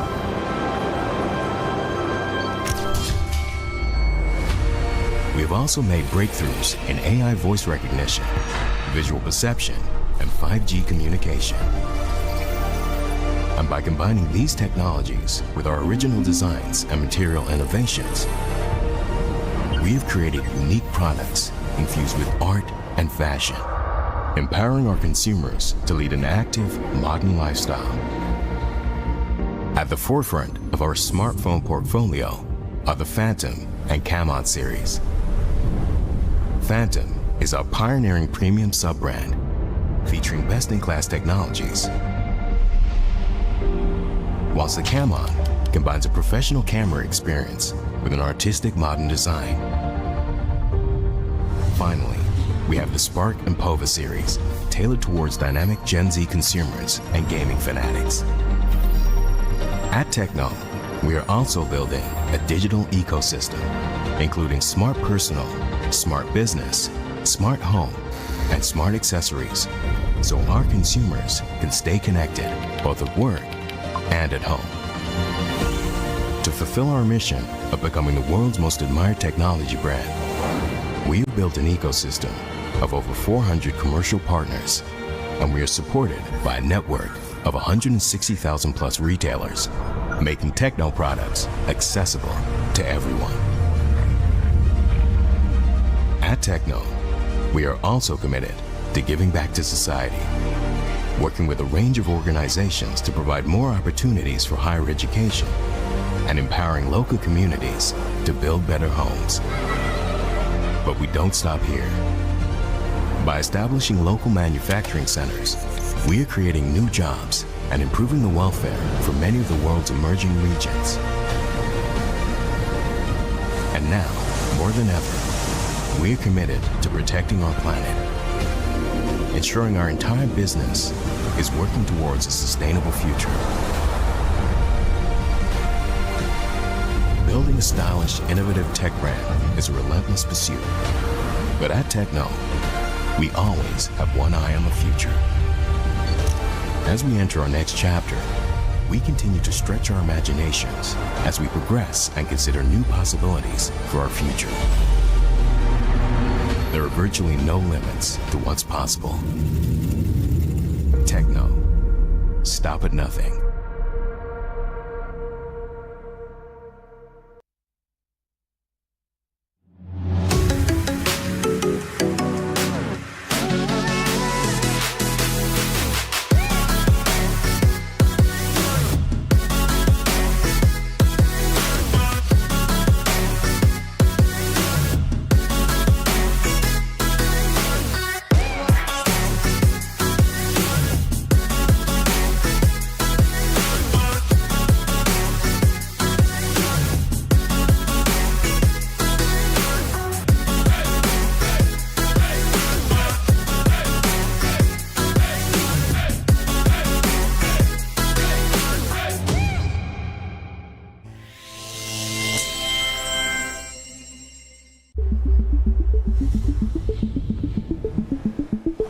In a digital world full of innovation, we strive to progress and push boundaries, turning big ideas into reality. By creating stylish, groundbreaking products that set trends and connect our dynamic consumers so they can create extraordinary moments together. Techno, stop at nothing. Since 2013, we have accelerated our investment, driving innovations across our business with a simple mission of becoming the world's most admired technology brand. By developing cutting-edge technologies to create modern, stylish products and services for progressive individuals. This pursuit has driven Techno to become a global brand with operations in over 70 countries spanning 5 continents.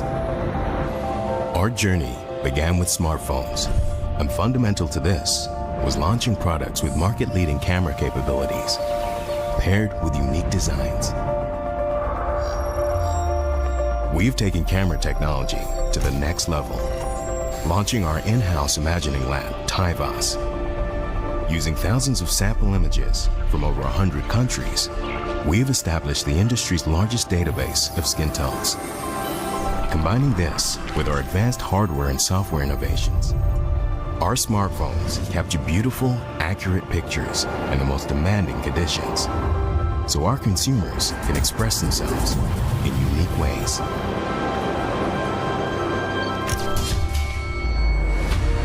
We have also made breakthroughs in AI voice recognition, visual perception, and 5G communication.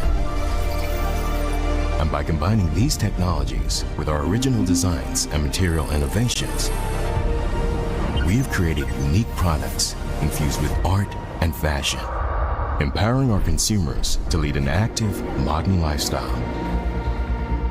At the forefront of our smartphone portfolio are the Phantom and Camon series.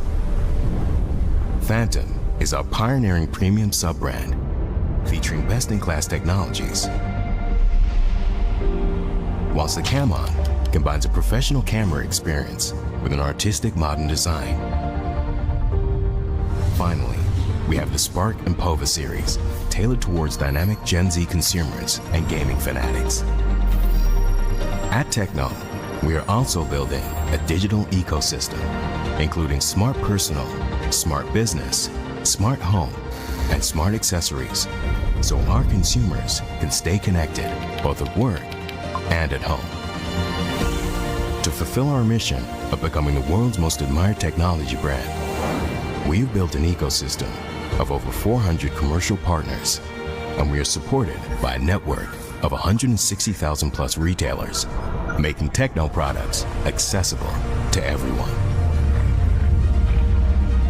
At Techno, we are also committed to giving back to society, working with a range of organizations to provide more opportunities for higher education and empowering local communities to build better homes.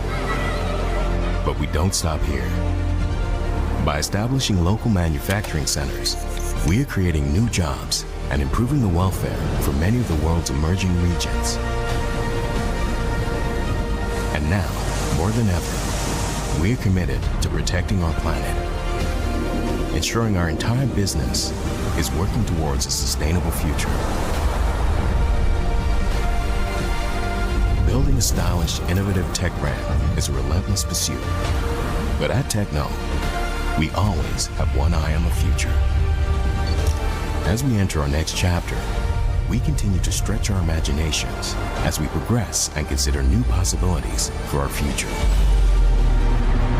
There are virtually no limits to what's possible.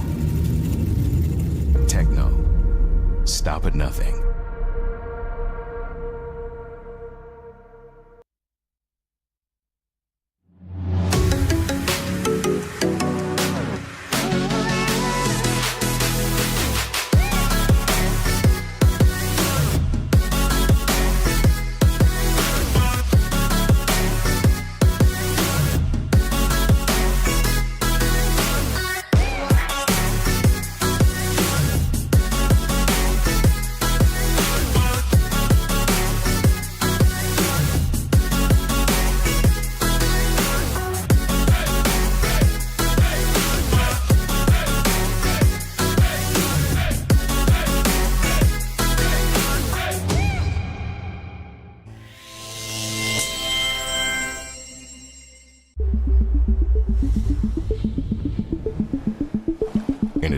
world, full of innovation. We strive to progress and push boundaries, turning big ideas into reality. By creating stylish, groundbreaking products that set trends and connect our dynamic consumers so they can create extraordinary moments together. Techno, stop at nothing. Since 2013, we have accelerated our investment, driving innovations across our business with a simple mission of becoming the world's most admired technology brand. By developing cutting-edge technologies to create modern, stylish products and services for progressive individuals. This pursuit has driven Techno to become a global brand with operations in over 70 countries spanning 5 continents. Our journey began with smartphones, and fundamental to this was launching products with market-leading camera capabilities paired with unique designs. We've taken camera technology to the next level, launching our in-house imagining lab, TIVAS.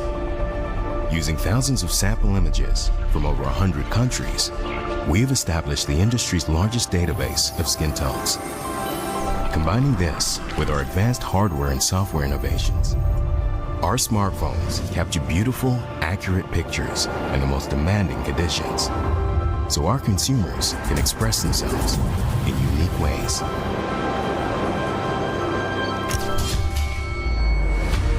We have also made breakthroughs in AI voice recognition, visual perception, and 5G communication. And by combining these technologies with our original designs and material innovations, we have created unique products infused with art and fashion, empowering our consumers to lead an active, modern lifestyle. At the forefront of our smartphone portfolio are the Phantom and Camon series. Phantom is our pioneering premium sub-brand, featuring best-in-class technologies, whilst the Camon combines a professional camera experience with an artistic modern design. Finally, we have the Spark and Pova series, tailored towards dynamic Gen Z consumers and gaming fanatics. At Techno, we are also building a digital ecosystem, including smart personal, smart business, smart home, and smart accessories, so our consumers can stay connected both at work and at home. To fulfill our mission of becoming the world's most admired technology brand, we've built an ecosystem of over 400 commercial partners, and we are supported by a network of 160,000 plus retailers, making Techno products accessible to everyone. At Techno, we are also committed to giving back to society, working with a range of organizations to provide more opportunities for higher education and empowering local communities to build better homes. But we don't stop here. By establishing local manufacturing centers, we are creating new jobs and improving the welfare for many of the world's emerging regions. And now, more than ever, we are committed to protecting our planet, ensuring our entire business is working towards a sustainable future. Building a stylish, innovative tech brand is a relentless pursuit. But at Techno, we always have one eye on the future. As we enter our next chapter, we continue to stretch our imaginations as we progress and consider new possibilities for our future. There are virtually no limits to what's possible. Techno, stop at nothing.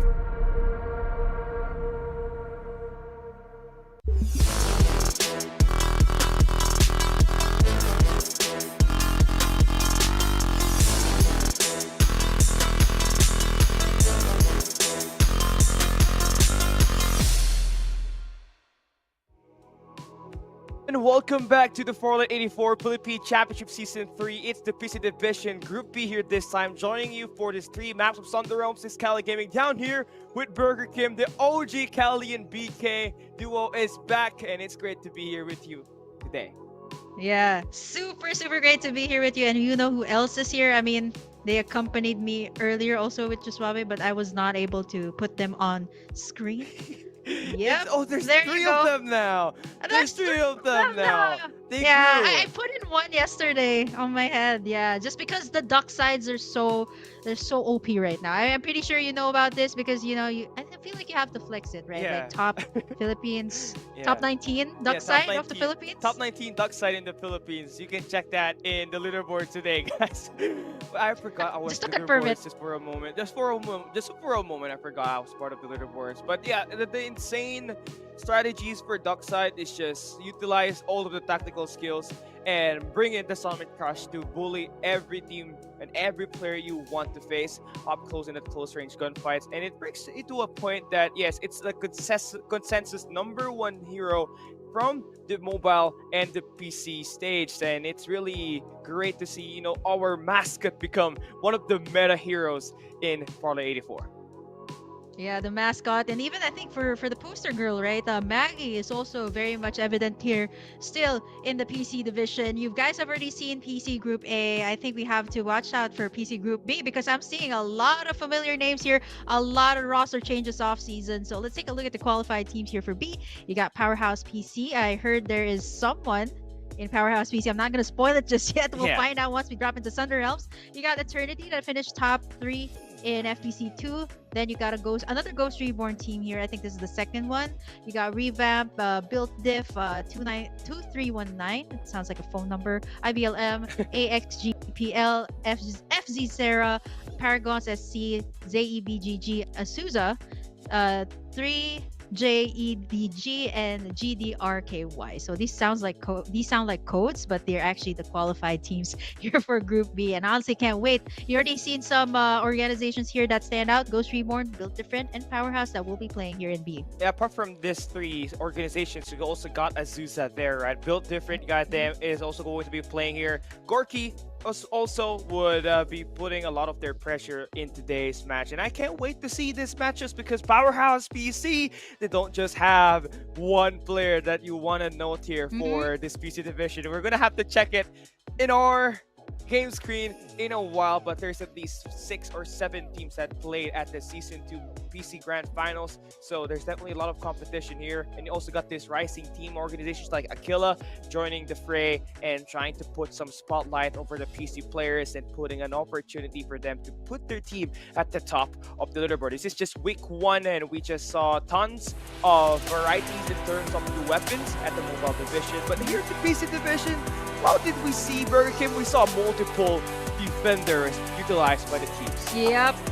Wow, I was actually surprised. Well, not really that surprised because even me, I play in PC. When I play in PC, I kind of, default go to the defenders, which is still pretty good. But I'd say for some PC players, they're comfortable with that.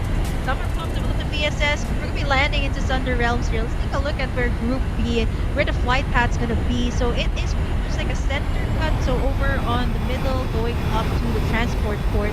Let's see where the drop spots are going to be, because this is the first time that we are going to be seeing these squads in Group B land in their comfort spots. I'm looking at Powerhouse PC and where they are going to be dropping here. I think we just saw a brief moment there on the new roster for this squad, which we will be touching up later on, but focusing on the drops here. Seems like the transport port finally will be contested in the PC division. So there's always going to be 2 squads there contesting. But Eternity having the lab as well as the market south of Nova Bazaar is going to be a great opportunity for them to build up so much opportunity to build up their loot and have a level 5 armor by the time that the second circle closes in. Ooh, Eternity also one of our top teams in FPC 2. They got themselves a hold of the lab there, which is really good over on the south side. Transport port is going to get really messy. I'm actually surprised there's no other team that contested squad number 3 and 9 that's in the center of this Thunder Realms map. Nova Bazaar and Rocky Zone seems to be a drop spot that Group A loves to go in, but here in Group B, it's all quiet. You got the squads that dropped there that got the pick of the litter. Usually it is the Pioneer Center that always has 2 squads in there fighting off the start, but this time Powerhouse PC will be able to own it. And now we can finally talk about the new roster that this team has. AIM, Finals MVP of Season 2. Then you also got BJJ from Dream Team back in Season 1, who won the first season of Farlight 84 Philippine Championship. So that team is tagged there, BK. Yeah, man, it is champions from both FPC 1 and FPC 2 all in one team. And, you know, not to mention Drew, Eric, and the rest of Powerhouse team, they did finish well in the Peace Division back in Season 2. So definitely, I'm looking, all eyes are on this team as well because you're composed of champions. You're composed of, like, the top players in Season 2. But right now here at the Transport Port, we did mention that there's going to be early gunfights here between squad number 7 and 12. Whoever gets the prime position here and the prime hold this area should be able to get in all of the rewards here. Yeah, if it's all the damages are compelling, there's always a Sienna inside of this squad fighting at the Pioneer Center, so there's always boosted shields and armors.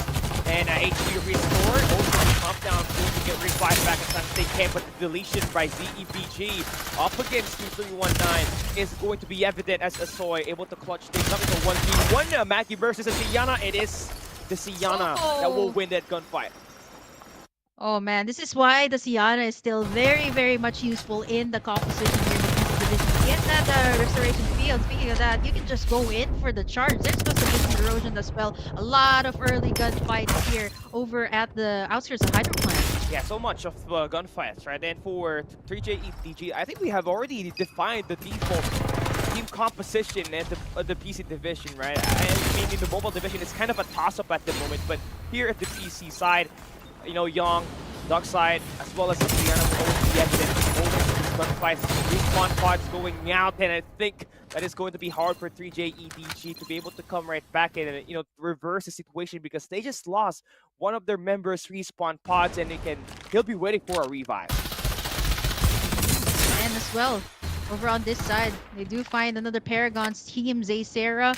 Another one of the squads yesterday in the mobile division that had a lot of squads actually in one lobby. Yeah, like I think 5 or 6 in one lobby. So that is kind of like the new Master X here in Season 3. Yeah, Master X had 9 teams competing back in Season 2, and then they had only 1 qualifying yesterday at the mobile division. But yeah, it's going to be interesting because Zera and Aquila has at least a team at the PC division.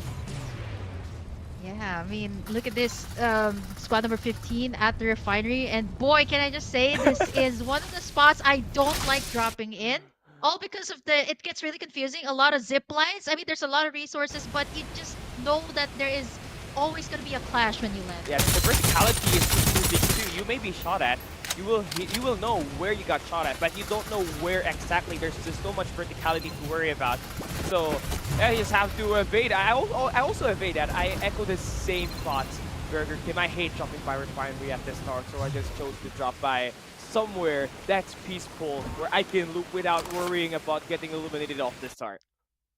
Yeah, speaking of peaceful, right? It's pretty peaceful, right? We still have 15 squads that are here in this lobby. I mean, it's very early right now. Sponsor box has been dropped in. Best way for all of the squads to actually rack up the player XP, your growth XP, and even get in some of those really good guns. At least a blue gun, a blue AK-77 if I'm not mistaken. So right now it's going to be between Ghost and squad number 12 here right now. Numbers advantage definitely going to go to the side of squad number 12. Yeah, Yuri, he's going to get knocked down, and Ghost Reborn cannot get that buy time.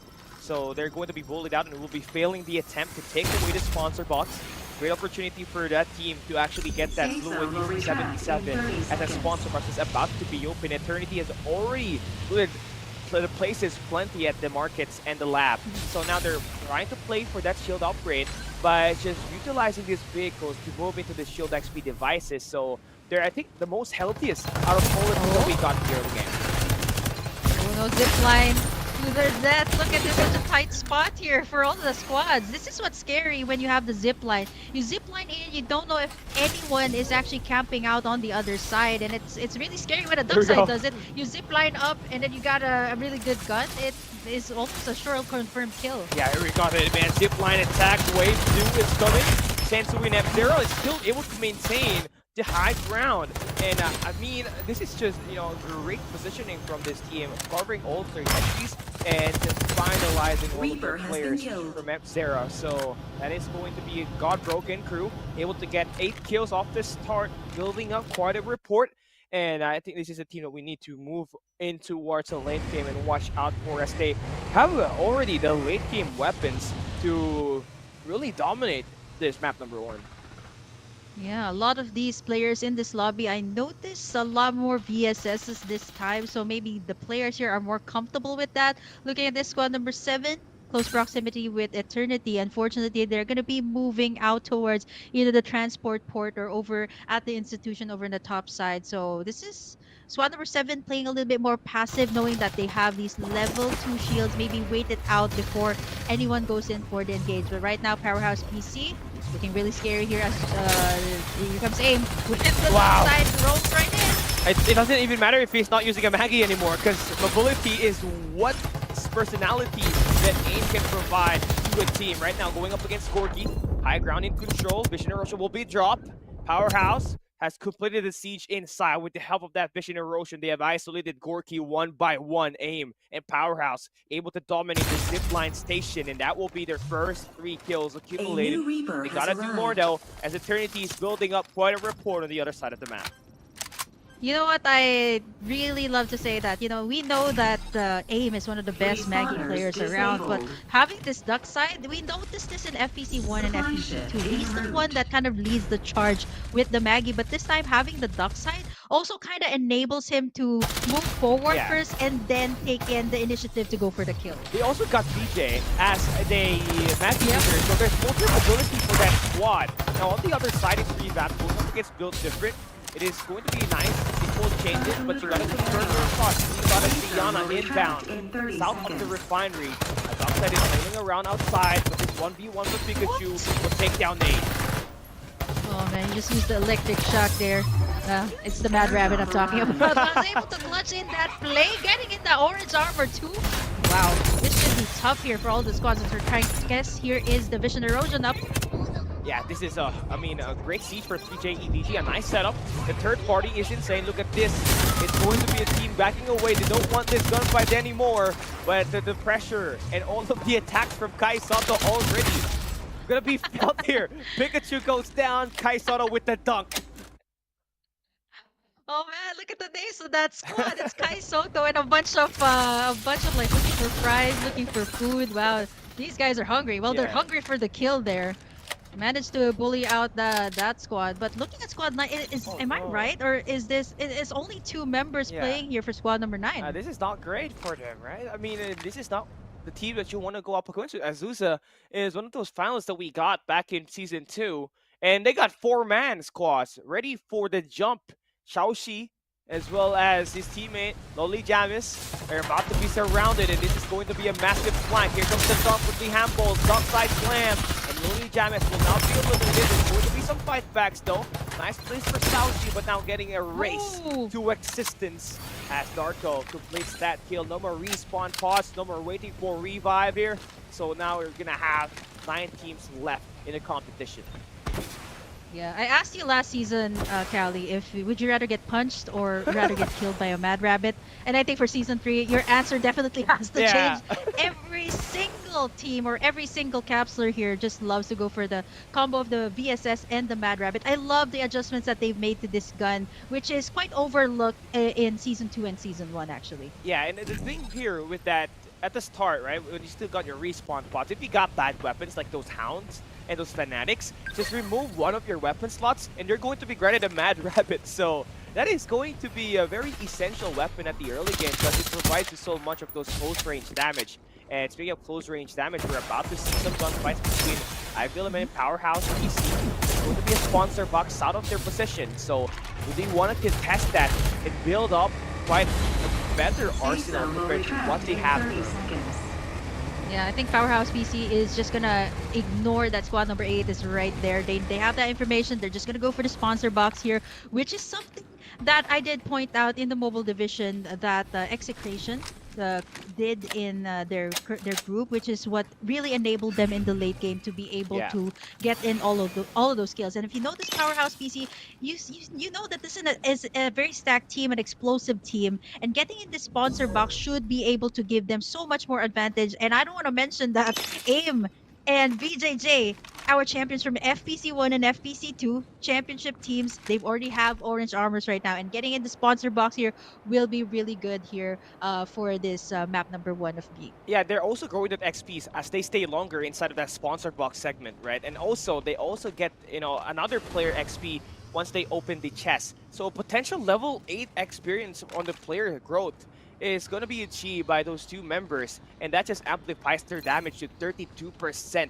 And that will be quite devastating if you're the ones having to meet those bullets from VJ and AM. So you're going to have to really take some cover and respect the range and the damage that they're going to be outputting later on. Now, Eternity has not gotten any gunfights yet so far, despite the level 4 armors already completed by the squad. So kind of just reading the map exactly and just finding the top spot before getting those engagements.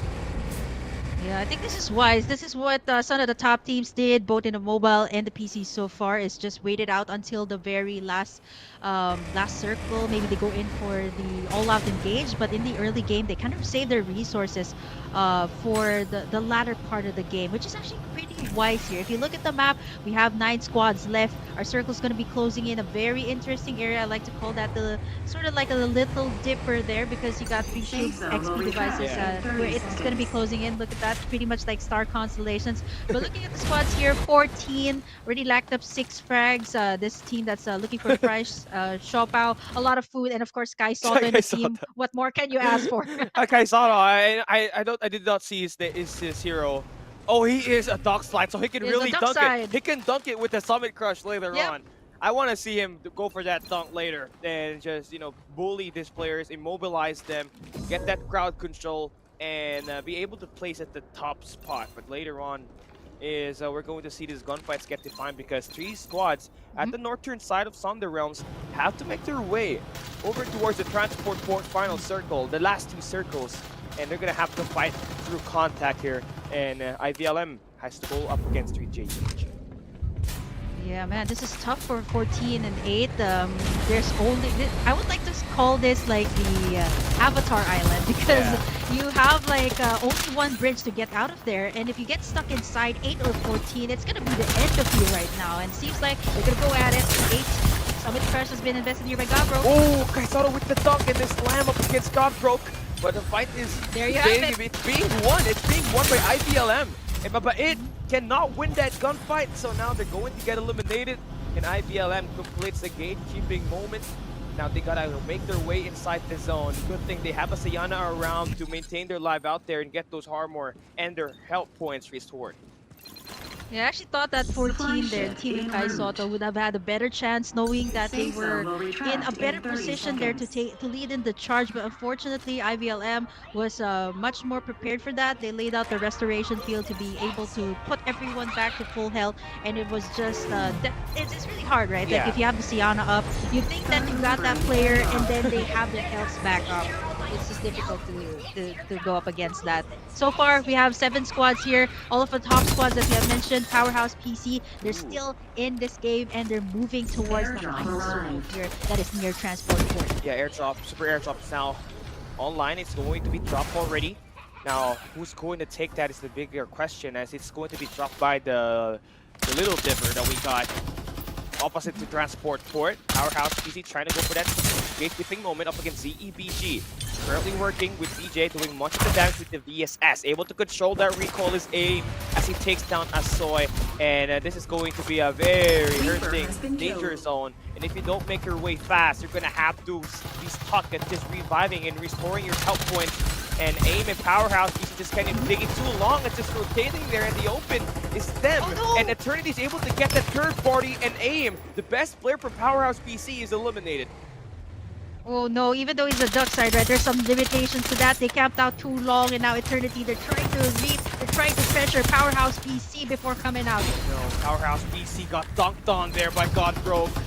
And then we got still 6 squads remaining, but without AIM, and the best player on this squad. It's going to be tough for them to take this win, and Eternity is up here in a nice position, holding down the same side.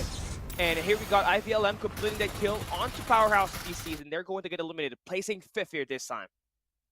Oh man, that was so tough.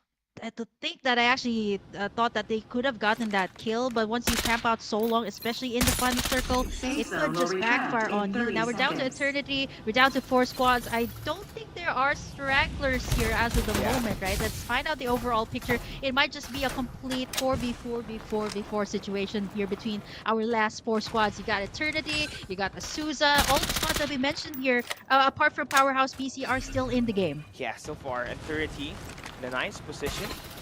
The Gatekeep squad number 8. I mean, IVLM, they're trying to get that revive, but they have already been scanned. And it's just Eternity watching that cross. And Shivas, with that duck side, you can reckon that Wrecking Duck Ball and that Summit Crush.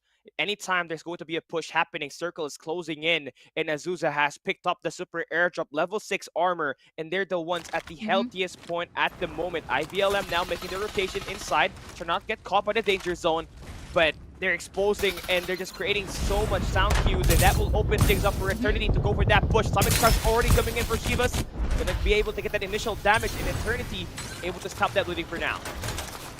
Oh man, they're hiding. They have the information here. Azusa from the back trying to go for the flank up against Eternity. They're still in a good spot here. Restoration field has been laid out here, but all the information has been made. Numbers advantage still gonna go to the side of Eternity, up complete and alive here. Gonna try to stay alive here as of the moment because they got the health back up once again. Yeah, 4 squads, 11 survivors remaining in Burn, able to take down Dabby. And IVLM, even though they're able to revive back, they can be taken down easy, right? And now we've got Eternity trying to make that attack onto Azusa. They got the Rhino play, and here comes the Summit Crush. It's about to be infested by Hambles, who's got a level 6 armor. He is the tankiest in this circle right now. Azusa Back to our Eternity. last 2 squads. It's a 4v4 situation. Josh takes down Hambles. The dark side is out for Azusa. And Eternity, this is the best time for them to take him the win. Butcher gets shot down, but the Summit Crush from Shivas is all it takes for them to be immobilized, slowed down, and the final kill goes to Eternity.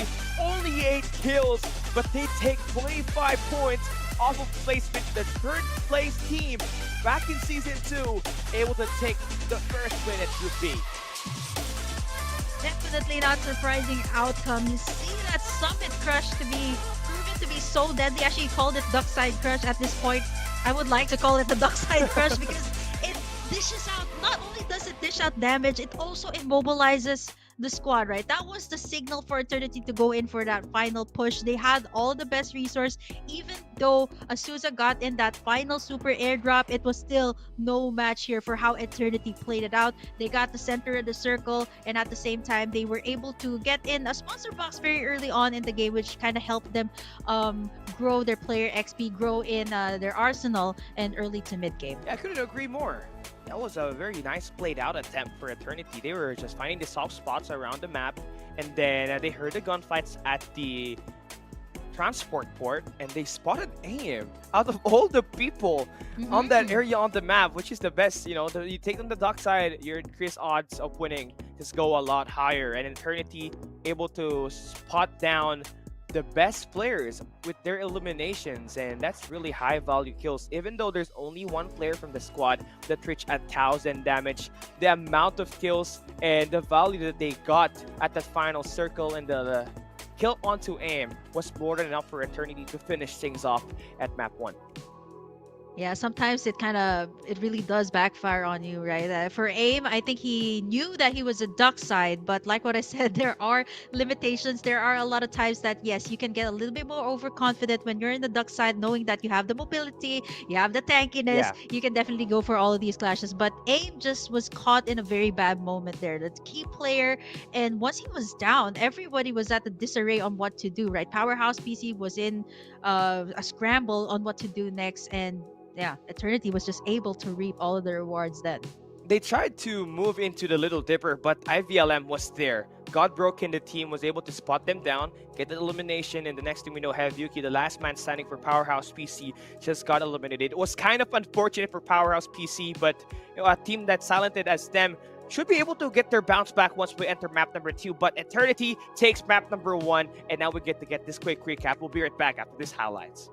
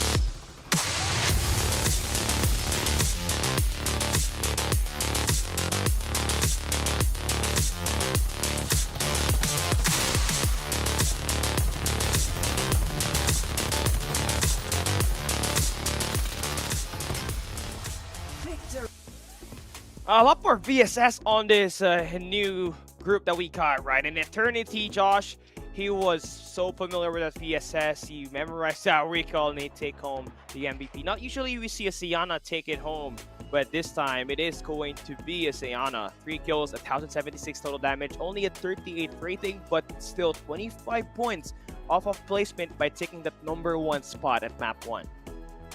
Yeah, the duck sides were heavily highlighted yesterday in the mobile division, and even here up to the PC division, there's a lot of duck sides. But rarely do we see like the Sienna taking the MVP spot here. The reason why actually Eternity was able to survive a lot of those onslaughts there was the timing too, that Josh would release that restoration field to be able to heal everyone back to full HP. And by the time it actually reached to the final 2 squads in that final circle, it was Butcher that had the level 6 armor, the red armor. So all the Sienna needed to do was heal him back up. He had the most mobility apart from the duck side, and it was really hard for the side of Azusa to bounce back from that one. Yeah, the Sienna also has got that Mediax drone. If you're going to be knocked down, you can get revived back on your feet and go in and engage in this gunfights. And I think it's the personality on this PC that they really want to bring in a Sienna around, because they don't want to manually heal their teammates. They want to be able to automatically get their teammates back up and running and just continue to proceed with their gunfights. And yeah, I don't think they're ADHD. It's just that they are just efficient with it. And of course, for you guys that have been watching all throughout the games we had today, we got an AK-77 District 9 SR weapon skin.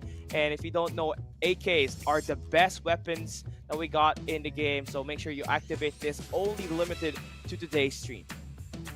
Yeah, the AK-77 is actually one of the strongest close-range gun, and at the same time, it has the highest damage per bullet. So, I mean, what better way to actually enjoy that AK-77 in Isle City and Thunder Realms by grabbing that skin only for, first come, first serve. So be sure to grab that, take a screen cap. And of course, you know what? To unlock more of the rewards, don't forget to like and share the live stream and tell your friends that there's going to be FPC once again every weekend here. So stay tuned for all of the action. We're just down to map number 1, am I right? But that was just map number 1 of Group B. It went by so fast. Like, we didn't even notice that we're already heading into map number 2. But what a treat that we got there. Tons of, this teams going in for those early engage. But one thing, more than likely, Azusa, Powerhouse, PC, Eternity, they really got those big brain plays. It's just that there's just tiny lack on their lapses that really costed them some of these gameplays. And Powerhouse PC, I think they really had the chance to take home that map number 1, but aim just got turned down going in for a gatekeeping situation up against the guy at the transport port. So they really need to play a bit more passive and not play too individual so that they get to have to jump up against this other team. They are the most talented, the most achieved team that we got in the PC division so far. Yeah, Powerhouse PC stacked with experience, stacked with all of those, of course, the achievements that they've had back in Season 1 and Season 2, and some of them even goes all the way back to the ACC. So we're down to Season 3, second map of the day for Group B, and it is going to be pretty much the similar cut to what we had earlier. I would say this is also a very good cut for all of the teams. It's very evened out for everybody who wants to go on the northern side of the map and the south side of the map. And looking at this, it's still going to be the staple drop spots here for our champions for the first map. It's going to be Eternity landing all the way to the bottom side of the map and the lab, and Powerhouse PC going to get themselves that Pioneer Center. I love that too, that the Powerhouse PC does not have any other squads that's trying to contest their area, and Pioneer Center is actually one of the areas or the POIs that has the most resources. Yeah. And once you rotate out of there, there's like at least six shield XP devices that you guys can get. I couldn't agree more. And in terms of the loot, we're at 54 chests, combining that tactical and the gold supply box just within that Pioneer Center. So there's a lot. Then if you move out, there is even more gold supply boxes south on the Trident Center, as well as the western side of the Pioneer Center. And yeah, that's interesting. The Powerhouse is just getting away with so much of that loot, right? So you expect them to have a bit more of a great start in the early game, but on the other side at the Refinery, here we go.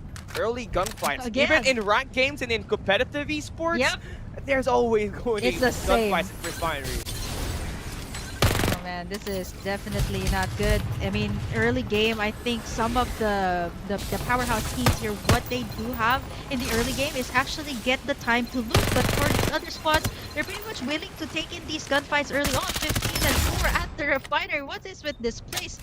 I mean, it's for me, it's not so wise to invest all of your resources and energy to take down one squad, right? Like, you want to be able to build up your arsenal. But I guess for some of the squads here, the newer squads, they actually want to rack up perhaps like the damage or maybe the frags here to keep it up in the team rankings this year for Group D. It's not gonna cut it for your team because the placement points, once you place 15 or 14, you basically get nothing from the placement point department. So you're gonna have to play it smart and engage after at least the second circle to be able to have a better player XP points. You also got a higher armor to be able to withstand more damage up against these other squads that are focusing on just building up quite an arsenal. And Gorky is able to do that exactly. 2 players with level 4 armors. But for the side of Paragons, this squad 14 about to just charge their way in up against it. Oh, they do have the loot here. Better control of the Hydro plant, so it's not going to be easy for 14 here. They're taking a decent amount of damage coming out from that VSS. It's not going to be easy to control this Hydro plant, not unless they're able to bully out the ones that were here first. Oh, it is Kai Soto and the rest of the team again. Let's see if they can manage to pull it off this time. Yeah, I want to see. The respawn pod, yeah, they can try their chances here. I mean, it's not going to be bad. If you do take down Paragons, basically just take away the loot completely from the Hydro plant. So it's just about finding that right spot, maybe even going for a flank. But one of the players from Theory AEDG will be knocked down as well, but it knocked down Kaisato is just trying to make a way around. But here we go, an Ember Vision Erosion will be invested for P. He spots down that last player inside of that dome, and it's going to be a confirmed kill for Shaco as LF Price finally dealt with. Kaisato will be backing away. Yeah, the rest of the squad here, number 14, is actually forced to back out of that Hydro plant, and I'm not so sure what the idea was. Like, they had the information, it wasn't an easy contest for them. They did try though. Over on this side, we got 2 and 12 are winners for the last map, Eternity right now. Starting up real strong. We did say that we did not see a lot of Eternity in the early gunfights, and here you have it. We got it up against 12. They're looking to take them down and at least get in an orange armor by the time they rotate out of the lab. You don't want to wander around here for too long. Look at the northern side on the top right side of your map. It's going to be squad number 3. Just waiting for a gunfight to happen before making that rotation over, and then they have already started that. That's Ghost Reborn, able to pick one off from Eternity with a sniper. So with that kill, that gives them that confidence that they can go for that push. Yeah, they're actually moving in towards this side. It's not gonna be easy for Eternity. They did get Butcher back up, but they're not fully committing just yet in this situationship. Yes, I gotta put it in once again because it is gonna be a long stalemate between these three squads, and I think all of them are just gonna try to go in for the Shield XP devices. Paragons, though, they got another third-party play coming in here for F0 from F0. Yeah, Zera. This is a squad that loves to play around, play the third party. They've already squat down some squads here and they're just going to try to team up. That's Paragon's turn, able to be spotted and be eliminated. And that will be 4 players to take a spot down with the Divulge play. And there we go. Whoa. Another shot from the long distance from June and Sensu to give them 4 kills. And more of the members from other squads are going to be coming from the Revival fight now. Ooh, FC Zera is 11 gonna do a contest here. I think it's not gonna be wise to do that, knowing that FC Zera has control here now of the hydro plant. What is with a certain area? A lot of people like crowding in those areas. Now 7, they're going up against another here. They already have one down. Here comes the restoration field and the captain. Oh, the Aqua Blast is just freezing everybody up. We'll be able to take down 2 in an altercation. And it goes Reborn, the first to bring out the captain. And yes, that is the best way to counter a dockside, by the way, outside of that Vision Erosion. You just have to time that Aqua Blast properly to be able to get that knockdown. Powerhouse PC starting off aggressive. On the hot hand is this squad with 9 kills in total before the second circle closes in. Yeah, there's a lot of things that we have seen here, and we still haven't seen any eliminations just yet. 15 squads still in the lobby. We might see some eliminations coming through in just a little bit, knowing that a lot of these squads mid-game have already taken down their respawn pods now. Here comes 10. There's the poison gas. It's still gonna be a fight, heavy fight centered here in the hydro plant. IVLM, a nice third party once again. All of those noises that were heard truly paid off for them as they get away the loot of the other squad that just freshly take down Paragons at the hydro plant. And I know they're moving on to the hydro plant, but they gotta move away. Eternity now at the high ground. Squad's pushing in. Map 1 MVP shredding everybody to pieces. Shiva with the top side, able to take down one with the Yankee 77. And Eternity completes a kill for against ZEPG. Even a single knockdown on the side of Eternity. If the way they played that out was so well, they got Shivas from the backside flanking, and then you got Butcher going in for the charge. It was just way too good here for Eternity. And now they've got in, they loot in all of their wards. I believe this is one of the earlier good fights that they took here in this map. And so far, the first one, 12 might actually go for a recontest, but I don't think it's going to be wise to go up against Eternity. Looking at their circle here, center might actually be towards near Nova Bazaar, Hydro Plant. That area still nobody eliminated out of the map. 15 still in the game here for map number 2. Yeah, it's kind of odd that no one's been eliminated, right? I mean, we saw so many times teams getting eliminated, but they always try to hold it down, not really rush things, and just let it play out. Go with the flow, let that circle close in, and when once it goes, right, you're just gonna have to move in. Just let it through. Paragons, one of the members that just got bullied at the Hydro plant, has their second life, but they cannot really attack recklessly any longer. Should they get taken down, there's no more respawn pods. You gotta have to wait for a revive. Oh, it's getting really tight here in this area. Yeah, back against the wall here for 11 Paragons, another Paragons team. This is Paragons SC. 4 squads over in the area fighting for the space. And looking at how Eternity is working this out, they've just gotten in, they've actually just taken down 1 squad, and now the Divulge has been invested here. So there's going to be information after information, which is standard that what we've seen in A and B. Informations have been made, but I think the timing on when the players are actually going to be making a move is going to be the biggest question here. 4 squads here at the markets, and a lot of these Divulges are going to be invested and always finding that good value, right? I mean, Azusa trying to hold it down a bit, going in for this gunfight, still gonna have some respawn pods. It has not been disabled yet, so you can still kind of play with your lives here. These 2 players and these 2 squads. 2-3-1-9, and try to sneak inside, and then they take out the players around the perimeter, but the Summit Crash now working for Azusa, and Humboldt is just shredding everybody to pieces. It's a dockside 1v1 matchup, and then it is Humboldt that got the kill onto Edgeworth. Everybody falls, and that is Azusa completing their defense inside. Oh, but it's third-party not play? over. Powerhouse, and it's Paragon's SC here this time, trying to make sure that they can take down Azusa. But look at that, Darko Oh, and the Ghost! crew Ghost will go also! away. Then so, it is going to be two different squads fighting here. It's not Azusa that they're going up against it, and now it's Poopy with the Aqua Blast, just trying to shred everybody up, freeze them like a hot dog, and there it is. It's over. Ghost able to maintain this spot on the map.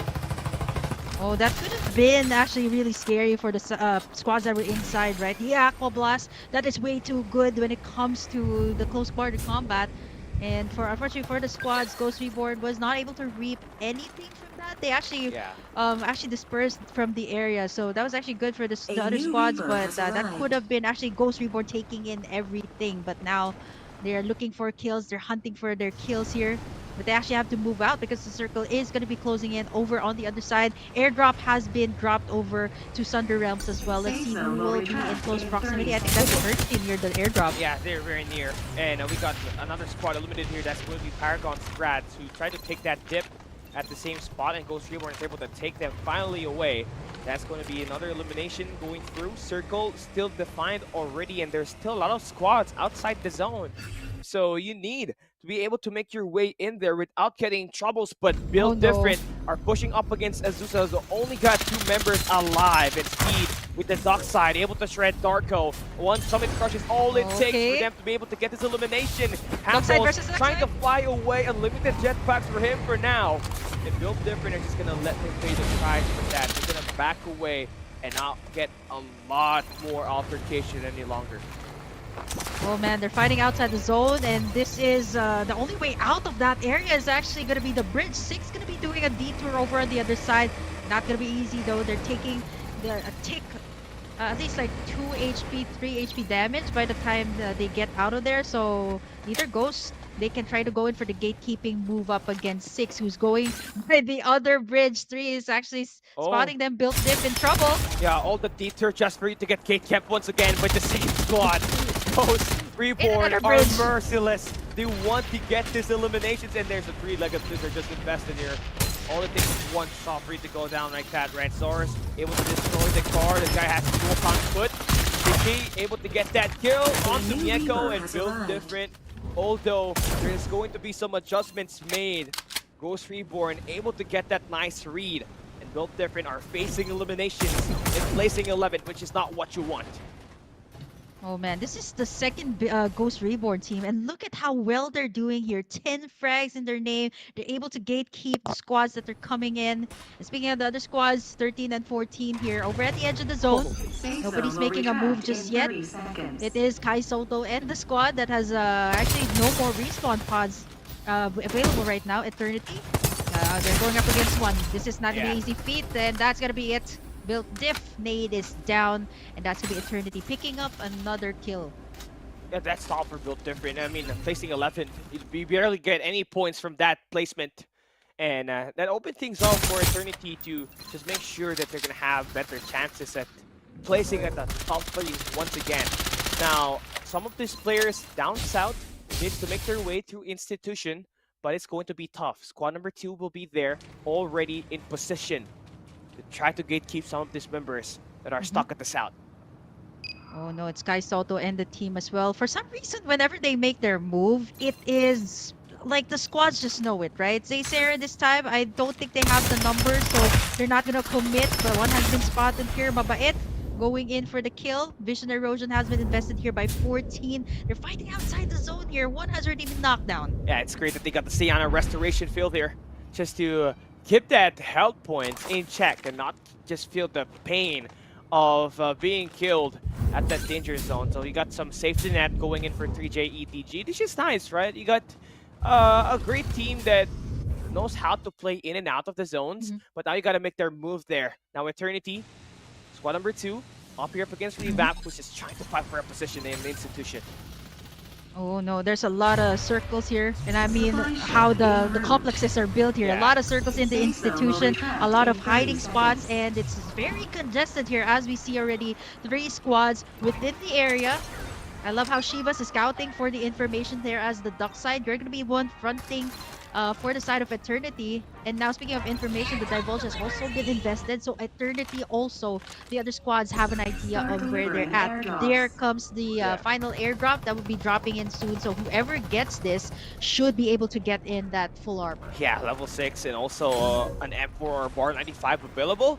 And a Rhino that can be used, just explode some of these corners on the buildings to be able to get that explosion damage. But again, every kill counts here, and you need to be able to maintain the top 5 spot if you're trying to aim for the #1 at the end of this week 1 finals for the PC division. We have not seen tons of gameplays for Powerhouse PC so far, but I know for sure AIM is the top Reaper with 5. Level 5 armor for him. They're doing like gatekeeping moment up against 3JEDG, and this is not the one that I want to see go out early. We need Kai Soto to dunk it, but right now AIM is making it hard for them to do that.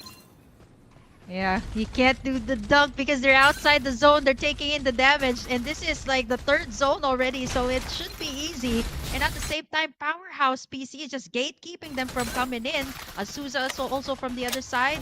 8 enemies detected in the area.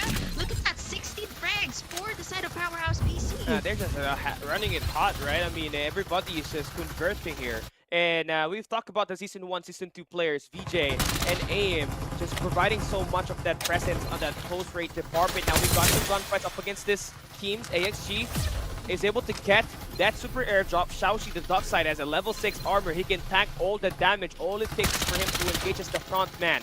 AXG still holding that position. They got the best spot. The Rhino play connecting for their Young. And that's going to have delays.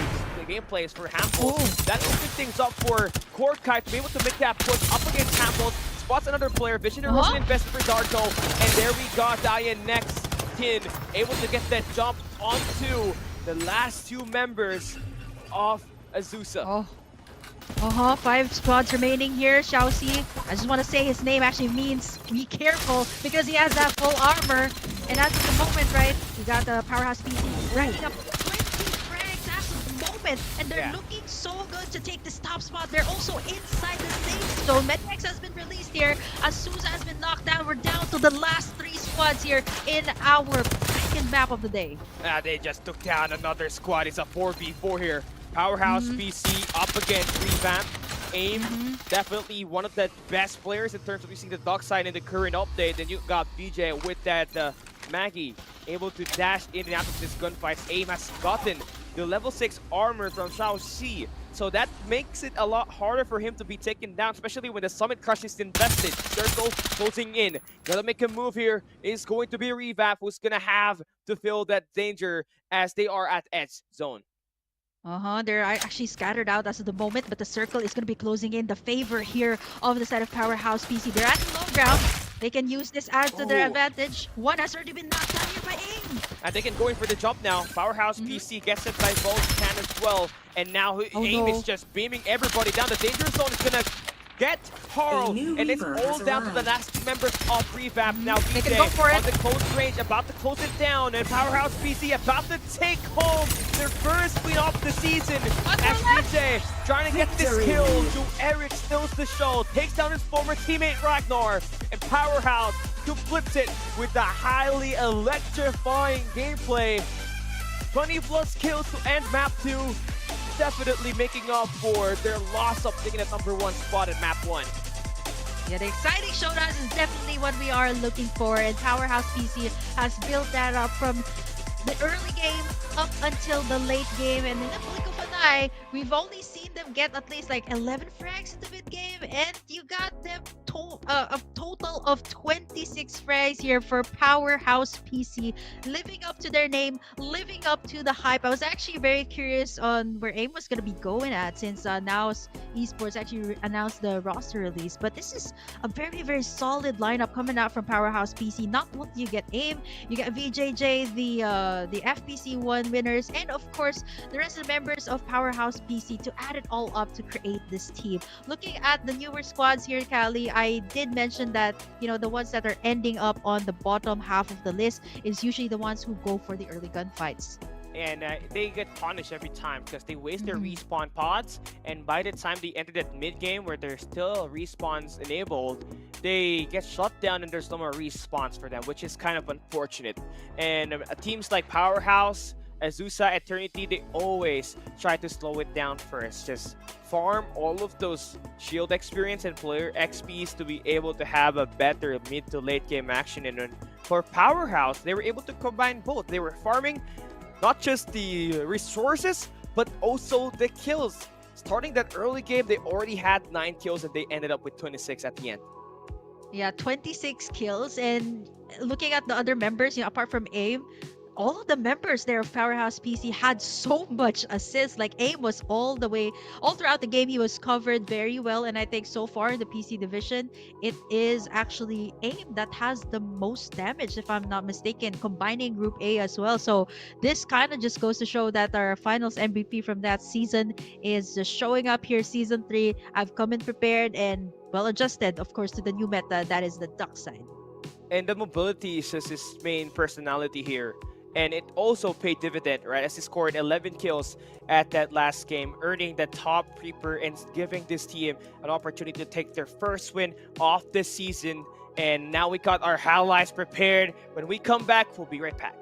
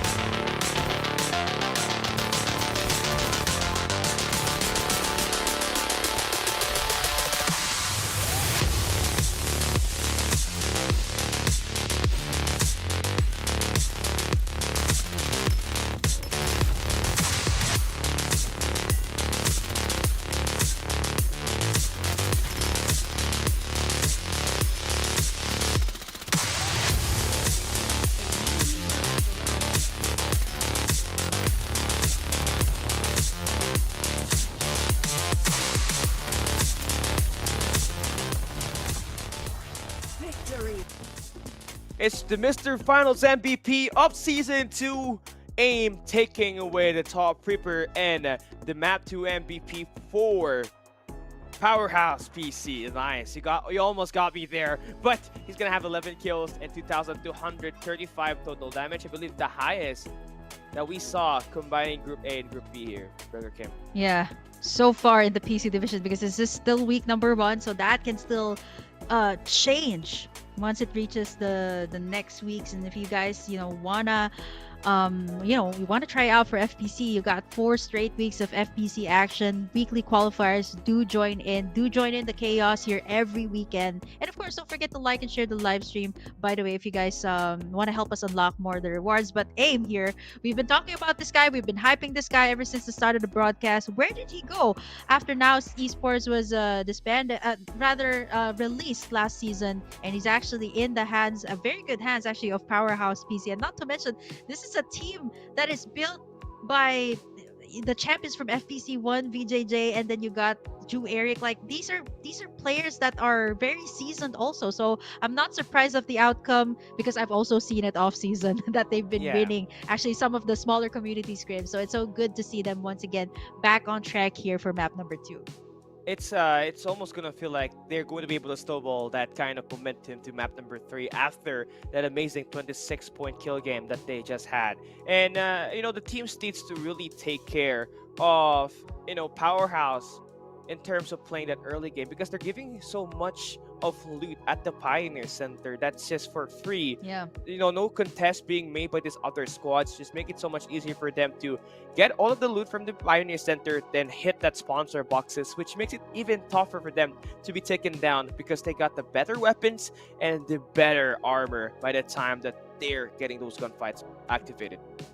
Yeah, to think that the Pioneer Center is usually the area that is heavily contested, especially if you guys have been playing ranked games, that is an area that is congested by at least two or three squads early game, and not to mention the refinery too. Those are very high POIs that people want to get into, and giving Powerhouse PC that kind of advantage in the early game, and then getting to rotate towards the Shield XP device is way too much to give. Let's see how the other squads will actually answer it out, because Callie, I'm hearing the music already as we're going to be dropping into map number 3, final map here. Thunder Realms once again for Group B of the PC division. Yeah, do we see Eternity get right back to their feet, go for that redemption season?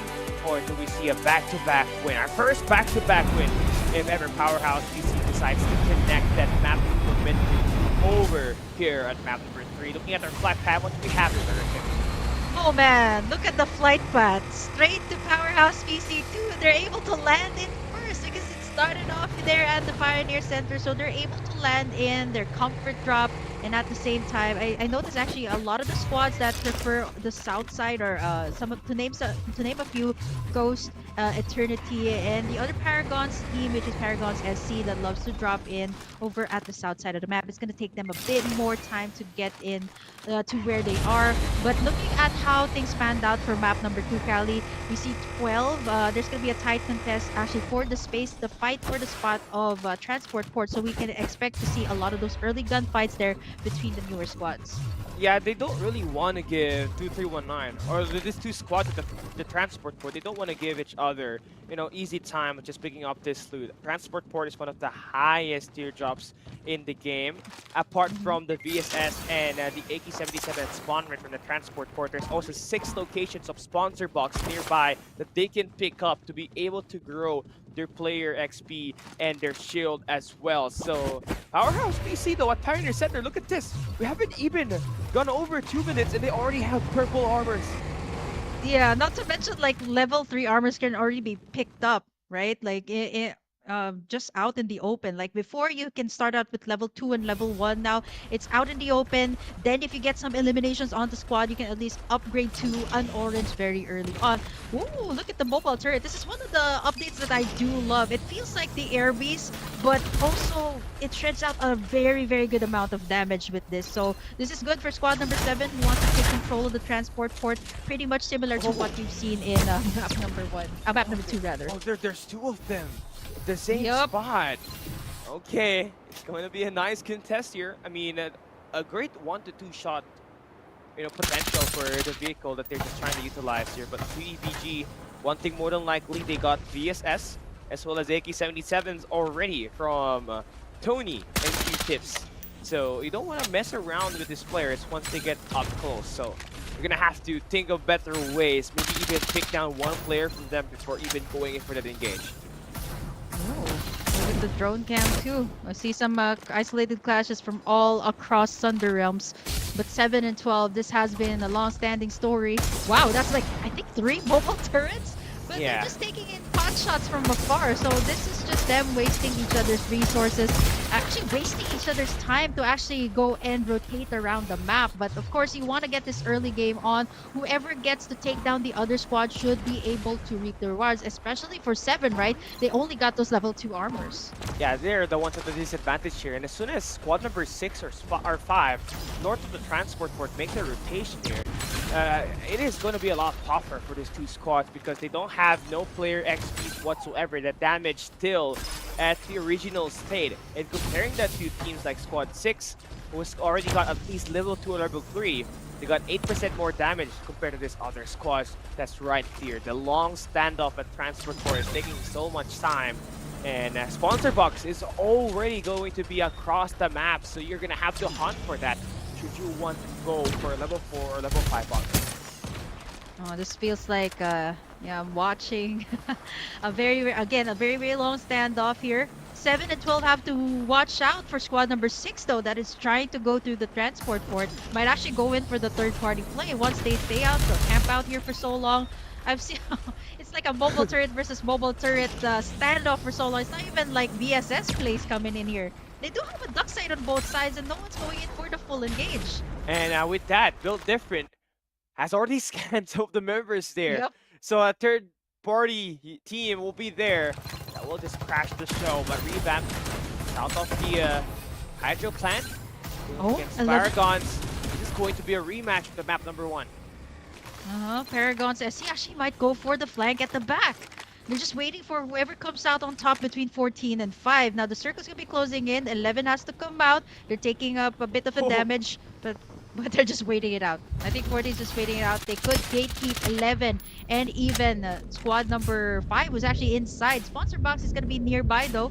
All these squads have to go towards that area. Whoever gets that will have a good advantage when it comes to the mid game. Yeah, 3JEDG now trying to make that push. It's going to be Kai Sato just running loose. And he's going to be able to take down Buru though from the other side. And Paragon continuing up the presence on this long range from Grads. He's got that BSS and a level 6 magazine attachment to it already. So 30 bullets every reload. And that's going to be making tons of good moments for them. Paragons decide to take on the fray. Vision Erosion will be invested.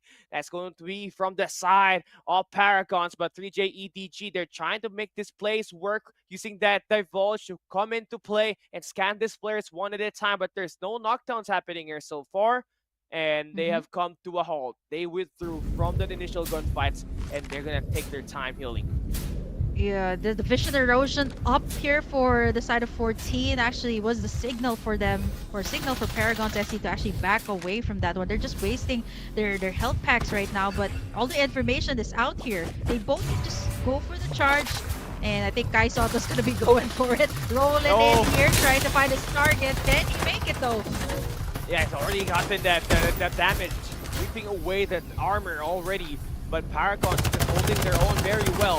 Curve decides to take on the fray. They take down the player. Kaisov is eliminated, and now Grade has a Summon Crush potentially that can be invested here. And there we go. Mobility now very slow. Then Paragons, the best time for them to pounce. And Grade is the team player that provides them an opportunity to make that push. But no kills and no eliminations will be made yet because JEDG is utilizing their respawn pods. Oh no, they're facing Azusa here. Paragon's SC is just healing up from Kai Soto and the rest of the squad. They've managed to chase out. Here comes the Vision Erosion. This is a proper time to strike for Azusa. The side of Paragon's SC does not have any of those ultimates. Yeah, and the Vision Erosion is to top it all off. But again, for this team, right, they just want to back away right now because the damage on the zone is going to be felt by Paragons. Yes, they maybe are engaging at the moment, but sooner enough, without those weapons, it's going to be harder for them to take it down. But Curve, the top Reaper, takes down Hamilton, and now they're on the offensive. The reload time too is pretty fast, right? Coming out from this VSS, it has been improved. Here comes the duck side. 10 frags for Paragon's SC. At this point, I'm not even surprised that they're still not down yet. They got the they got the health packs to keep them up, but not for long. They have to move out though. Yeah, they gotta move away now. On the Toad stations, we got Ghost. They still got Spoopy with the captain, so you don't want to close that distance along with him because he's got that Aqua Blast ready to be utilized. Yuri is flying unlimited jetpack for him and he's outside of the gaming zone. But Deku already got that shot down. And they also spotted the War Spider around the bridge. And I'm not sure if Ghost River wants to take that gunfight head on because there's another squad nearby. And a third party is about to be made there. Yeah, Ghost Reborn here with the captain. I think this kind of builds up their confidence, right? To go up against any team right now in both the mobile and PC that has the duck side. And having the captain here, I think this might be a capture that we have to keep our eyes on, especially when it comes to the next few weeks. I think we might see a little bit more. A great way to stop the duck side. 15 squads still up here. We're seeing like just the early game and the early game takedowns on those respawn pods. And now Ghost, they're trying to pretty much be the gatekeepers here by the bridge side up against 12, who is actually isolated. One over on the top side, one over the south side, trying to get in the airdrop. But look at Eternity here. Our map winners for map number 1. They're just relentless here on getting in the kills. 3 also, and look at that super airdrop. Not yet the super airdrop, rather. The triple airdrop landing to where Eternity is. And not to mention, they have the orange armors already. Yeah, so potential player experience will be attained here as this drops. Also, a guaranteed level 4 weapon So there's a high chance that the generator is there on the invader and a low chance for an AK-77 to be around, but still going to be great chances, right? Since it's going to be very close and no one's really contesting this area on the map at the moment then. So for Eternity, just building up their resources and just finding the right kills at the proper time is key for them to take it home. But Powerhouse PC, their map 2 winners, up against Gorky at the side of the map. They're doing a great job hiding away from gunfights, and they saved themselves from placing 40th here. They have already utilized their respawn pods. One of their member has already been eliminated, so only 3 members moving forward. Yeah, 15 didn't want to go for that engage, right? Like knowing that it's Powerhouse PC, and at the same time, it is looking scary because VJJ and AIM already has the orange armor very early on. So compared to like 7, they only have like level 2 and level 3, so not really the best way to go. Looking at the kill feed here, it is Paragons, not PC, but SC over on the other side of the map that has racked the most frag, 12. Yeah. And they've been camping out outside the circle for so long. I can't believe they stacked up this much frags already. Yeah, I think they're just piling up more attacks, right? I think by the time we move into that area of the map, they already have 16 or 20 kills. Just as how much presence they got in the game right now. AIM able to take down the opposing duck side. Clyde knocked down AIM, one of the top players in the PC division, not really slowing down at all. And here we go, Paragons, the team owning the South at the moment. You can see P is standing at the right corner outside the zone. Once again, 13 kills for the team at the moment, and they're just heading their way into Novo Bazaar in 28 seconds. Can you believe all of those 9 frags came from Curbs here with the Maggie? Just precision play coming out here from Paragon's SC. Not to mention, once they rotate outside, there should be some static shield devices that they can take before they head over into the Nova Bazaar. I'm not so sure about the other squads that are camping outside the circle, waiting for the right time to go in. You're gonna use up a lot of your health packs before you even reach the final circle here, which is gonna be a bit of a struggle here for some of the squads that are only working around a level 2 or a level 3 armor. Yeah, right now for Godbroke though, still on the level 4. Not a lot of player speeds for him, but he's doing most of the damage here at the Novo Bazaar. Players from the zip lines going in, does not have any mobility any longer, so he decides to hop out of the gunfight and he let his teammates Turbo create that play. Able to take down Loki from Asta. And IVLM continue to hold down Novo Bazaar, but there's just so many angles you have to watch out there, so many high grounds that you could potentially be eliminated. So just try to rid yourself of that position for now to be able to withstand up against these other squads. They're healing up here as well from that altercation, and at the same time they have to face squad number 10, who's trying to come over to this side of Nova Bazaar. But squad number 8, they got a hold of this, so it's not gonna be easy.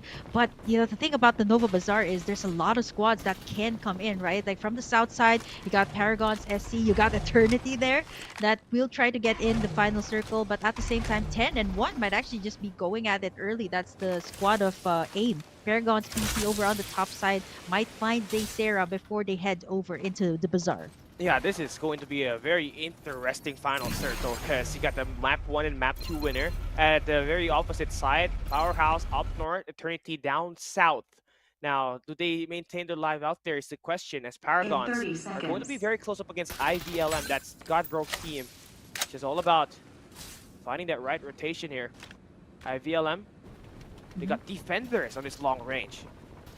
That's probably the first one I've seen here in this map. Like just a couple, right? Like mostly like everybody here loves using that BSS, which was the question that we had. Grads forced to go down there, care of Godbroke, who actually has been pressuring every single corner here of Nova Bazaar. So for Paragon's SC, who has just climbed right into the Bazaar, it's not going to be easy. 8 has had this covered. Godbroke's taking in some shots. Circle's gonna be closing in. I think 11, 8, and 10 might actually go in for that. Go in for a clash actually in just a little bit. But 11 and 8, they have to find each other right now. Paragon's SC, they have the most frags. They have the most momentum at this point, right? Let's see how they will approach this situation as they haven't gotten any information just yet where 8 is.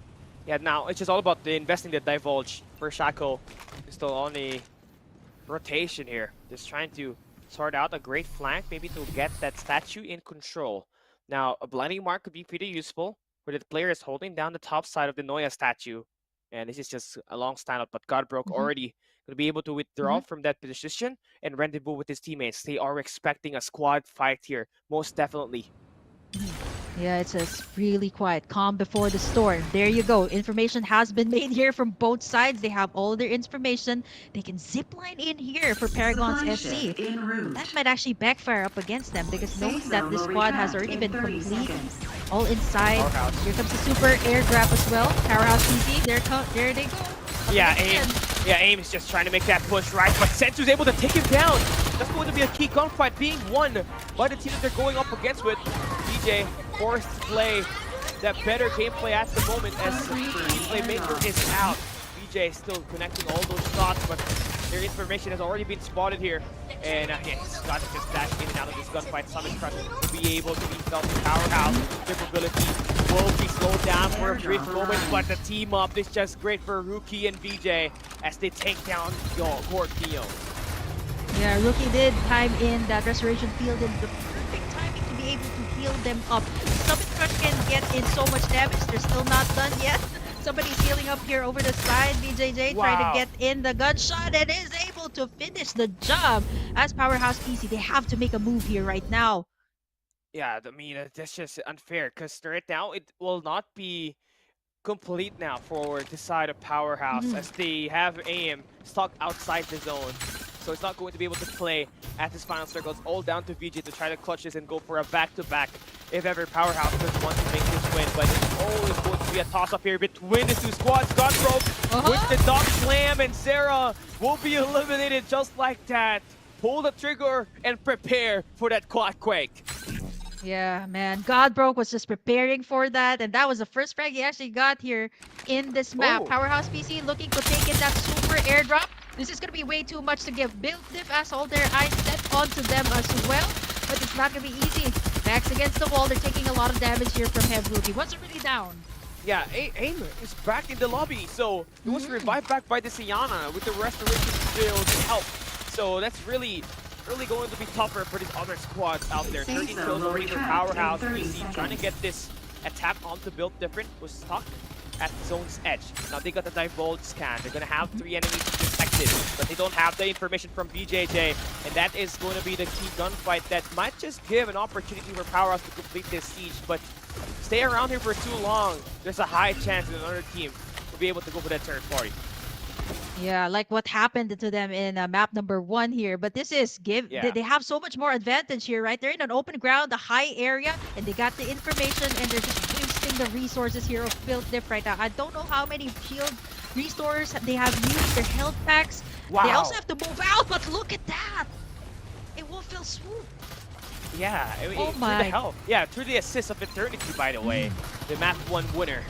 Powerhouse. Yeah, man. Gonna have a Nova Bazaar final circle. So Paragon is still there. The top Reaper is gonna be Curves, still alive at this current segment. So you don't want to be messing around at the ground floor of this Nova Bazaar, as there's going to be a lot of teams there. Eternity on the other side of the map, gonna be able to take some shots up against Powerhouse that will draw them back away from their position.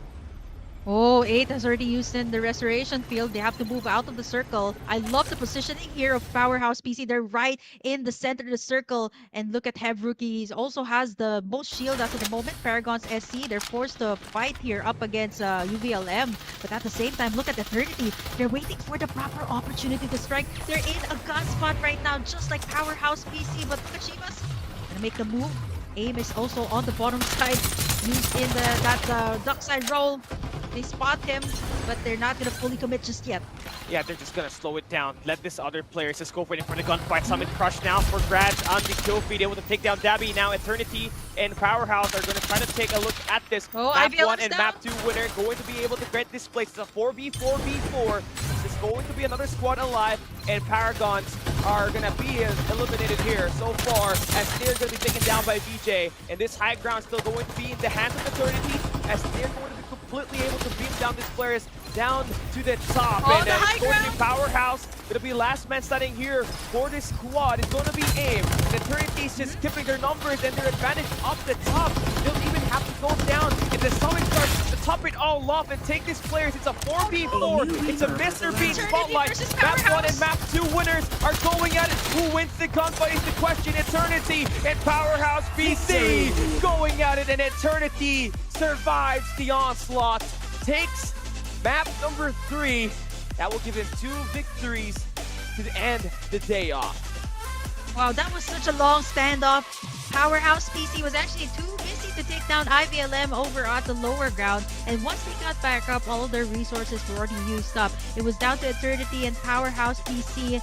Our winners for the last map. Unfortunately, Eternity takes in 2 maps here for Group B, racking up a total of 18 kills. If you notice, their position is that everybody has all their information. They got the divulge up, they knew Eternity was there, but Eternity just let everyone shoot their shots first before they went in for the final kill. And looking at our final overall picture here, it is Shivas who actually took in 10 frags in total with that duck side. Once again, all of these squads that have been on the bottom of the list, these are squads that either go for those early encounters, waste their respawn pods, and they aren't seen anymore mid to late game. What I do love about what Powerhouse PC did is they were able to gatekeep actually the squads that finished on the upper half of the map, built diff, even Ghost actually that finished top 6 here. But what was really the icing on top of the cake here was for Eternity to actually wait for the proper moment to strike here, and actually leading in the charge for Shivas here. 10 frags in total and 2,062 damage overall for this guy, still not topping up the damage that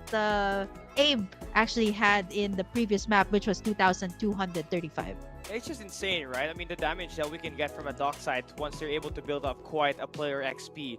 As soon as, Shivas had that level 9 player growth experience, the ultimate is able to slow down players effectively better than what it did before. So there's definitely tons of attention to detail into trying to build up their armor. We saw Shivas with level 6 there, even though it was not coming from the airdrop, right? They really tried to build up quite the resources to be able to withstand so much of the gunfights from the big dogs that we got at the final 3 teams that we got at the Nova Bazaar. And one thing stands is their discipline. They did not bother going down. They just withstand the attacks and just head into the top.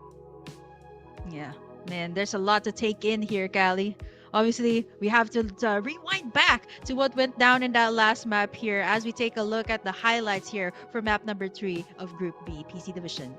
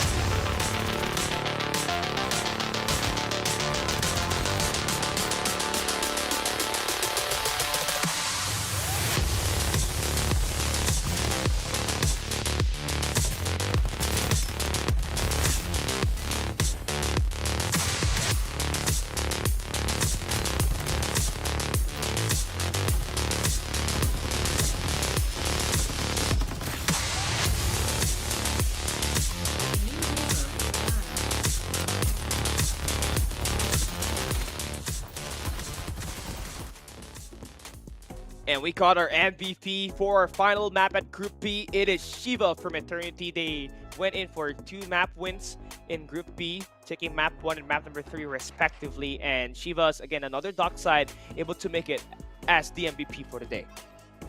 Yeah, I think this is going to be a staple that we're going to be seeing, not unless there's going to be adjustments. There were already adjustments to the duck side, but you can see, right, even without the guns, the duck side's summit crush or duck side crush, I would say at this point, is just too much to handle for a lot of the teams. And Eternity, I'm not surprised with the results here for Group B, knowing that they finished top 3 and they didn't have any changes in their roster. So I guess this is just a testament to like chemistry is also a good thing, and at the same time they were able to adapt pretty well to the new meta. If you notice, like this is the squad that we don't see. Early game, early gunfights, they're not there. They're just farming resources. And by the time they head over to the final circle, they're very much prepared to take in any fights because they got all the sponsor box. They were able to loot as much as they can. And that was it. Like, this is our top 3 team, or one of the top 3 teams that was able to finish in FPC. And what's FPC 2 rather. Yeah, FPC Season 2, right? What's more surprising for Eternity is that they even took the semifinals #1 spot heading into the grand finals of Season 2 for the PC division. So that really emphasizes that this team can really take it to that next level. It's just that the consistency was just not there for them entering that grand finals. But this season, though, looking quite solid. They went up against Powerhouse, who had the Season 1 and Season 2 champion players like AIM and VJ just playing there for their squad, but they managed to topple them all off and managed to secure 2 out of the 3 victories for this battle at Week 1 Group B. So a lot more things to be able to be developed here, not just for the players of Eternity, but all of these other squads still adjusting to the new update. Yeah, a lot of these new players, a lot of new combinations that we've seen in these different squads. You have to look at the team rankings here for Group B. Let's take a look at the overall picture here. I love how this time it does not start from the bottom. It actually starts from the top. So we get to see who is leading the charge here for B. What? It is actually Powerhouse PC. Even though they only won one map, I actually thought it could have been Eternity, actually. Oh, but I think it is a combination of, again, winning in the map is one thing, but also racking up the frags. Powerhouse PC did have 26 in map number 2. I think this was also the problem of Eternity in Season 2. Like, they were able to win a lot of the maps in the finals, but they weren't able to rack up a lot of frags. Yeah, no kills for them. So the problem is still there, but it's a work in progress. But at least they showed that they can really end stuff. And, the same personality is carried over to Thunder Realms, even though it's a completely different map. One thing more than likely, though, for Eternity, they know how to play for that placement points. Just need to improve on that kill points that, has been plaguing them ever since Season 2. But Powerhouse proving that they got AIM and VJ, the Season 1 and Season 2 champions for the PC division. Core players, by the way.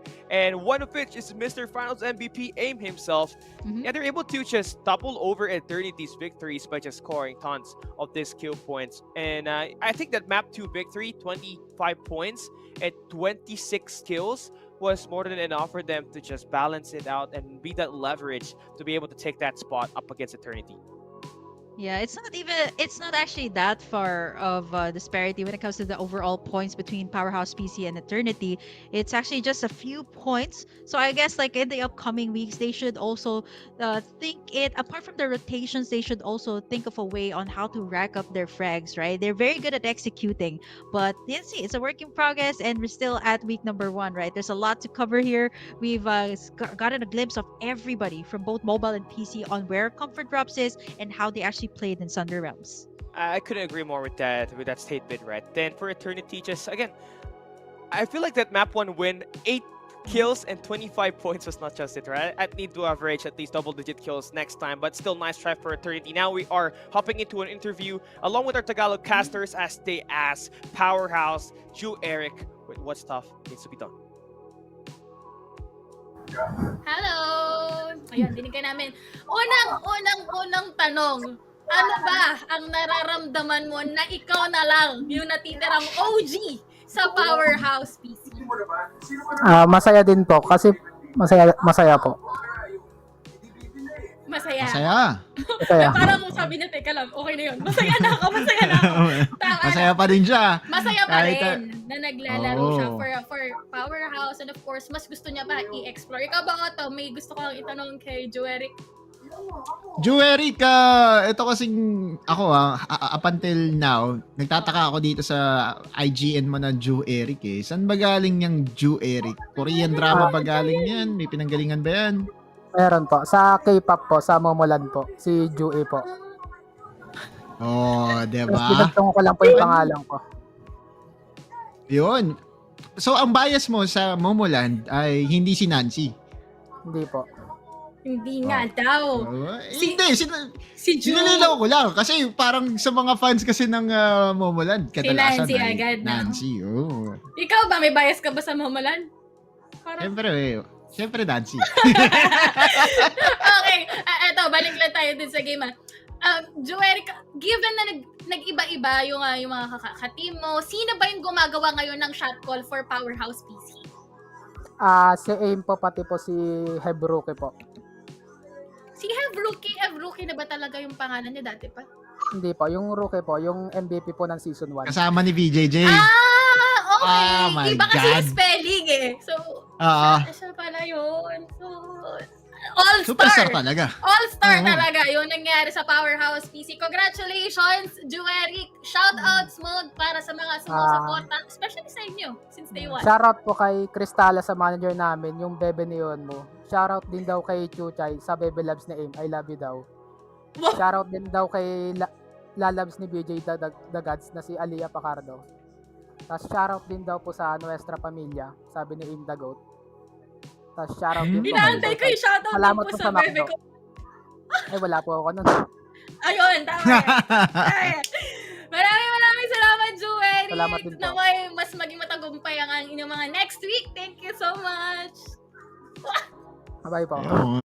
Okay, so there's so many things to unravel from that interview. First, Eric and Jui from Momoland, that's where he got that name. But the biggest topic here is not just the Season 2 MVP. Aim is in the roster, but Rookie from Dream Team, the Season 1 MVP, playing for the same team, BK. So this is the Avengers built by Powerhouse. Yeah, they're trying to get in that final one. I think they're collecting the stones right now and trying to get in that season 3 championship. This is a championship team. Like, come on, season 1, season 2. So no wonder why the movements were so smooth coming out from Powerhouse PC. They know each other so well.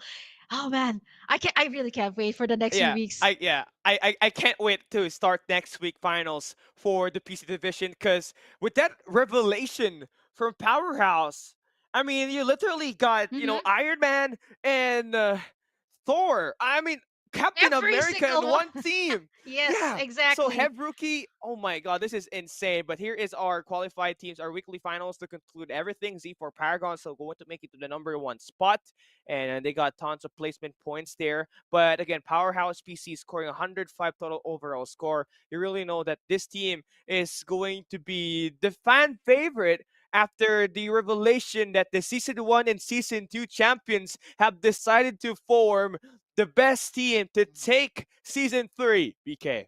Yeah, the super team that they're building, and not only them, right? Like we've seen other super teams that are trying to be built by other organizations, GSRI that had a good run. I'm not surprised about the rankings here. I've seen some of the scrims, and this is exactly what I expected here for the week number 1 of the PC tournament. And boy, can I just say that I am super excited for the next coming weeks, and we're gonna be having 4 more of them. So hopefully, for everybody who has been messaging me, once again, you guys can try out for all of the weekly qualifiers if you want to be a part of FPC. Yeah, it's the reason we still got 4 more open qualifier weeks, and the first qualifiers will be started tomorrow, Monday at night for the PC division. And you got 1 best of 1 and 1 qualifiers. So make sure you just have a clan and register at our tournament section in-game of Farlight 84 to be able to participate. Again, we got 37,500 prize pool to fight for. So if you want to register, you still got a chance to make it to the grand finals. We still got 4 more weeks. Ooh, 4 more weeks, and what? I love it. We've unlocked every single thing here today. You got to unlock the gun skin. You got to unlock some gold, and there, finally, we have a hero skin, and it's gonna be Sienna for everyone to enjoy. And hopefully, you guys got to grab that. We're gonna be having a whole lot more of that in the upcoming weeks. So please stay tuned to all of our social media platforms for more updates on, of course, FPC and Farlight 84. Thank you so much for unlocking all of the rewards here today. Yeah, this is amazing because not only is the Sayana vitamin shot just any skin, right? It's also one of the most picked hero in Farlight 84 PC division. And we saw multiple chances of a Sayana just stealing teammates and just tanking and helping the team get back to their feet and just go in for the engage as much as possible. So congratulations for everybody. I hope everybody was able to take that redeem code and activate it in game because we're going to be giving more of that as the weeks progress. So always stay tuned at our official live streams in YouTube, TikTok, and Facebook to be able to have more of these goodies redeemed. Yeah, you know what, Callie? After that revelation earlier by Ju Eric, I really cannot wait for the next few weeks. Come on, you're talking about an Avengers, a super team being built, not only just by Powerhouse, but you got Ghost Reborn having in some little reunion there between the gods, Jenny and Bethel. And then you also got, Z4 Paragon stepping it up. And some of our top 3 teams that have made it this far, they are at the top of the leaderboards currently for week number 1 of the PC division. So I really can't wait for the adjustments and maybe perhaps the possibility of seeing like a new capsuler, the captain that we see as a possible counter to the Duck side in the next few weeks. We need to see some development with the captain because one thing for sure, it slows down the Duck side and get all of those eliminations with the Aqua Blast. So yeah, captain definitely is a great attention to detail for Ghost Reborn, and we need to see more of that next week because our schedule for tomorrow, not tomorrow, but next week will be the mobile division. Week 2, day 1, Saturday. We got the mobile Group A and D. That's 60 teams fighting for only 15 spots for the for the weekly finals that we hold every Sunday. So don't go anywhere. That's 2:15 Singapore time. Group A for the mobile division. Yeah, that's going to be a whole lot of chaos there for every single group. We can't just count anyone out just yet. You've seen a lot of these mobile players step it out. And of course, some of the familiar names that you have come to love and know, they're going to be playing once again. And for everybody who's playing mobile or PC, you guys get to try out. Yes, you're right, Callie. There's still going to be FPC tomorrow for all of the players who want to try out in the weekly open qualifiers.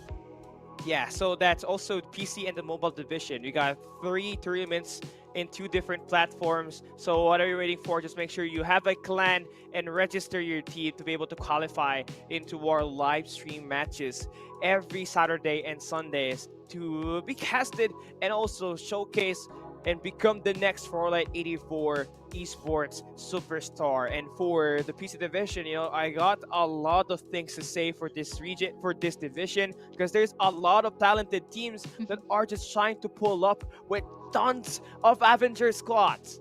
Yeah, not only here in the PC, mobile division also has that as well. Oh man, I really can't wait for next week. I hope we have like some time travel machine so I can already go to the next week. But of course, before we head over to the next week, let's not forget to follow Farlight 84 on all of our social media pages. You got the Tagalog broadcast that is over at the Farlight 84 official page, and then you got Farlight 84 Esports, Facebook, Instagram, YouTube. Then you got TikTok and Twitch as well. A new platform that we actually added in, so you guys can stay there. There's a couple loot drop as well, so be sure to follow us for more updates. We also got our amazing sponsor that we want to thank at the end of the day. A big shout out to Techno, our official partner for FPC Season 3. Upgrade your world with Techno today and experience cutting-edge technology from our phone partner. You want to game, you want a business lifestyle, Techno is the perfect phone for you. Yeah, if you got the VSS, that is the top one all-around gun, then Techno is the best all-around phone. You can vlog, you can play games, you can play Farlight 84, then you better grab one if you need that upgrade, and definitely super worth it, I can tell you myself. And another thing to add up to all of that, you got a really great phone, you got to add up, of course, a super comfy chair, and as well as the other peripherals that you guys can check out over at the Fantech page. Quick shout out as well to our official chair partner, Fantech PH, for being with us from Season 2 up until Season 3. Quick shout out as well to Miss Jang, who is the marketing head here over at the Philippines. We're always supporting Farlight 84. I mean, we're pals. I mean, it's so nice to see her once again here at Season 3. So thank you so much to Fantech and Techno. Yeah, that will wrap things up to end the day, right? We got the mobile division. It was an amazing journey for Execration to get their gunfights and their attacks. And we also got tons of these teams playing at the PC division, able to showcase their gameplay at the Thunder Realms. And on behalf of Suave and Cali Gaming here with Burger Kim, we will see you guys next week. See you at Thunder Realms.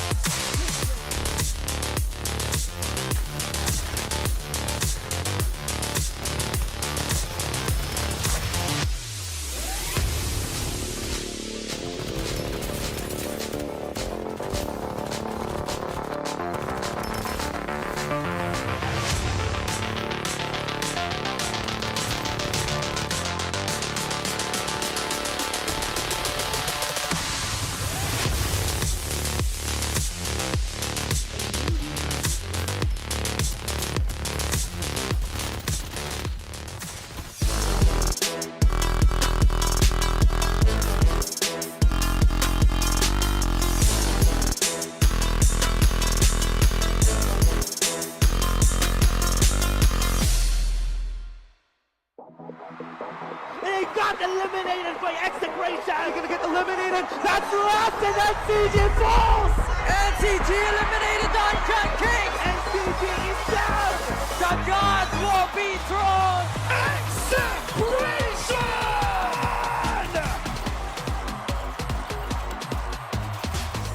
Today, we crown a champion. A grueling first few weeks of the Open qualifiers from hundreds of teams boiled down to just 4 groups during the knockout stage. They want to play for that placement. They are the disadvantaged, but Madonna connects. And NCG, your mobile tournament champions. Let's give it up for SR Knockout. Round 2. Travel barrier to help the warship. He's trying to escape the wrath of the fire.